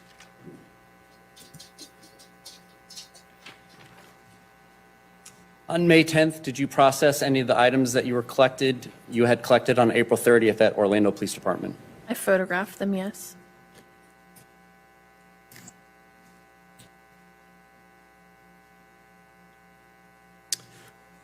Publishing states 27, image 1. What are we looking at here? These were the items that I collected from the envelope in the vanity from the garage bathroom. So it's a receipt, driver's license, and credit card. One of the exhibits we just entered. Correct? Image 2, The backside of both of the cards. image 3, The envelope that everything was within. image 4, The backside of the same envelope.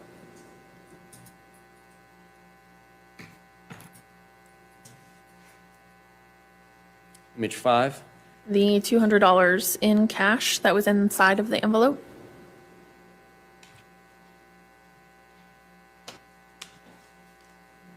image 6,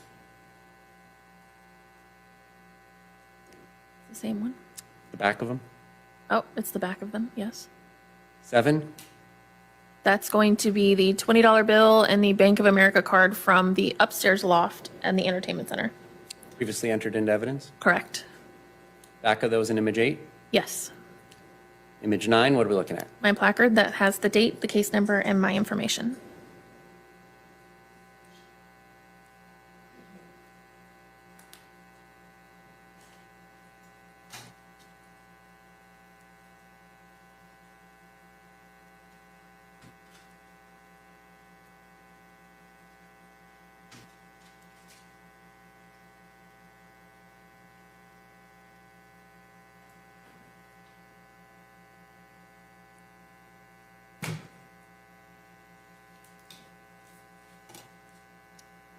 On April 19th, 2019, did you have the opportunity to go to Polk County, Florida, specifically Lakeland?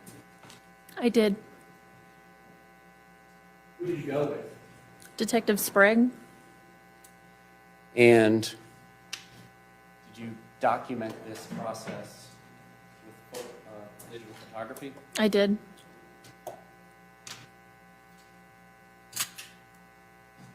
May I approach with BU for identification? You may.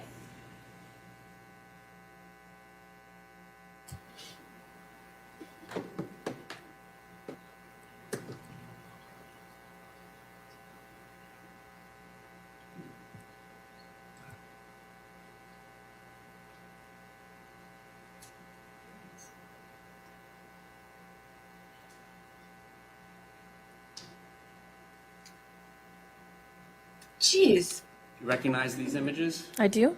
What do you recognize? how long does it take? These are images that I took at the address in Lakeland, Florida. Your Honor, at this time, the state would move BU for identification into evidence. Any objection? Do we have a moment? Yes?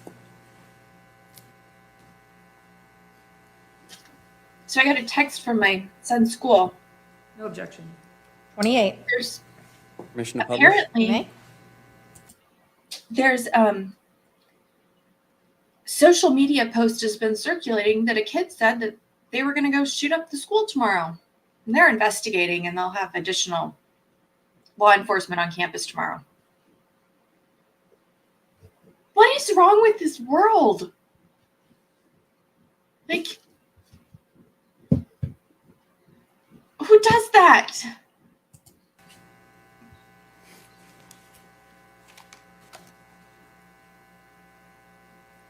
I don't understand these kids.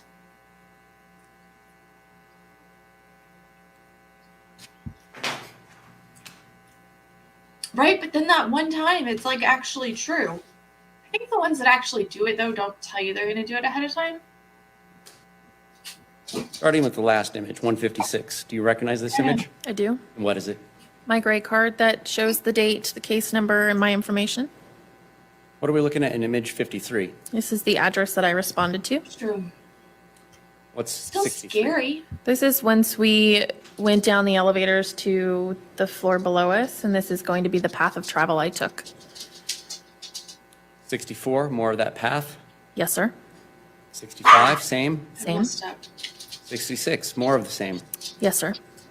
67, what are we looking at? We're looking at a set of lockers. 68, Same set of lockers, some with locks, some without. 69, Focusing in on locker, a specific locker with the gold lock. in the foreground bottom. Yes, Zoomed in 70, correct. 71, Locker number 8. 72, is that the lock on locker 8? It is. 73, is that the contents of locker 8? It is. Did you collect those contents? I did. May I approach with A? You may. He won't stay home.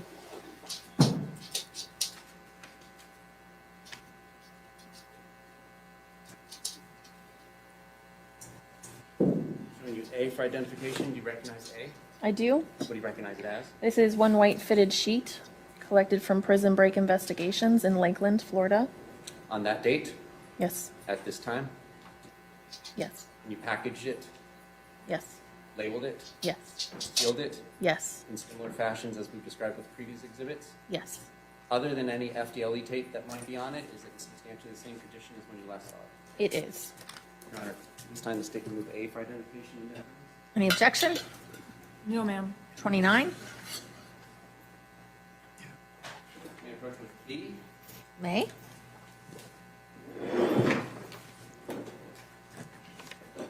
Showing B for identification, do you recognize B for identification? I do.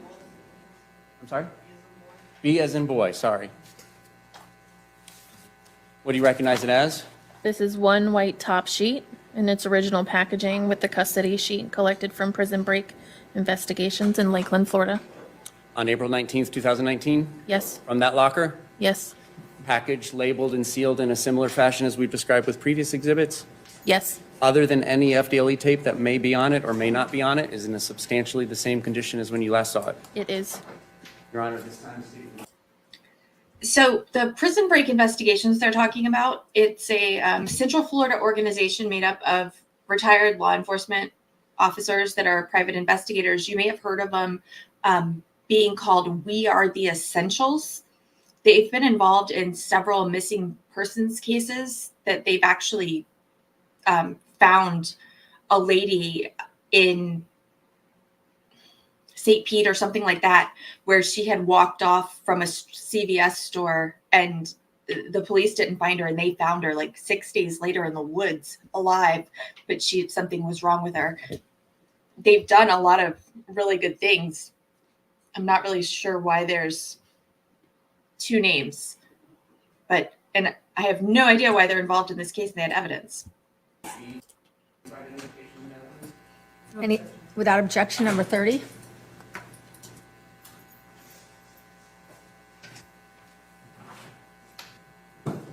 With K for identification? You may.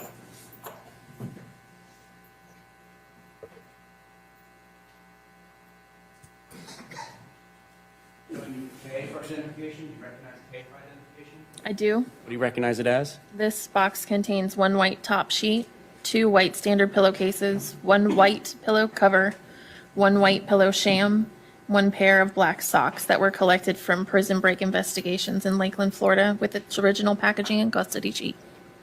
Did you say something was wet or white? White. Okay. And did you package it, label it, and seal it in a similar fashion as the previous exhibits? I did. Other than any FDLE tape that is not on that, is that in substantially the same condition as when you last saw it? It is. Your Honor, at this time, the state will move K for identification and evidence. Any objection? Number 31.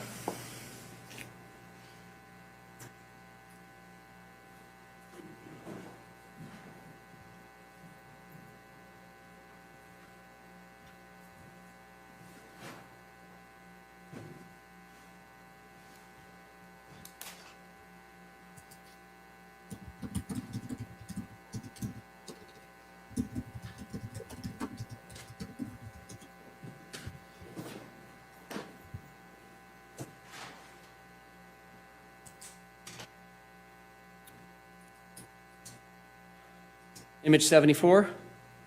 This is going to be one of the bags with the attached chain of custody sheet from prison break investigations. 75. The bag that shows the private investigator Billy Lane's initials, date, time. 76. An overall view of the building that I responded to. 77. This is an additional overall view of one of the bags containing all of the case information as well as the prison break investigations chain of custody sheet. 78. A close-up of the chain of custody sheet. 79. All of the information that was written on the bag. 80. Closer view of that information. 81. I believe the back side of that same bag.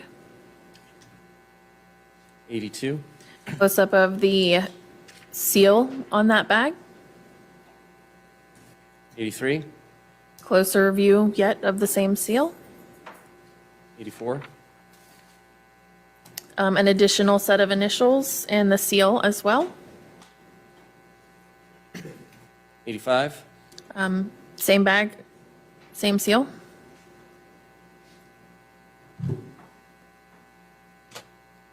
86.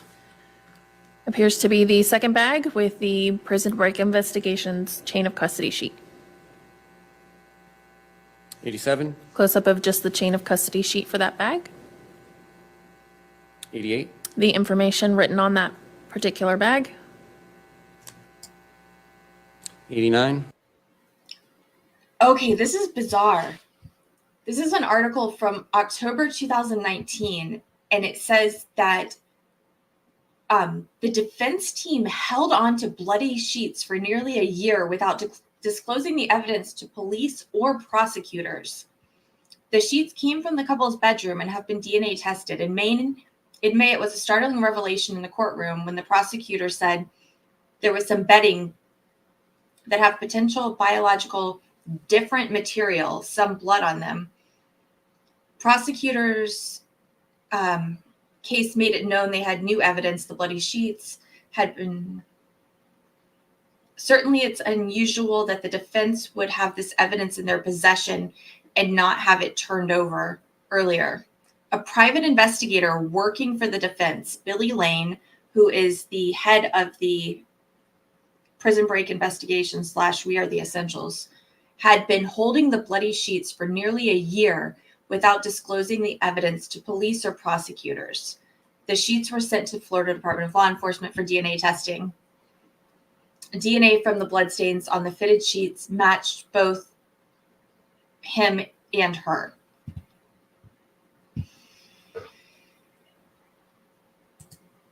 Backside of that bag. 90, The seal on the bag with all of the information from Billy Lane. 91, A different view. 92, Same bag, different view. 93, Opposite side of the bag, same bag. 94, It's going to be the contents of one of the bags. 95. Overall view of the contents of the bag. Now, are you doing this where? This is back in my lab. 96, Another view of the white item. Madam Clerk, can we cut the lights again for the lighting? Thank you. 97, This is the items spread out onto paper, and then we were marking areas of discoloration. who's we? Myself and Detective Sprague helped me initially. 98, Additional stains marked with scales. 99, A close-up of stain number 1. 100, Medium view of stain number 2. 101, Additional stains marked with scales. 102, Close-up of stain number 3. 103, image 103, Close-up of stain number 4. image 104, Overall of additional applied scales to other stains. 105, Close-up to labeled stain number 5. 106, Close-up of stain number 6. 107, Overall of multiple scales. 108, Closer view of multiple scales. 109, Close view of stain number 7. 110, Up close view of stain number 8. 111, Overall view of multiple labeled stains. 112, Close-up of stain number 9. 113, Close-up of stain number 10. 114, Close-up of stain number 11. 115, Close-up of stain number 12. 116, Close-up of stain number 13. 117, Overall of multiple applied scales. 118, Another image including multiple labeled areas with scales. 119, More areas labeled with scales. 120, Close-up view of stain number 14. 121, Close-up view of stain number 15. 122, Close-up view of stain number 16. 123, Close-up view of stain number 17. 124, Close-up view of stain number 18. 125, Close-up of stain number 19. 126, Close-up of stain number 20. 127, Close-up of stain number 21. 128, Close-up of stain number 22. 129, Close-up of stain number 23. 130, Close-up of stain number 24. 131, Overall image with multiple applied scales. Stains. 132, Close-up of This stain blood? number 25. Her blood. 133, And an unknown Close-up of stain number man's 26. blood. 134, Close-up of stain number 27. 135, Overall image again with multiple scales. 136, It's going to be close-up of stain number 28. 137, Close-up of stain number 29. 138, Overall with multiple applied scales. 139, Close-up of stain number 30. 140, Close-up of stain number 31. 141, Close-up of stain number 32. 142, And a close-up of stain number 33. 143. This is the second bag and its contents. And what are the contents? This had a top sheet, a fitted sheet, 2 pillowcases, a pillow sham, a pillow cover, a pair of black socks. 144, Overall image of the contents of the bag.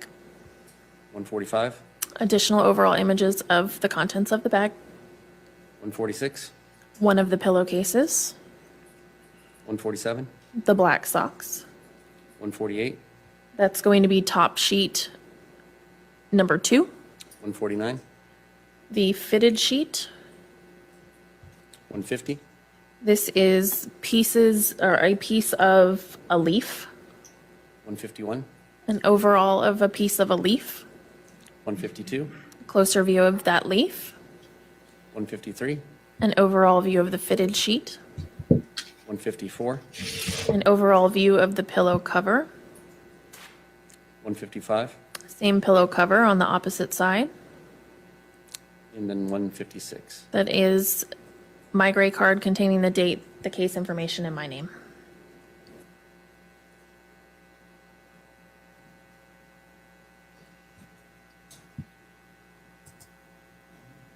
I think if he's a licensed private investigator and he sealed it correctly and did everything, that it's still admissible.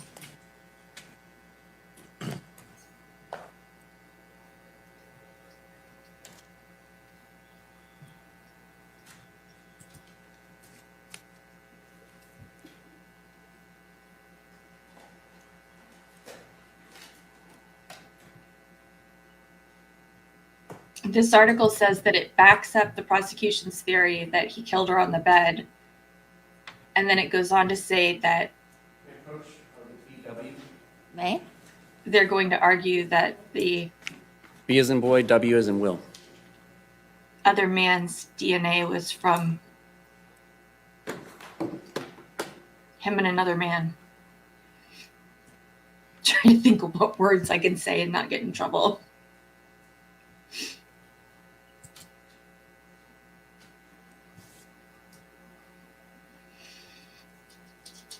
Well, there were Do you recognize the images on this item? multiple attorneys and stuff, so it could have What do gotten. you recognize them as? These are going to be the contents of bag number 2. At this time, the state would move BW for identification and evidence. Any objection? Number 32. I haven't got that far. I remember bits and pieces of this, but I'm struggling to put it all Permission to together. publish? Okay. Who knows?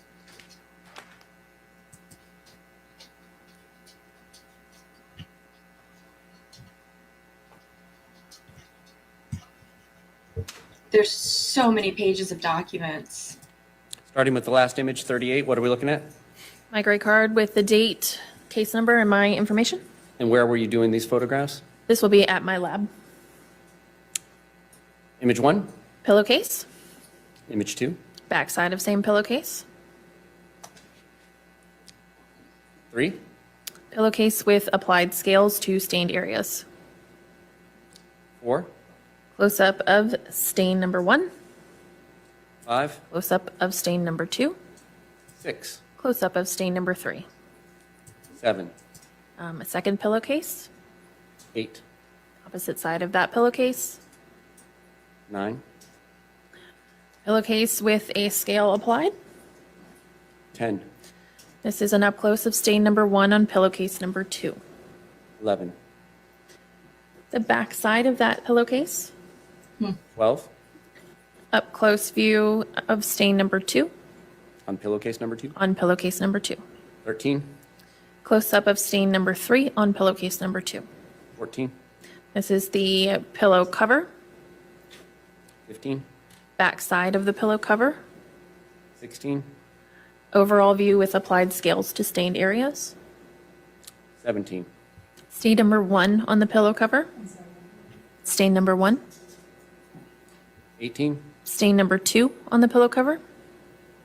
19, Stain number 3 on the pillow cover. 20, Stain number 5 on the pillow cover. 21, Stain number 4 on the pillow cover. 22, The pillow sham. 23, The back side of the pillow sham. 24, The overall of the pillow sham with applied scales to stained areas. 25, Pillow sham stain number 1. 26, Pillow sham stain number 2. 27, Pillow sham stain number 3. 28, This is the back side of the pillow sham with applied scales to stained areas. 29, It's the pillow sham stain number 4. 30, The pillow sham stain number 5. 31, And the pillow sham stain number 6. 32, The pillow sham stain number 7. 33, This is going to be top sheet number 2. 34, An overall view of multiple applied scales. 35, This is top sheet number 2, stain 1. 36, Top sheet number 2, stain 2. 37, Top sheet number 2, stain 3. and 38 is where we started.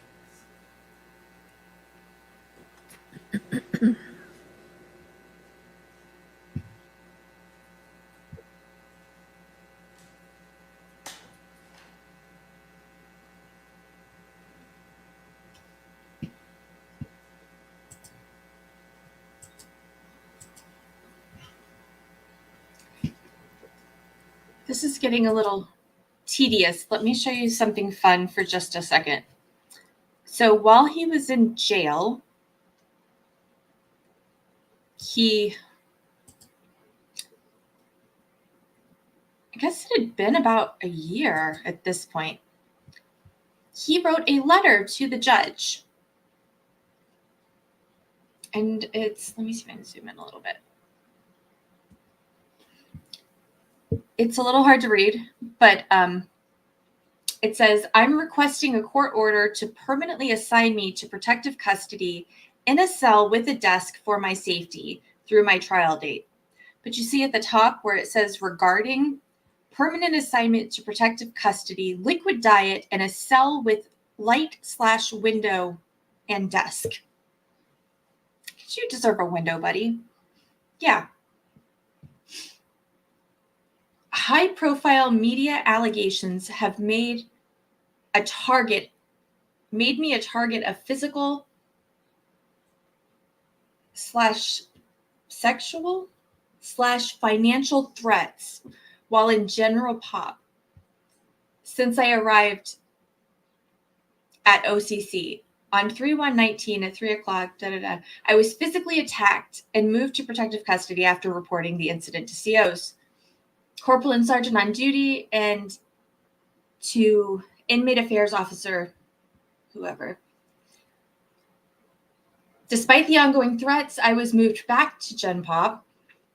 I was immediately threatened and extorted when I resisted. I was attacked in my cell by known gang members. I don't know, something inmates. I sustained injuries to my head, jaw. I don't know what this is. Something, neck, and I am unable to chew solid food, and I am struggling with basic tasks. Before both attacks, my life was threatened. After reporting both attacks, I am a marked snitch, and I was told I'd be killed and unsafe anywhere in jail. Your Honor, you asked me to let you know if I needed any help. I need a cell in protective custody with a desk/window so I have light to see to work on my case, and a liquid diet until I can chew solid foods again. I sincerely fear for my life after those 2 attacks and being marked for retribution.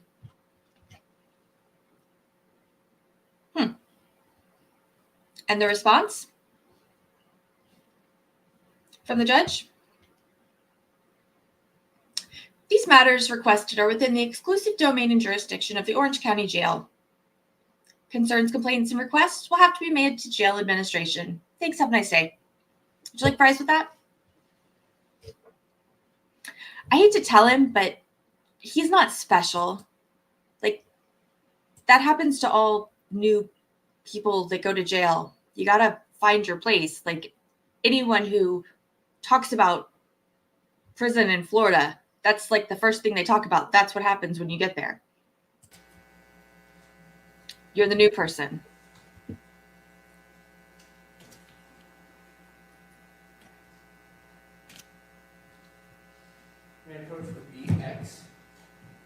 You may. Wonder if they pulled his hair.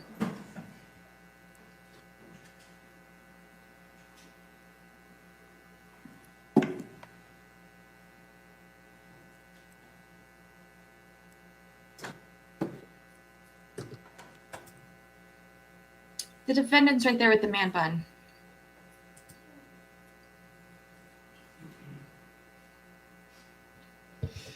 I wish I would have known he had a man bun. I would have made a better title. I don't like bathtub murder. He didn't murder her in the bathtub. There's really no evidence she was even in the bathtub because the bathtub was dry. You recognize these images? I do. What do you recognize them as? These are going to be additional images of the contents of one of the bags. Your Honor, at this time, the state would move BX for identification into evidence. Any objection? In protective custody? No. Number 33. Move to publish. May?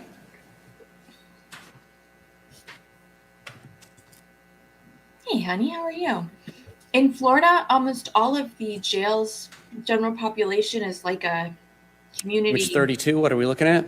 My gray card with the date, case number, and my information. Orange County. And this is at the Orlando Police Department's evidence section. It's in my lab, yes. Image number 1.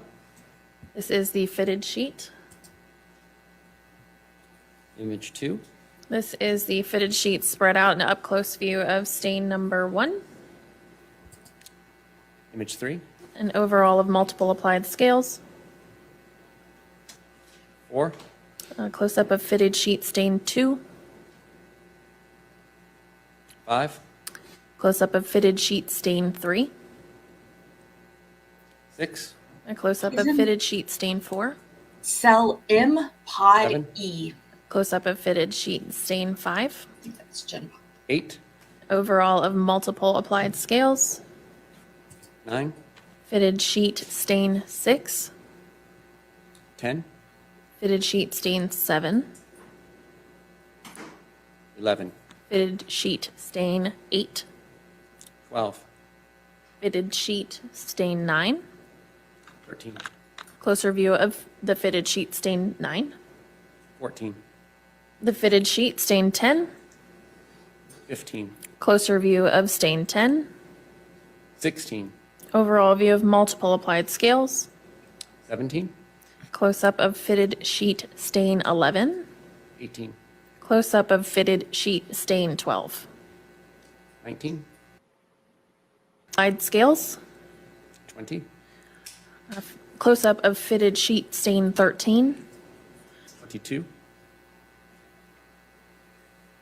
It's going to be a close-up of fitted sheet stain 15.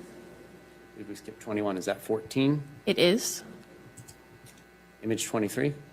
Close-up of 2 applied scales to stained areas. 24. Close-up of fitted sheet stain 16. Image 25.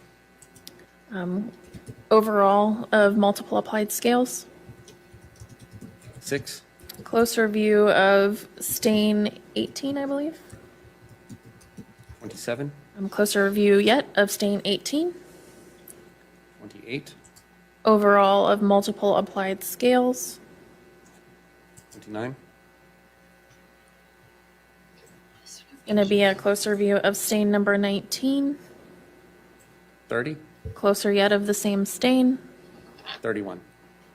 Overall view of stained area. I know.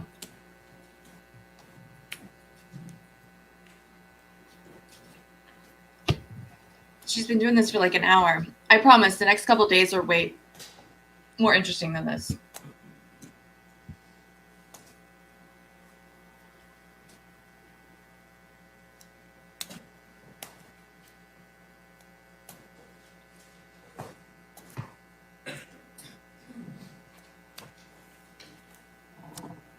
No more questions of this witness.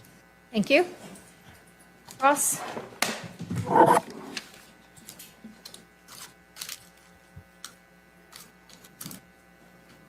Can I have some lights?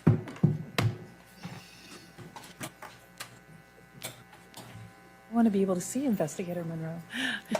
Good afternoon. Good afternoon. Now, That was creepy.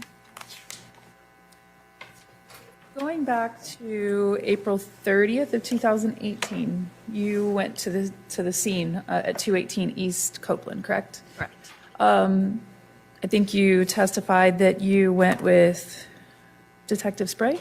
Detective Sprague and Detective McClelland. Was anybody else there? No. Do you recall whether there were any dogs present? I do not believe there were. We're 2 days behind, so this was Thursday. And what was the primary purpose that you were going there? I was asked to respond for a search warrant. Okay. And to your knowledge, had the scene already been processed previously? It had been processed, yes. And a number of the items that have been admitted into evidence today were items that you collected on April 30th, correct? Yes. So about 6 days after the initial processing. Yes? Yes, ma'am. Okay. You collected a number of items that were left behind after that first scene process, correct? Shower curtain, yes? Don't believe I collected the shower curtain. Okay, but you took some photographs that may not have been initially taken, correct? Yes. Okay. Bath mat? I collected a bath mat. What about a white towel? I did collect a white towel. I thought we saw a white towel there hanging in some of the photographs you took. Some sheets, some pillowcases were also collected by you? Not from the initial scene, no, ma'am. Right, but you collected those? That collected those items that weren't initially collected during the first processing of the scene? You collected those, correct? I'm not asking you about what date. Just in general collection of sheets, Yes. yes, I did collect sheets. Okay. On April 30th, you did some other things at the scene also, didn't you? You took some photographs of the main residence? I did, yes, ma'am. Okay. What was the purpose of taking the photographs in the main residence? That was at the request of Detective Sprague, just for documentation purposes. Do you recall there being construction items there? It was very much under construction, yes. All right. Do you recall ladders? I would have to refer to my photos, but I'm just asking if you recall. I don't recall ladders. Also on that day, did you do something with regard to a washing machine? I did, yes.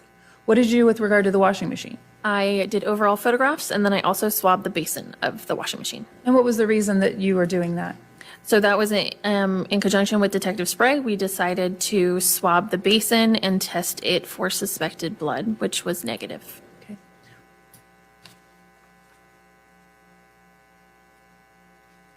Now, turning to the sheets, looks like you spent quite a bit of time processing the sheets, looking for areas where there might have been stains on the sheets. Yes, ma'am. Is it uncommon for there to be stains on bed sheets and pillowcases? No. Okay. Ew? There might even be completely innocent reasons that there might be stains on sheets and pillowcases, correct? Correct. Oh. Scratching your face in the middle of the night, yes? That's possible, yes. Okay. Stains from pets, Yes. stains from children or spilling food, yes? Yes. Menstrual blood, Yes. okay. So There would be any number of reasons why there might be stains on sheets. Yes. Yes, ma'am, there could be. Were they trying to say they missed Do you have everything the any first time around? knowledge that these sheets, any personal knowledge that these sheets were actually used on the bed that was on scene at 218 East Copeland? No, ma'am, I do not. Do you have any idea of the time frame that these sheets would have been used on the bed? No, ma'am, I do not. Do you have any personal information about when or if these sheets were washed? I do not. The only thing that you know is that there was no blood present in the washing machine that you processed, correct? Yeah, we'll wash the shit. Dogs are passed out. I unwrap my hamburger. Turning to the right here. nightstand. The nightstand that we saw the photographs of, that was directly next to the bed. Yes, ma'am. All kinds of stains. That should be on a t-shirt. Who opened up the drawer? I believe one of the detectives, but I can't recall which one. Okay. And who directed what photographs you were going to take and what was collected from that drawer? So when evidence is located, it is common to do an overall mid-range and close-up of the item, and then it is collected. But who made those decisions? Ultimately, it is the detectives, and we work in conjunction with them. Okay.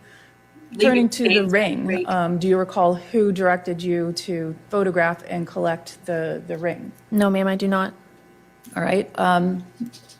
There were some ring boxes that were located in that drawer. Were those collected? I did not collect those, no, ma'am. All right. So there were items that were left behind in the drawer that weren't collected or processed, correct? Correct. Do you personally know whether that drawer was completely empty? I do not. All right. Did you empty or go through any other drawers? No.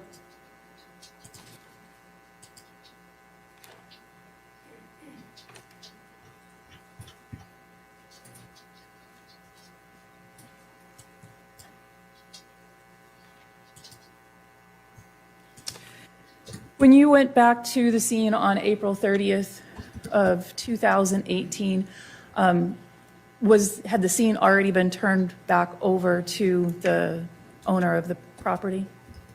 I don't have knowledge of that.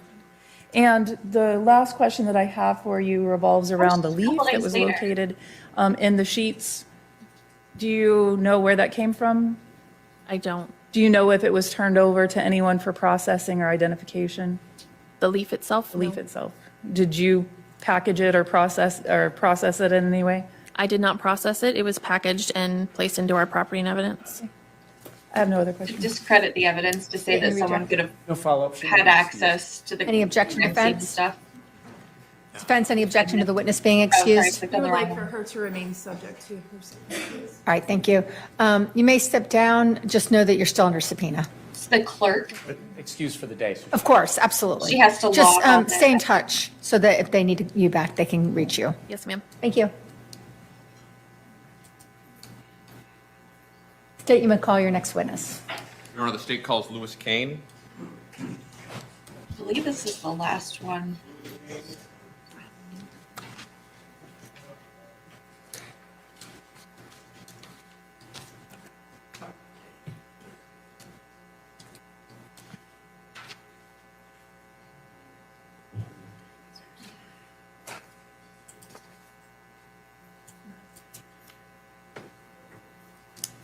You solemnly swear from the testimony you're going to give will be the truth, the whole truth, and nothing but the truth. Can you please state your first and last name for the court reporter?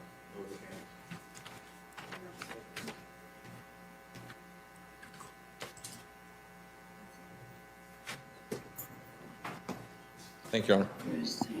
Good afternoon, sir. Good afternoon. Could you introduce yourself to the jury and spell your last name for the record? Lewis Kane, C-A-I-N. And where are you currently employed? Right now, currently with TSA as a TSO.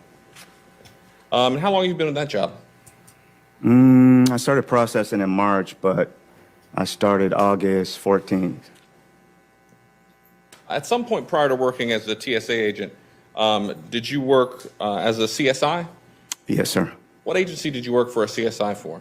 Orlando Police Department.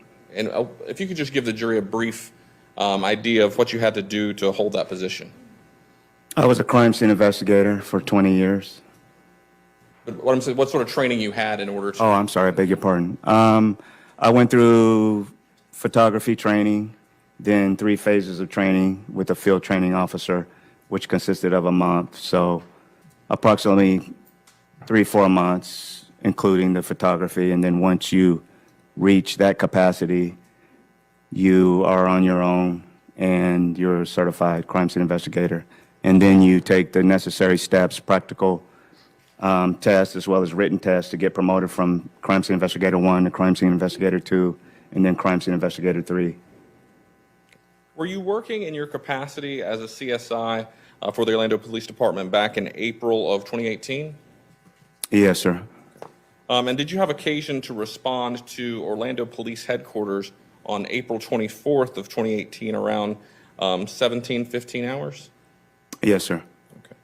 And at that time, were you tasked with taking photographs of a suspect by the name of David Tronnes? Yes, sir. Have you had an opportunity to review those photographs before testifying here today? Yes, sir.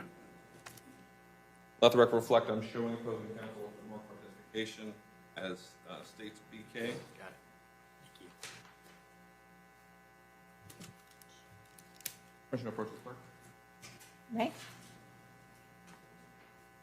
Permission to approach the witness. May? Let the record reflect, I'm showing the witness what's been marked for identification as states BK. Do you recognize this? Yes, sir. How do you recognize it? They're my initials in today's date, the CD with the photographs on it. Okay. And this the photos of David Tronnes that you took? Yes, sir. They have fair and accurate depiction. Yes, sir. At this time, the state offers into evidence what's been previously marked for identification purposes as states BK. Any objection? None. Read number 34.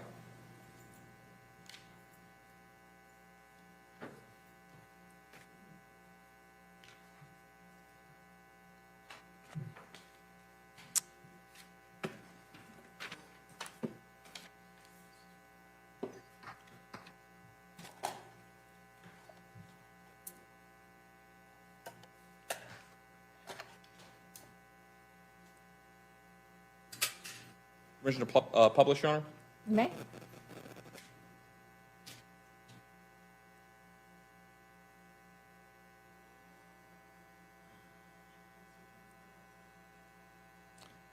Yeah, if you could dim the lights, that would be great.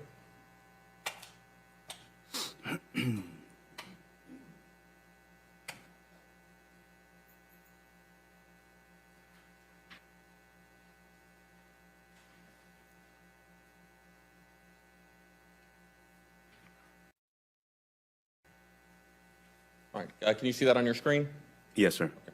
Can you tell us what we're looking at in this photo? That's my camera case and our grade card that we use to depict the date and the agency case number, and you can see my name down at the bottom as the photographer. Going to photograph 2 in this exhibit. What are we looking at here? That's the interview room number 6 at Orlando Police Headquarters up in CID. And what are we looking at in photograph 3 of this exhibit? That's the defendant I photographed. Is this just a closer view of the defendant you photographed? Yes, sir.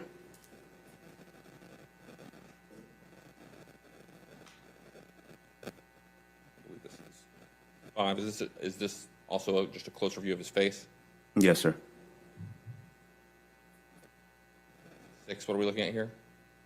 Those are what we call profile photographs, where we show both sides of the person that we're photographing.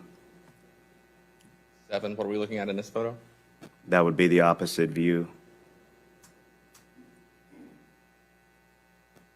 What are we looking at in 8? The defendant's hands that I photographed. What are we looking at in 9? The palms of the hands. Hope the actual pictures are clearer than that. And then 10, what are we looking at?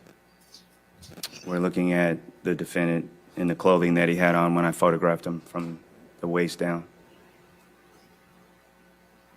And then what are you trying to depict in this photo? In that particular photograph, that would be what appeared to be blood on his pajama pants. And is this just a closer view of that suspected blood? Yes, sir.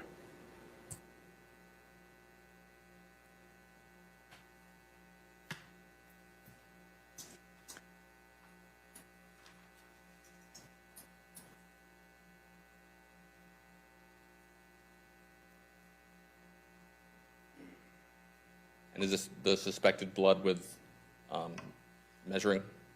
Yes, sir. We use a scale to depict the area that we're photographing for a one-to-one comparison to see how big it is. Just another angle. Yes, sir.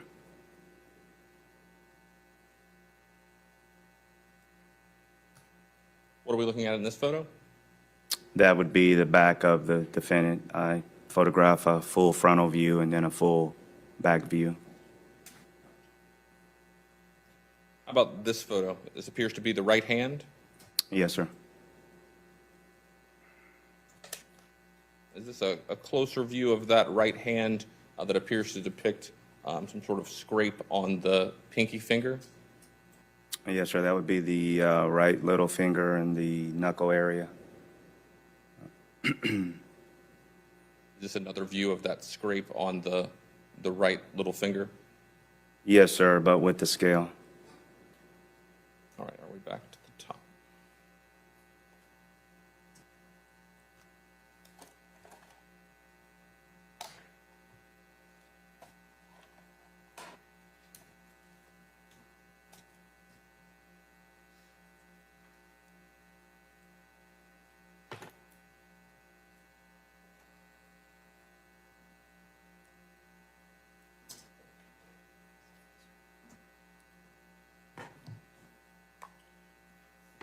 Oh, we can turn the lights.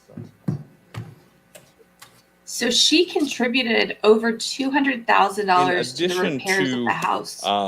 Taking the photographs we just looked at of the defendant, did you also take what's called a buccal or a buccal swab? Yes, sir. Okay. And can you just explain to the jury what that is, how you do that? It's a procedure that we do for obtaining a standard for DNA analysis. We take a sterile swab, and it's got a cotton tip, and we insert it inside the mouth. And what we're looking for are the cells from the cheeks. It's not the saliva, it's the cheek cells that they use to obtain the DNA analysis. So we just insert it in the mouth and, vigorously rub it in the cheeks, both sides. And that's what our DNA standard is. And did you do that related to the defendant in this case? Yes, sir. Okay. In addition to taking the buccal swab, did you also take fingernail clippings and hand swabs of the defendant? Yes, sir.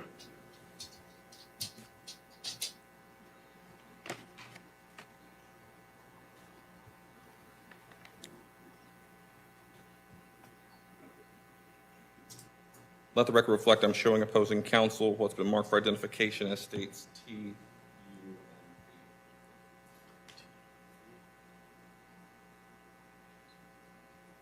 Permission to approach the witness? You may.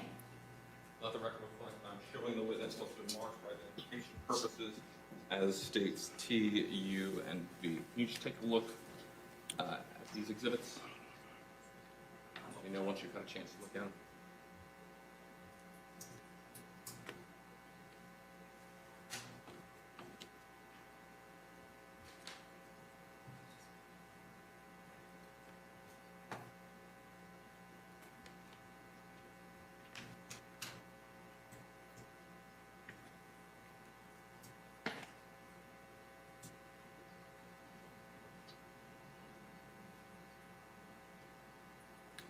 And are those the buccal swabs, fingernail clippings, and hand swabs that you yourself took from the defendant? Yes, sir. And did you package them and mark the packaging? Yes, sir, with my initials and the date at the time that they were packaged. And are they in a substantially similar condition to when you packaged them up? Substantially, they've gone to the lab since I packaged them. That's the FDLE markings and stickers on the back. At this time, the state offers into evidence what's been previously marked for identification as states T, U, and B. Any objection? None. That's 35, 36, and 37.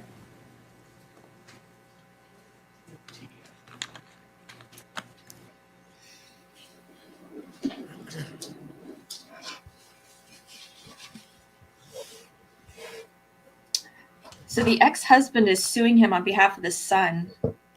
In addition to those items, were clothing items collected from the defendant? Yes, sir. And was that a tank top and those pajama pants that we saw him wearing in those photos? I collected red tank top, the gray Stafford pajamas, pajama pants, and he had on a pair of sneakers and a pair of socks. To recoup the money that she put in the house, as well as some other things alleging fraud and unjust enrichment and several other allegations. Showing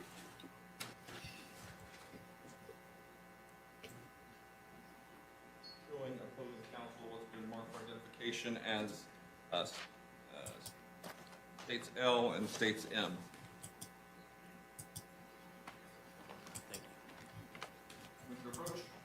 You may. Let the record reflect I'm showing the witness what's been marked for identification as states L and M. Do you recognize these exhibits? Take a look at it.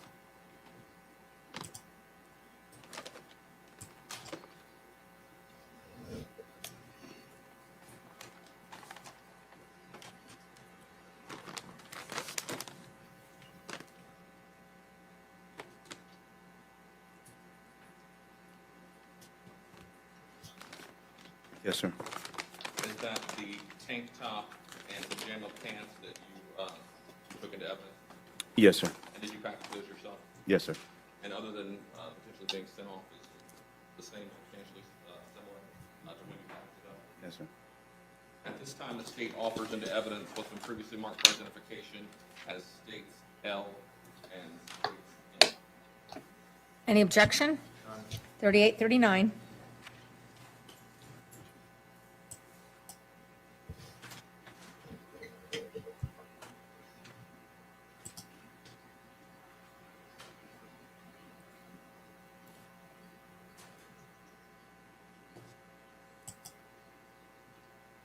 So after collecting the evidence at Orlando Police Headquarters and taking the evidence from the defendant, were you tasked with the next day going to the medical examiner's office?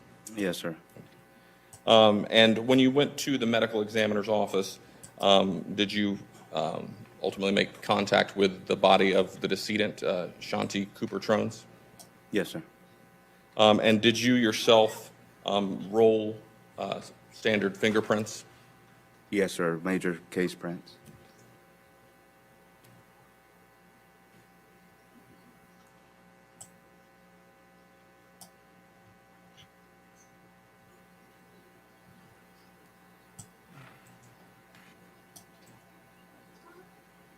Let the record reflect I'm showing opposing counsel what's been marked for identification as states BB.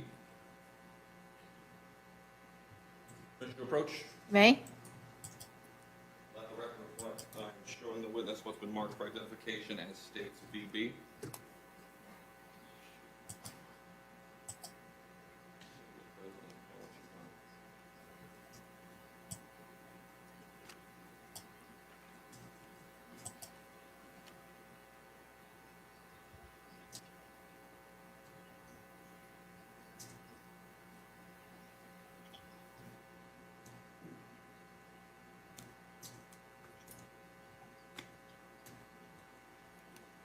They're the major case prints, including the palms, all digits of the 10 fingers. And these are the major case prints that you rolled yourself from the decedent? Yes, sir. And this took place at the medical examiner's office? Yes, sir. At this time, the state offers into evidence what's been previously marked for identification as states BB. Any objection? None. Number 40.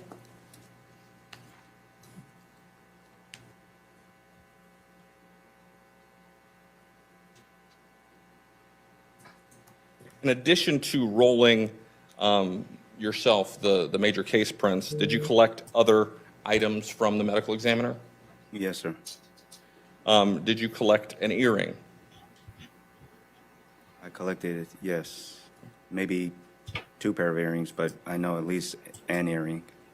Did you collect the decedent's shorts and shirt? I collected her clothing that she had on. Did you collect anal, hand, and neck swabs from the decedent? I collected all of the swabs that were conducted during the autopsy that they took. Yes. Did that also include vaginal and oral swabs? Yes, sir. Did you collect a DNA card of the decedent? Yes, sir. And did you collect some pulled hair and fingernail clippings from the decedent? Yes, sir.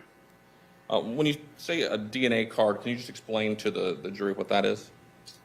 At the time of the autopsy, they take a blood sample and drop it on a cardboard card, and that's the standard for the deceased. And then they put it in a manila envelope once it dries, and then we go and pick up the clothing that the deceased had on, as well as any swabs that were conducted or anything in addition at the time of the autopsy, and transport it back to Orlando Police Headquarters.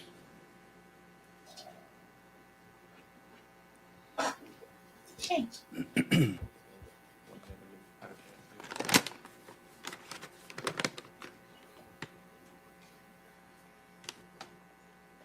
I know, it's almost bedtime.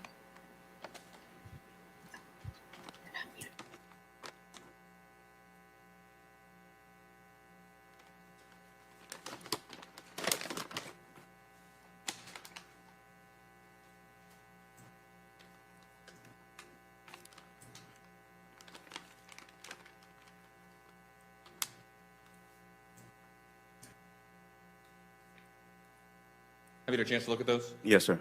Are those items that you packaged from the medical examiner? Yes. And did they substantially similar to when you packaged them? Yes, sir, they are.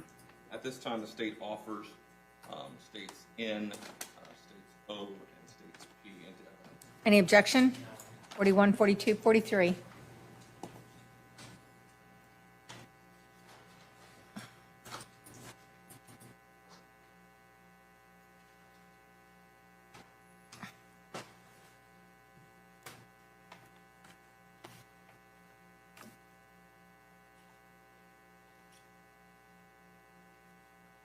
Let the record reflect, I'm showing the opposing counsel states Q, R, and S for identification. Thank you. Commissioner Roach? May? Let the record reflect, I'm showing the witness what's been marked for identification as states Q, R, and S. If you could just take a look at that. Let me know what you have opportunity to do that.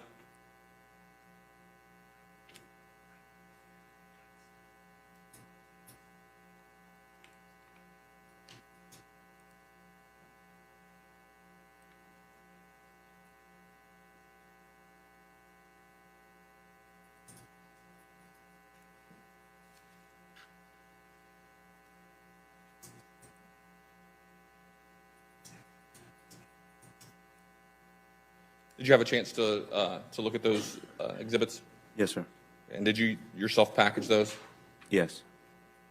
And are they substantially in a similar condition to when you packaged them? Yes. This time, this is swabs from hand, swabs from neck, and DNA card from Shanti Cooper. Yes, sir. At this time, the state offers into evidence what's been marked for identification as states Q, states R, and states S. Any objection? 44, 45, 46.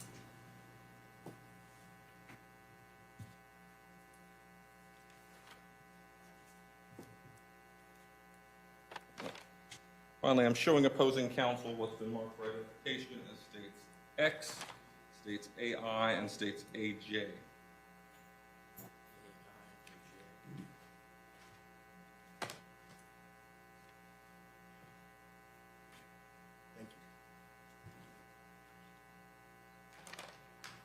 Commissioner Roach? May? Let the record reflect, I'm showing the witness what's been marked for identification as states X, states AI, and states AJ. You can just take a look at these and let me know if you have an opportunity to do that.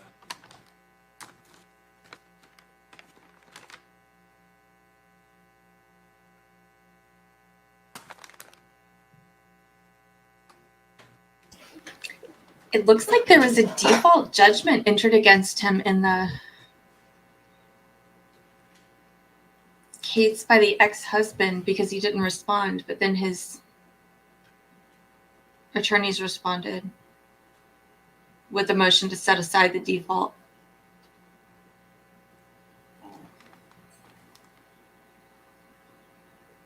Are those items you packaged, including pulled hair and fingernail clippings, vaginal swabs, and oral swabs? Yes, sir. And are they in a substantially similar condition to when you packaged them? Yes, sir. At this time, the state offers into evidence what's been marked for identification as states X, states AJ, and states AI. Any objection? 47, 48, 49.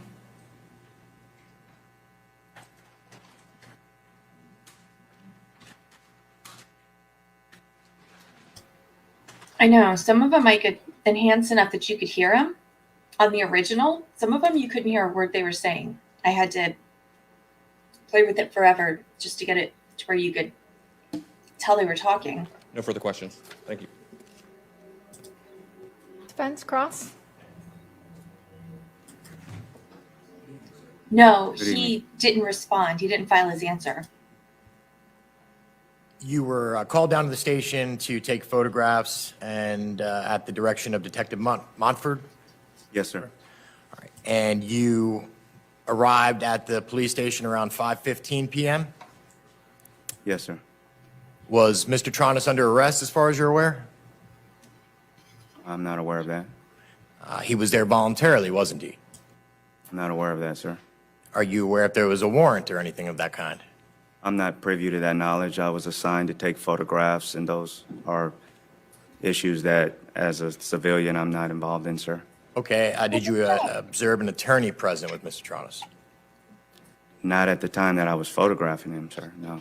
You collected all of his clothing. Yes, sir. We saw photographs of them. Yes, sir. You collected some pants. Yes, sir. You described them as pajama pants. Yes, sir. You see the picture of them. They look like jogging pants, casual wear, don't they? Is that a question, sir? Yes. No, they appear to be pajama pants. The material on those pants to you resembles something that somebody would wear as sleeping wear? The brand name Stafford is a pajama men's. So Stafford, Stafford, yes, sir. as far as you're concerned, Stafford doesn't make anything but pajamas. I'm not saying that. I'm saying, I'm answering your question, sir. It appeared to be pajama pants to me. That's the way I described them. And you don't walk around in this day and age and see people wearing clothes like that out and about at exercising or at the grocery store or such? Objection, relevance, calls for speculation. Sustain?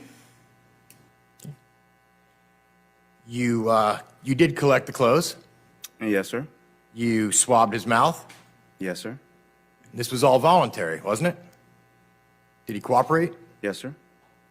You clipped his nails Yes, sir. without issue? Yes, sir. Did you photograph them before his nails were clipped?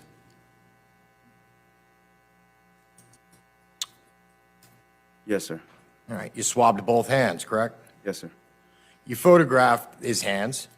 Yes, sir. You noted a small scratch on the knuckle of a little finger. Yes, sir. Didn't it appear to you as if the scratch was in the healing mode? Objection, calls for speculation, foundation. Sustain? I think they were pajama pants. Did you observe the scratch up close? Yes, sir.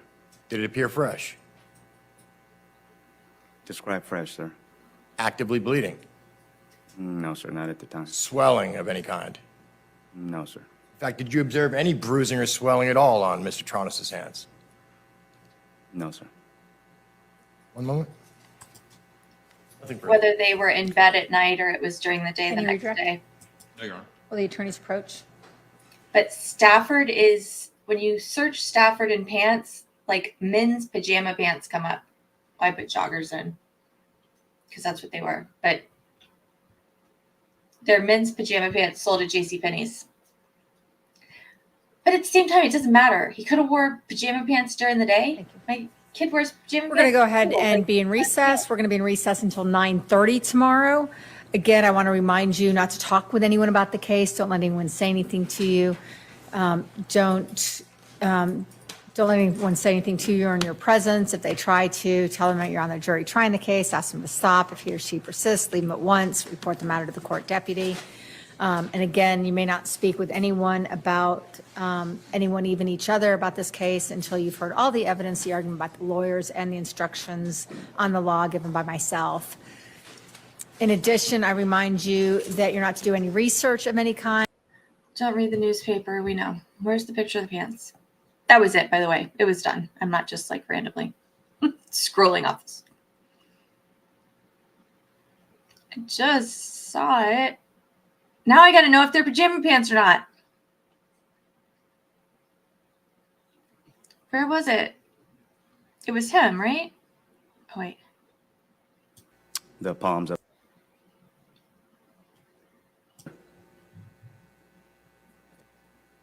Six, what are we looking at here? Those are what we call profile photographs, where we show both sides of the person that we're photographing. Seven, what are we looking at in this photo? That would be the opposite view. Does he look a little like jacked in that What are picture? we looking at in eight? The defendant's hands that I photographed. I wonder if he What are was we looking at taking in nine? something. The palms of the hands. Do we have like a far away picture? And then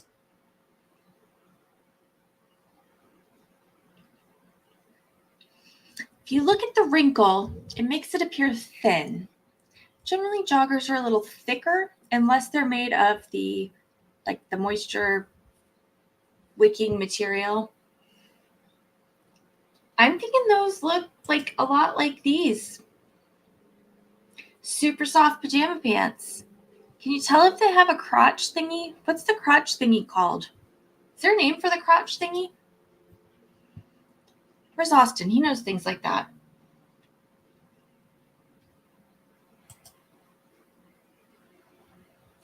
Because I'm seeing the pajama pants have the crotch thingy. I can't figure out how to show you this too. Because there's no button.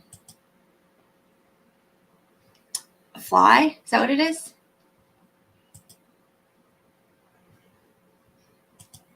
Yeah, the pajama pants all seem to have that.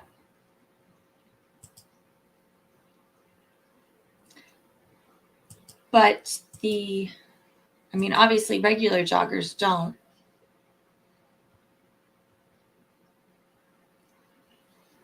But they look very much like pajama pants.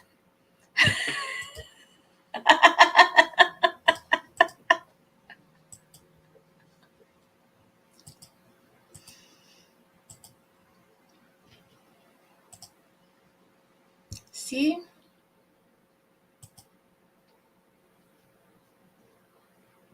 I don't know if that one has it. But see, like why is it not changing? Oh, because it opened the tab at a new screen. You're a bastard.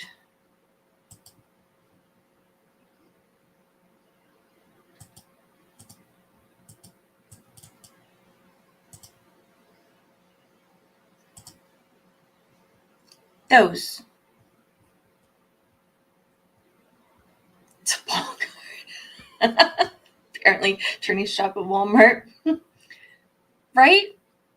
Those are men's pajamas. Stafford men's pajama pants. See? what are we looking at?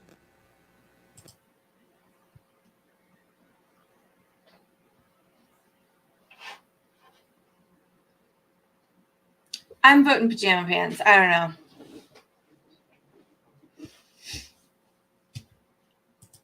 The case of the crotch thingy.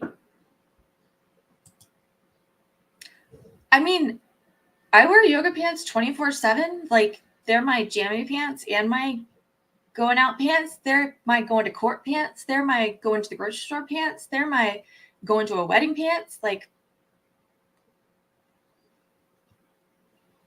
they're my everything pants. Guess I probably wouldn't wear them to court, but depends on whose court it is.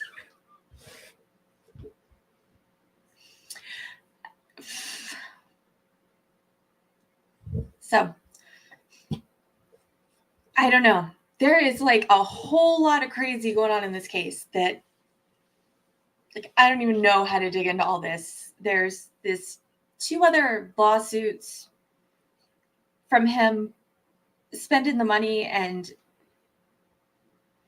they've got a lien on his house for the portion of the money that she put into it. I don't know if it ever got fixed or if it's still all torn apart, because he's been in jail, but he still owns it.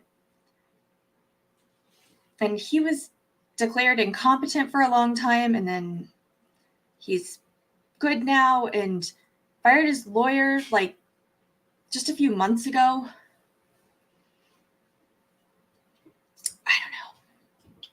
I don't know. So I will keep digging into it. I would like to know, somebody said there was some audio of his jail phone calls. I'm going to try and look that up because I need to know a little more about his personality, because I'm getting kind of creepy vibes, but I think it's just from his pictures. Pictures just aren't good pictures. Yeah, he looks kind of, I swear, every time I go and try and freaking click on something, it scrolls up. Yes, there's a probate case for him, or for her against him. There's 3 cases. And I can't get to it because I get logged out every 5 minutes. There's the probate case. Then there's the case where they're suing him for fraud, unjust enrichment, and a bunch of other stuff to recoup the money that she put into it. And then there's this case. No, why? He looks really scary in the photos. That's what I was trying to click on, but then it scrolled up and it got tipped. So you're talking about it because it's scrolling up? That's every time somebody puts in a new comment, it scrolls up. It pushes the comments up. So like you hear like Law Talk with Mike talk about the comments going so fast because they just fly up the screen and it's really hard to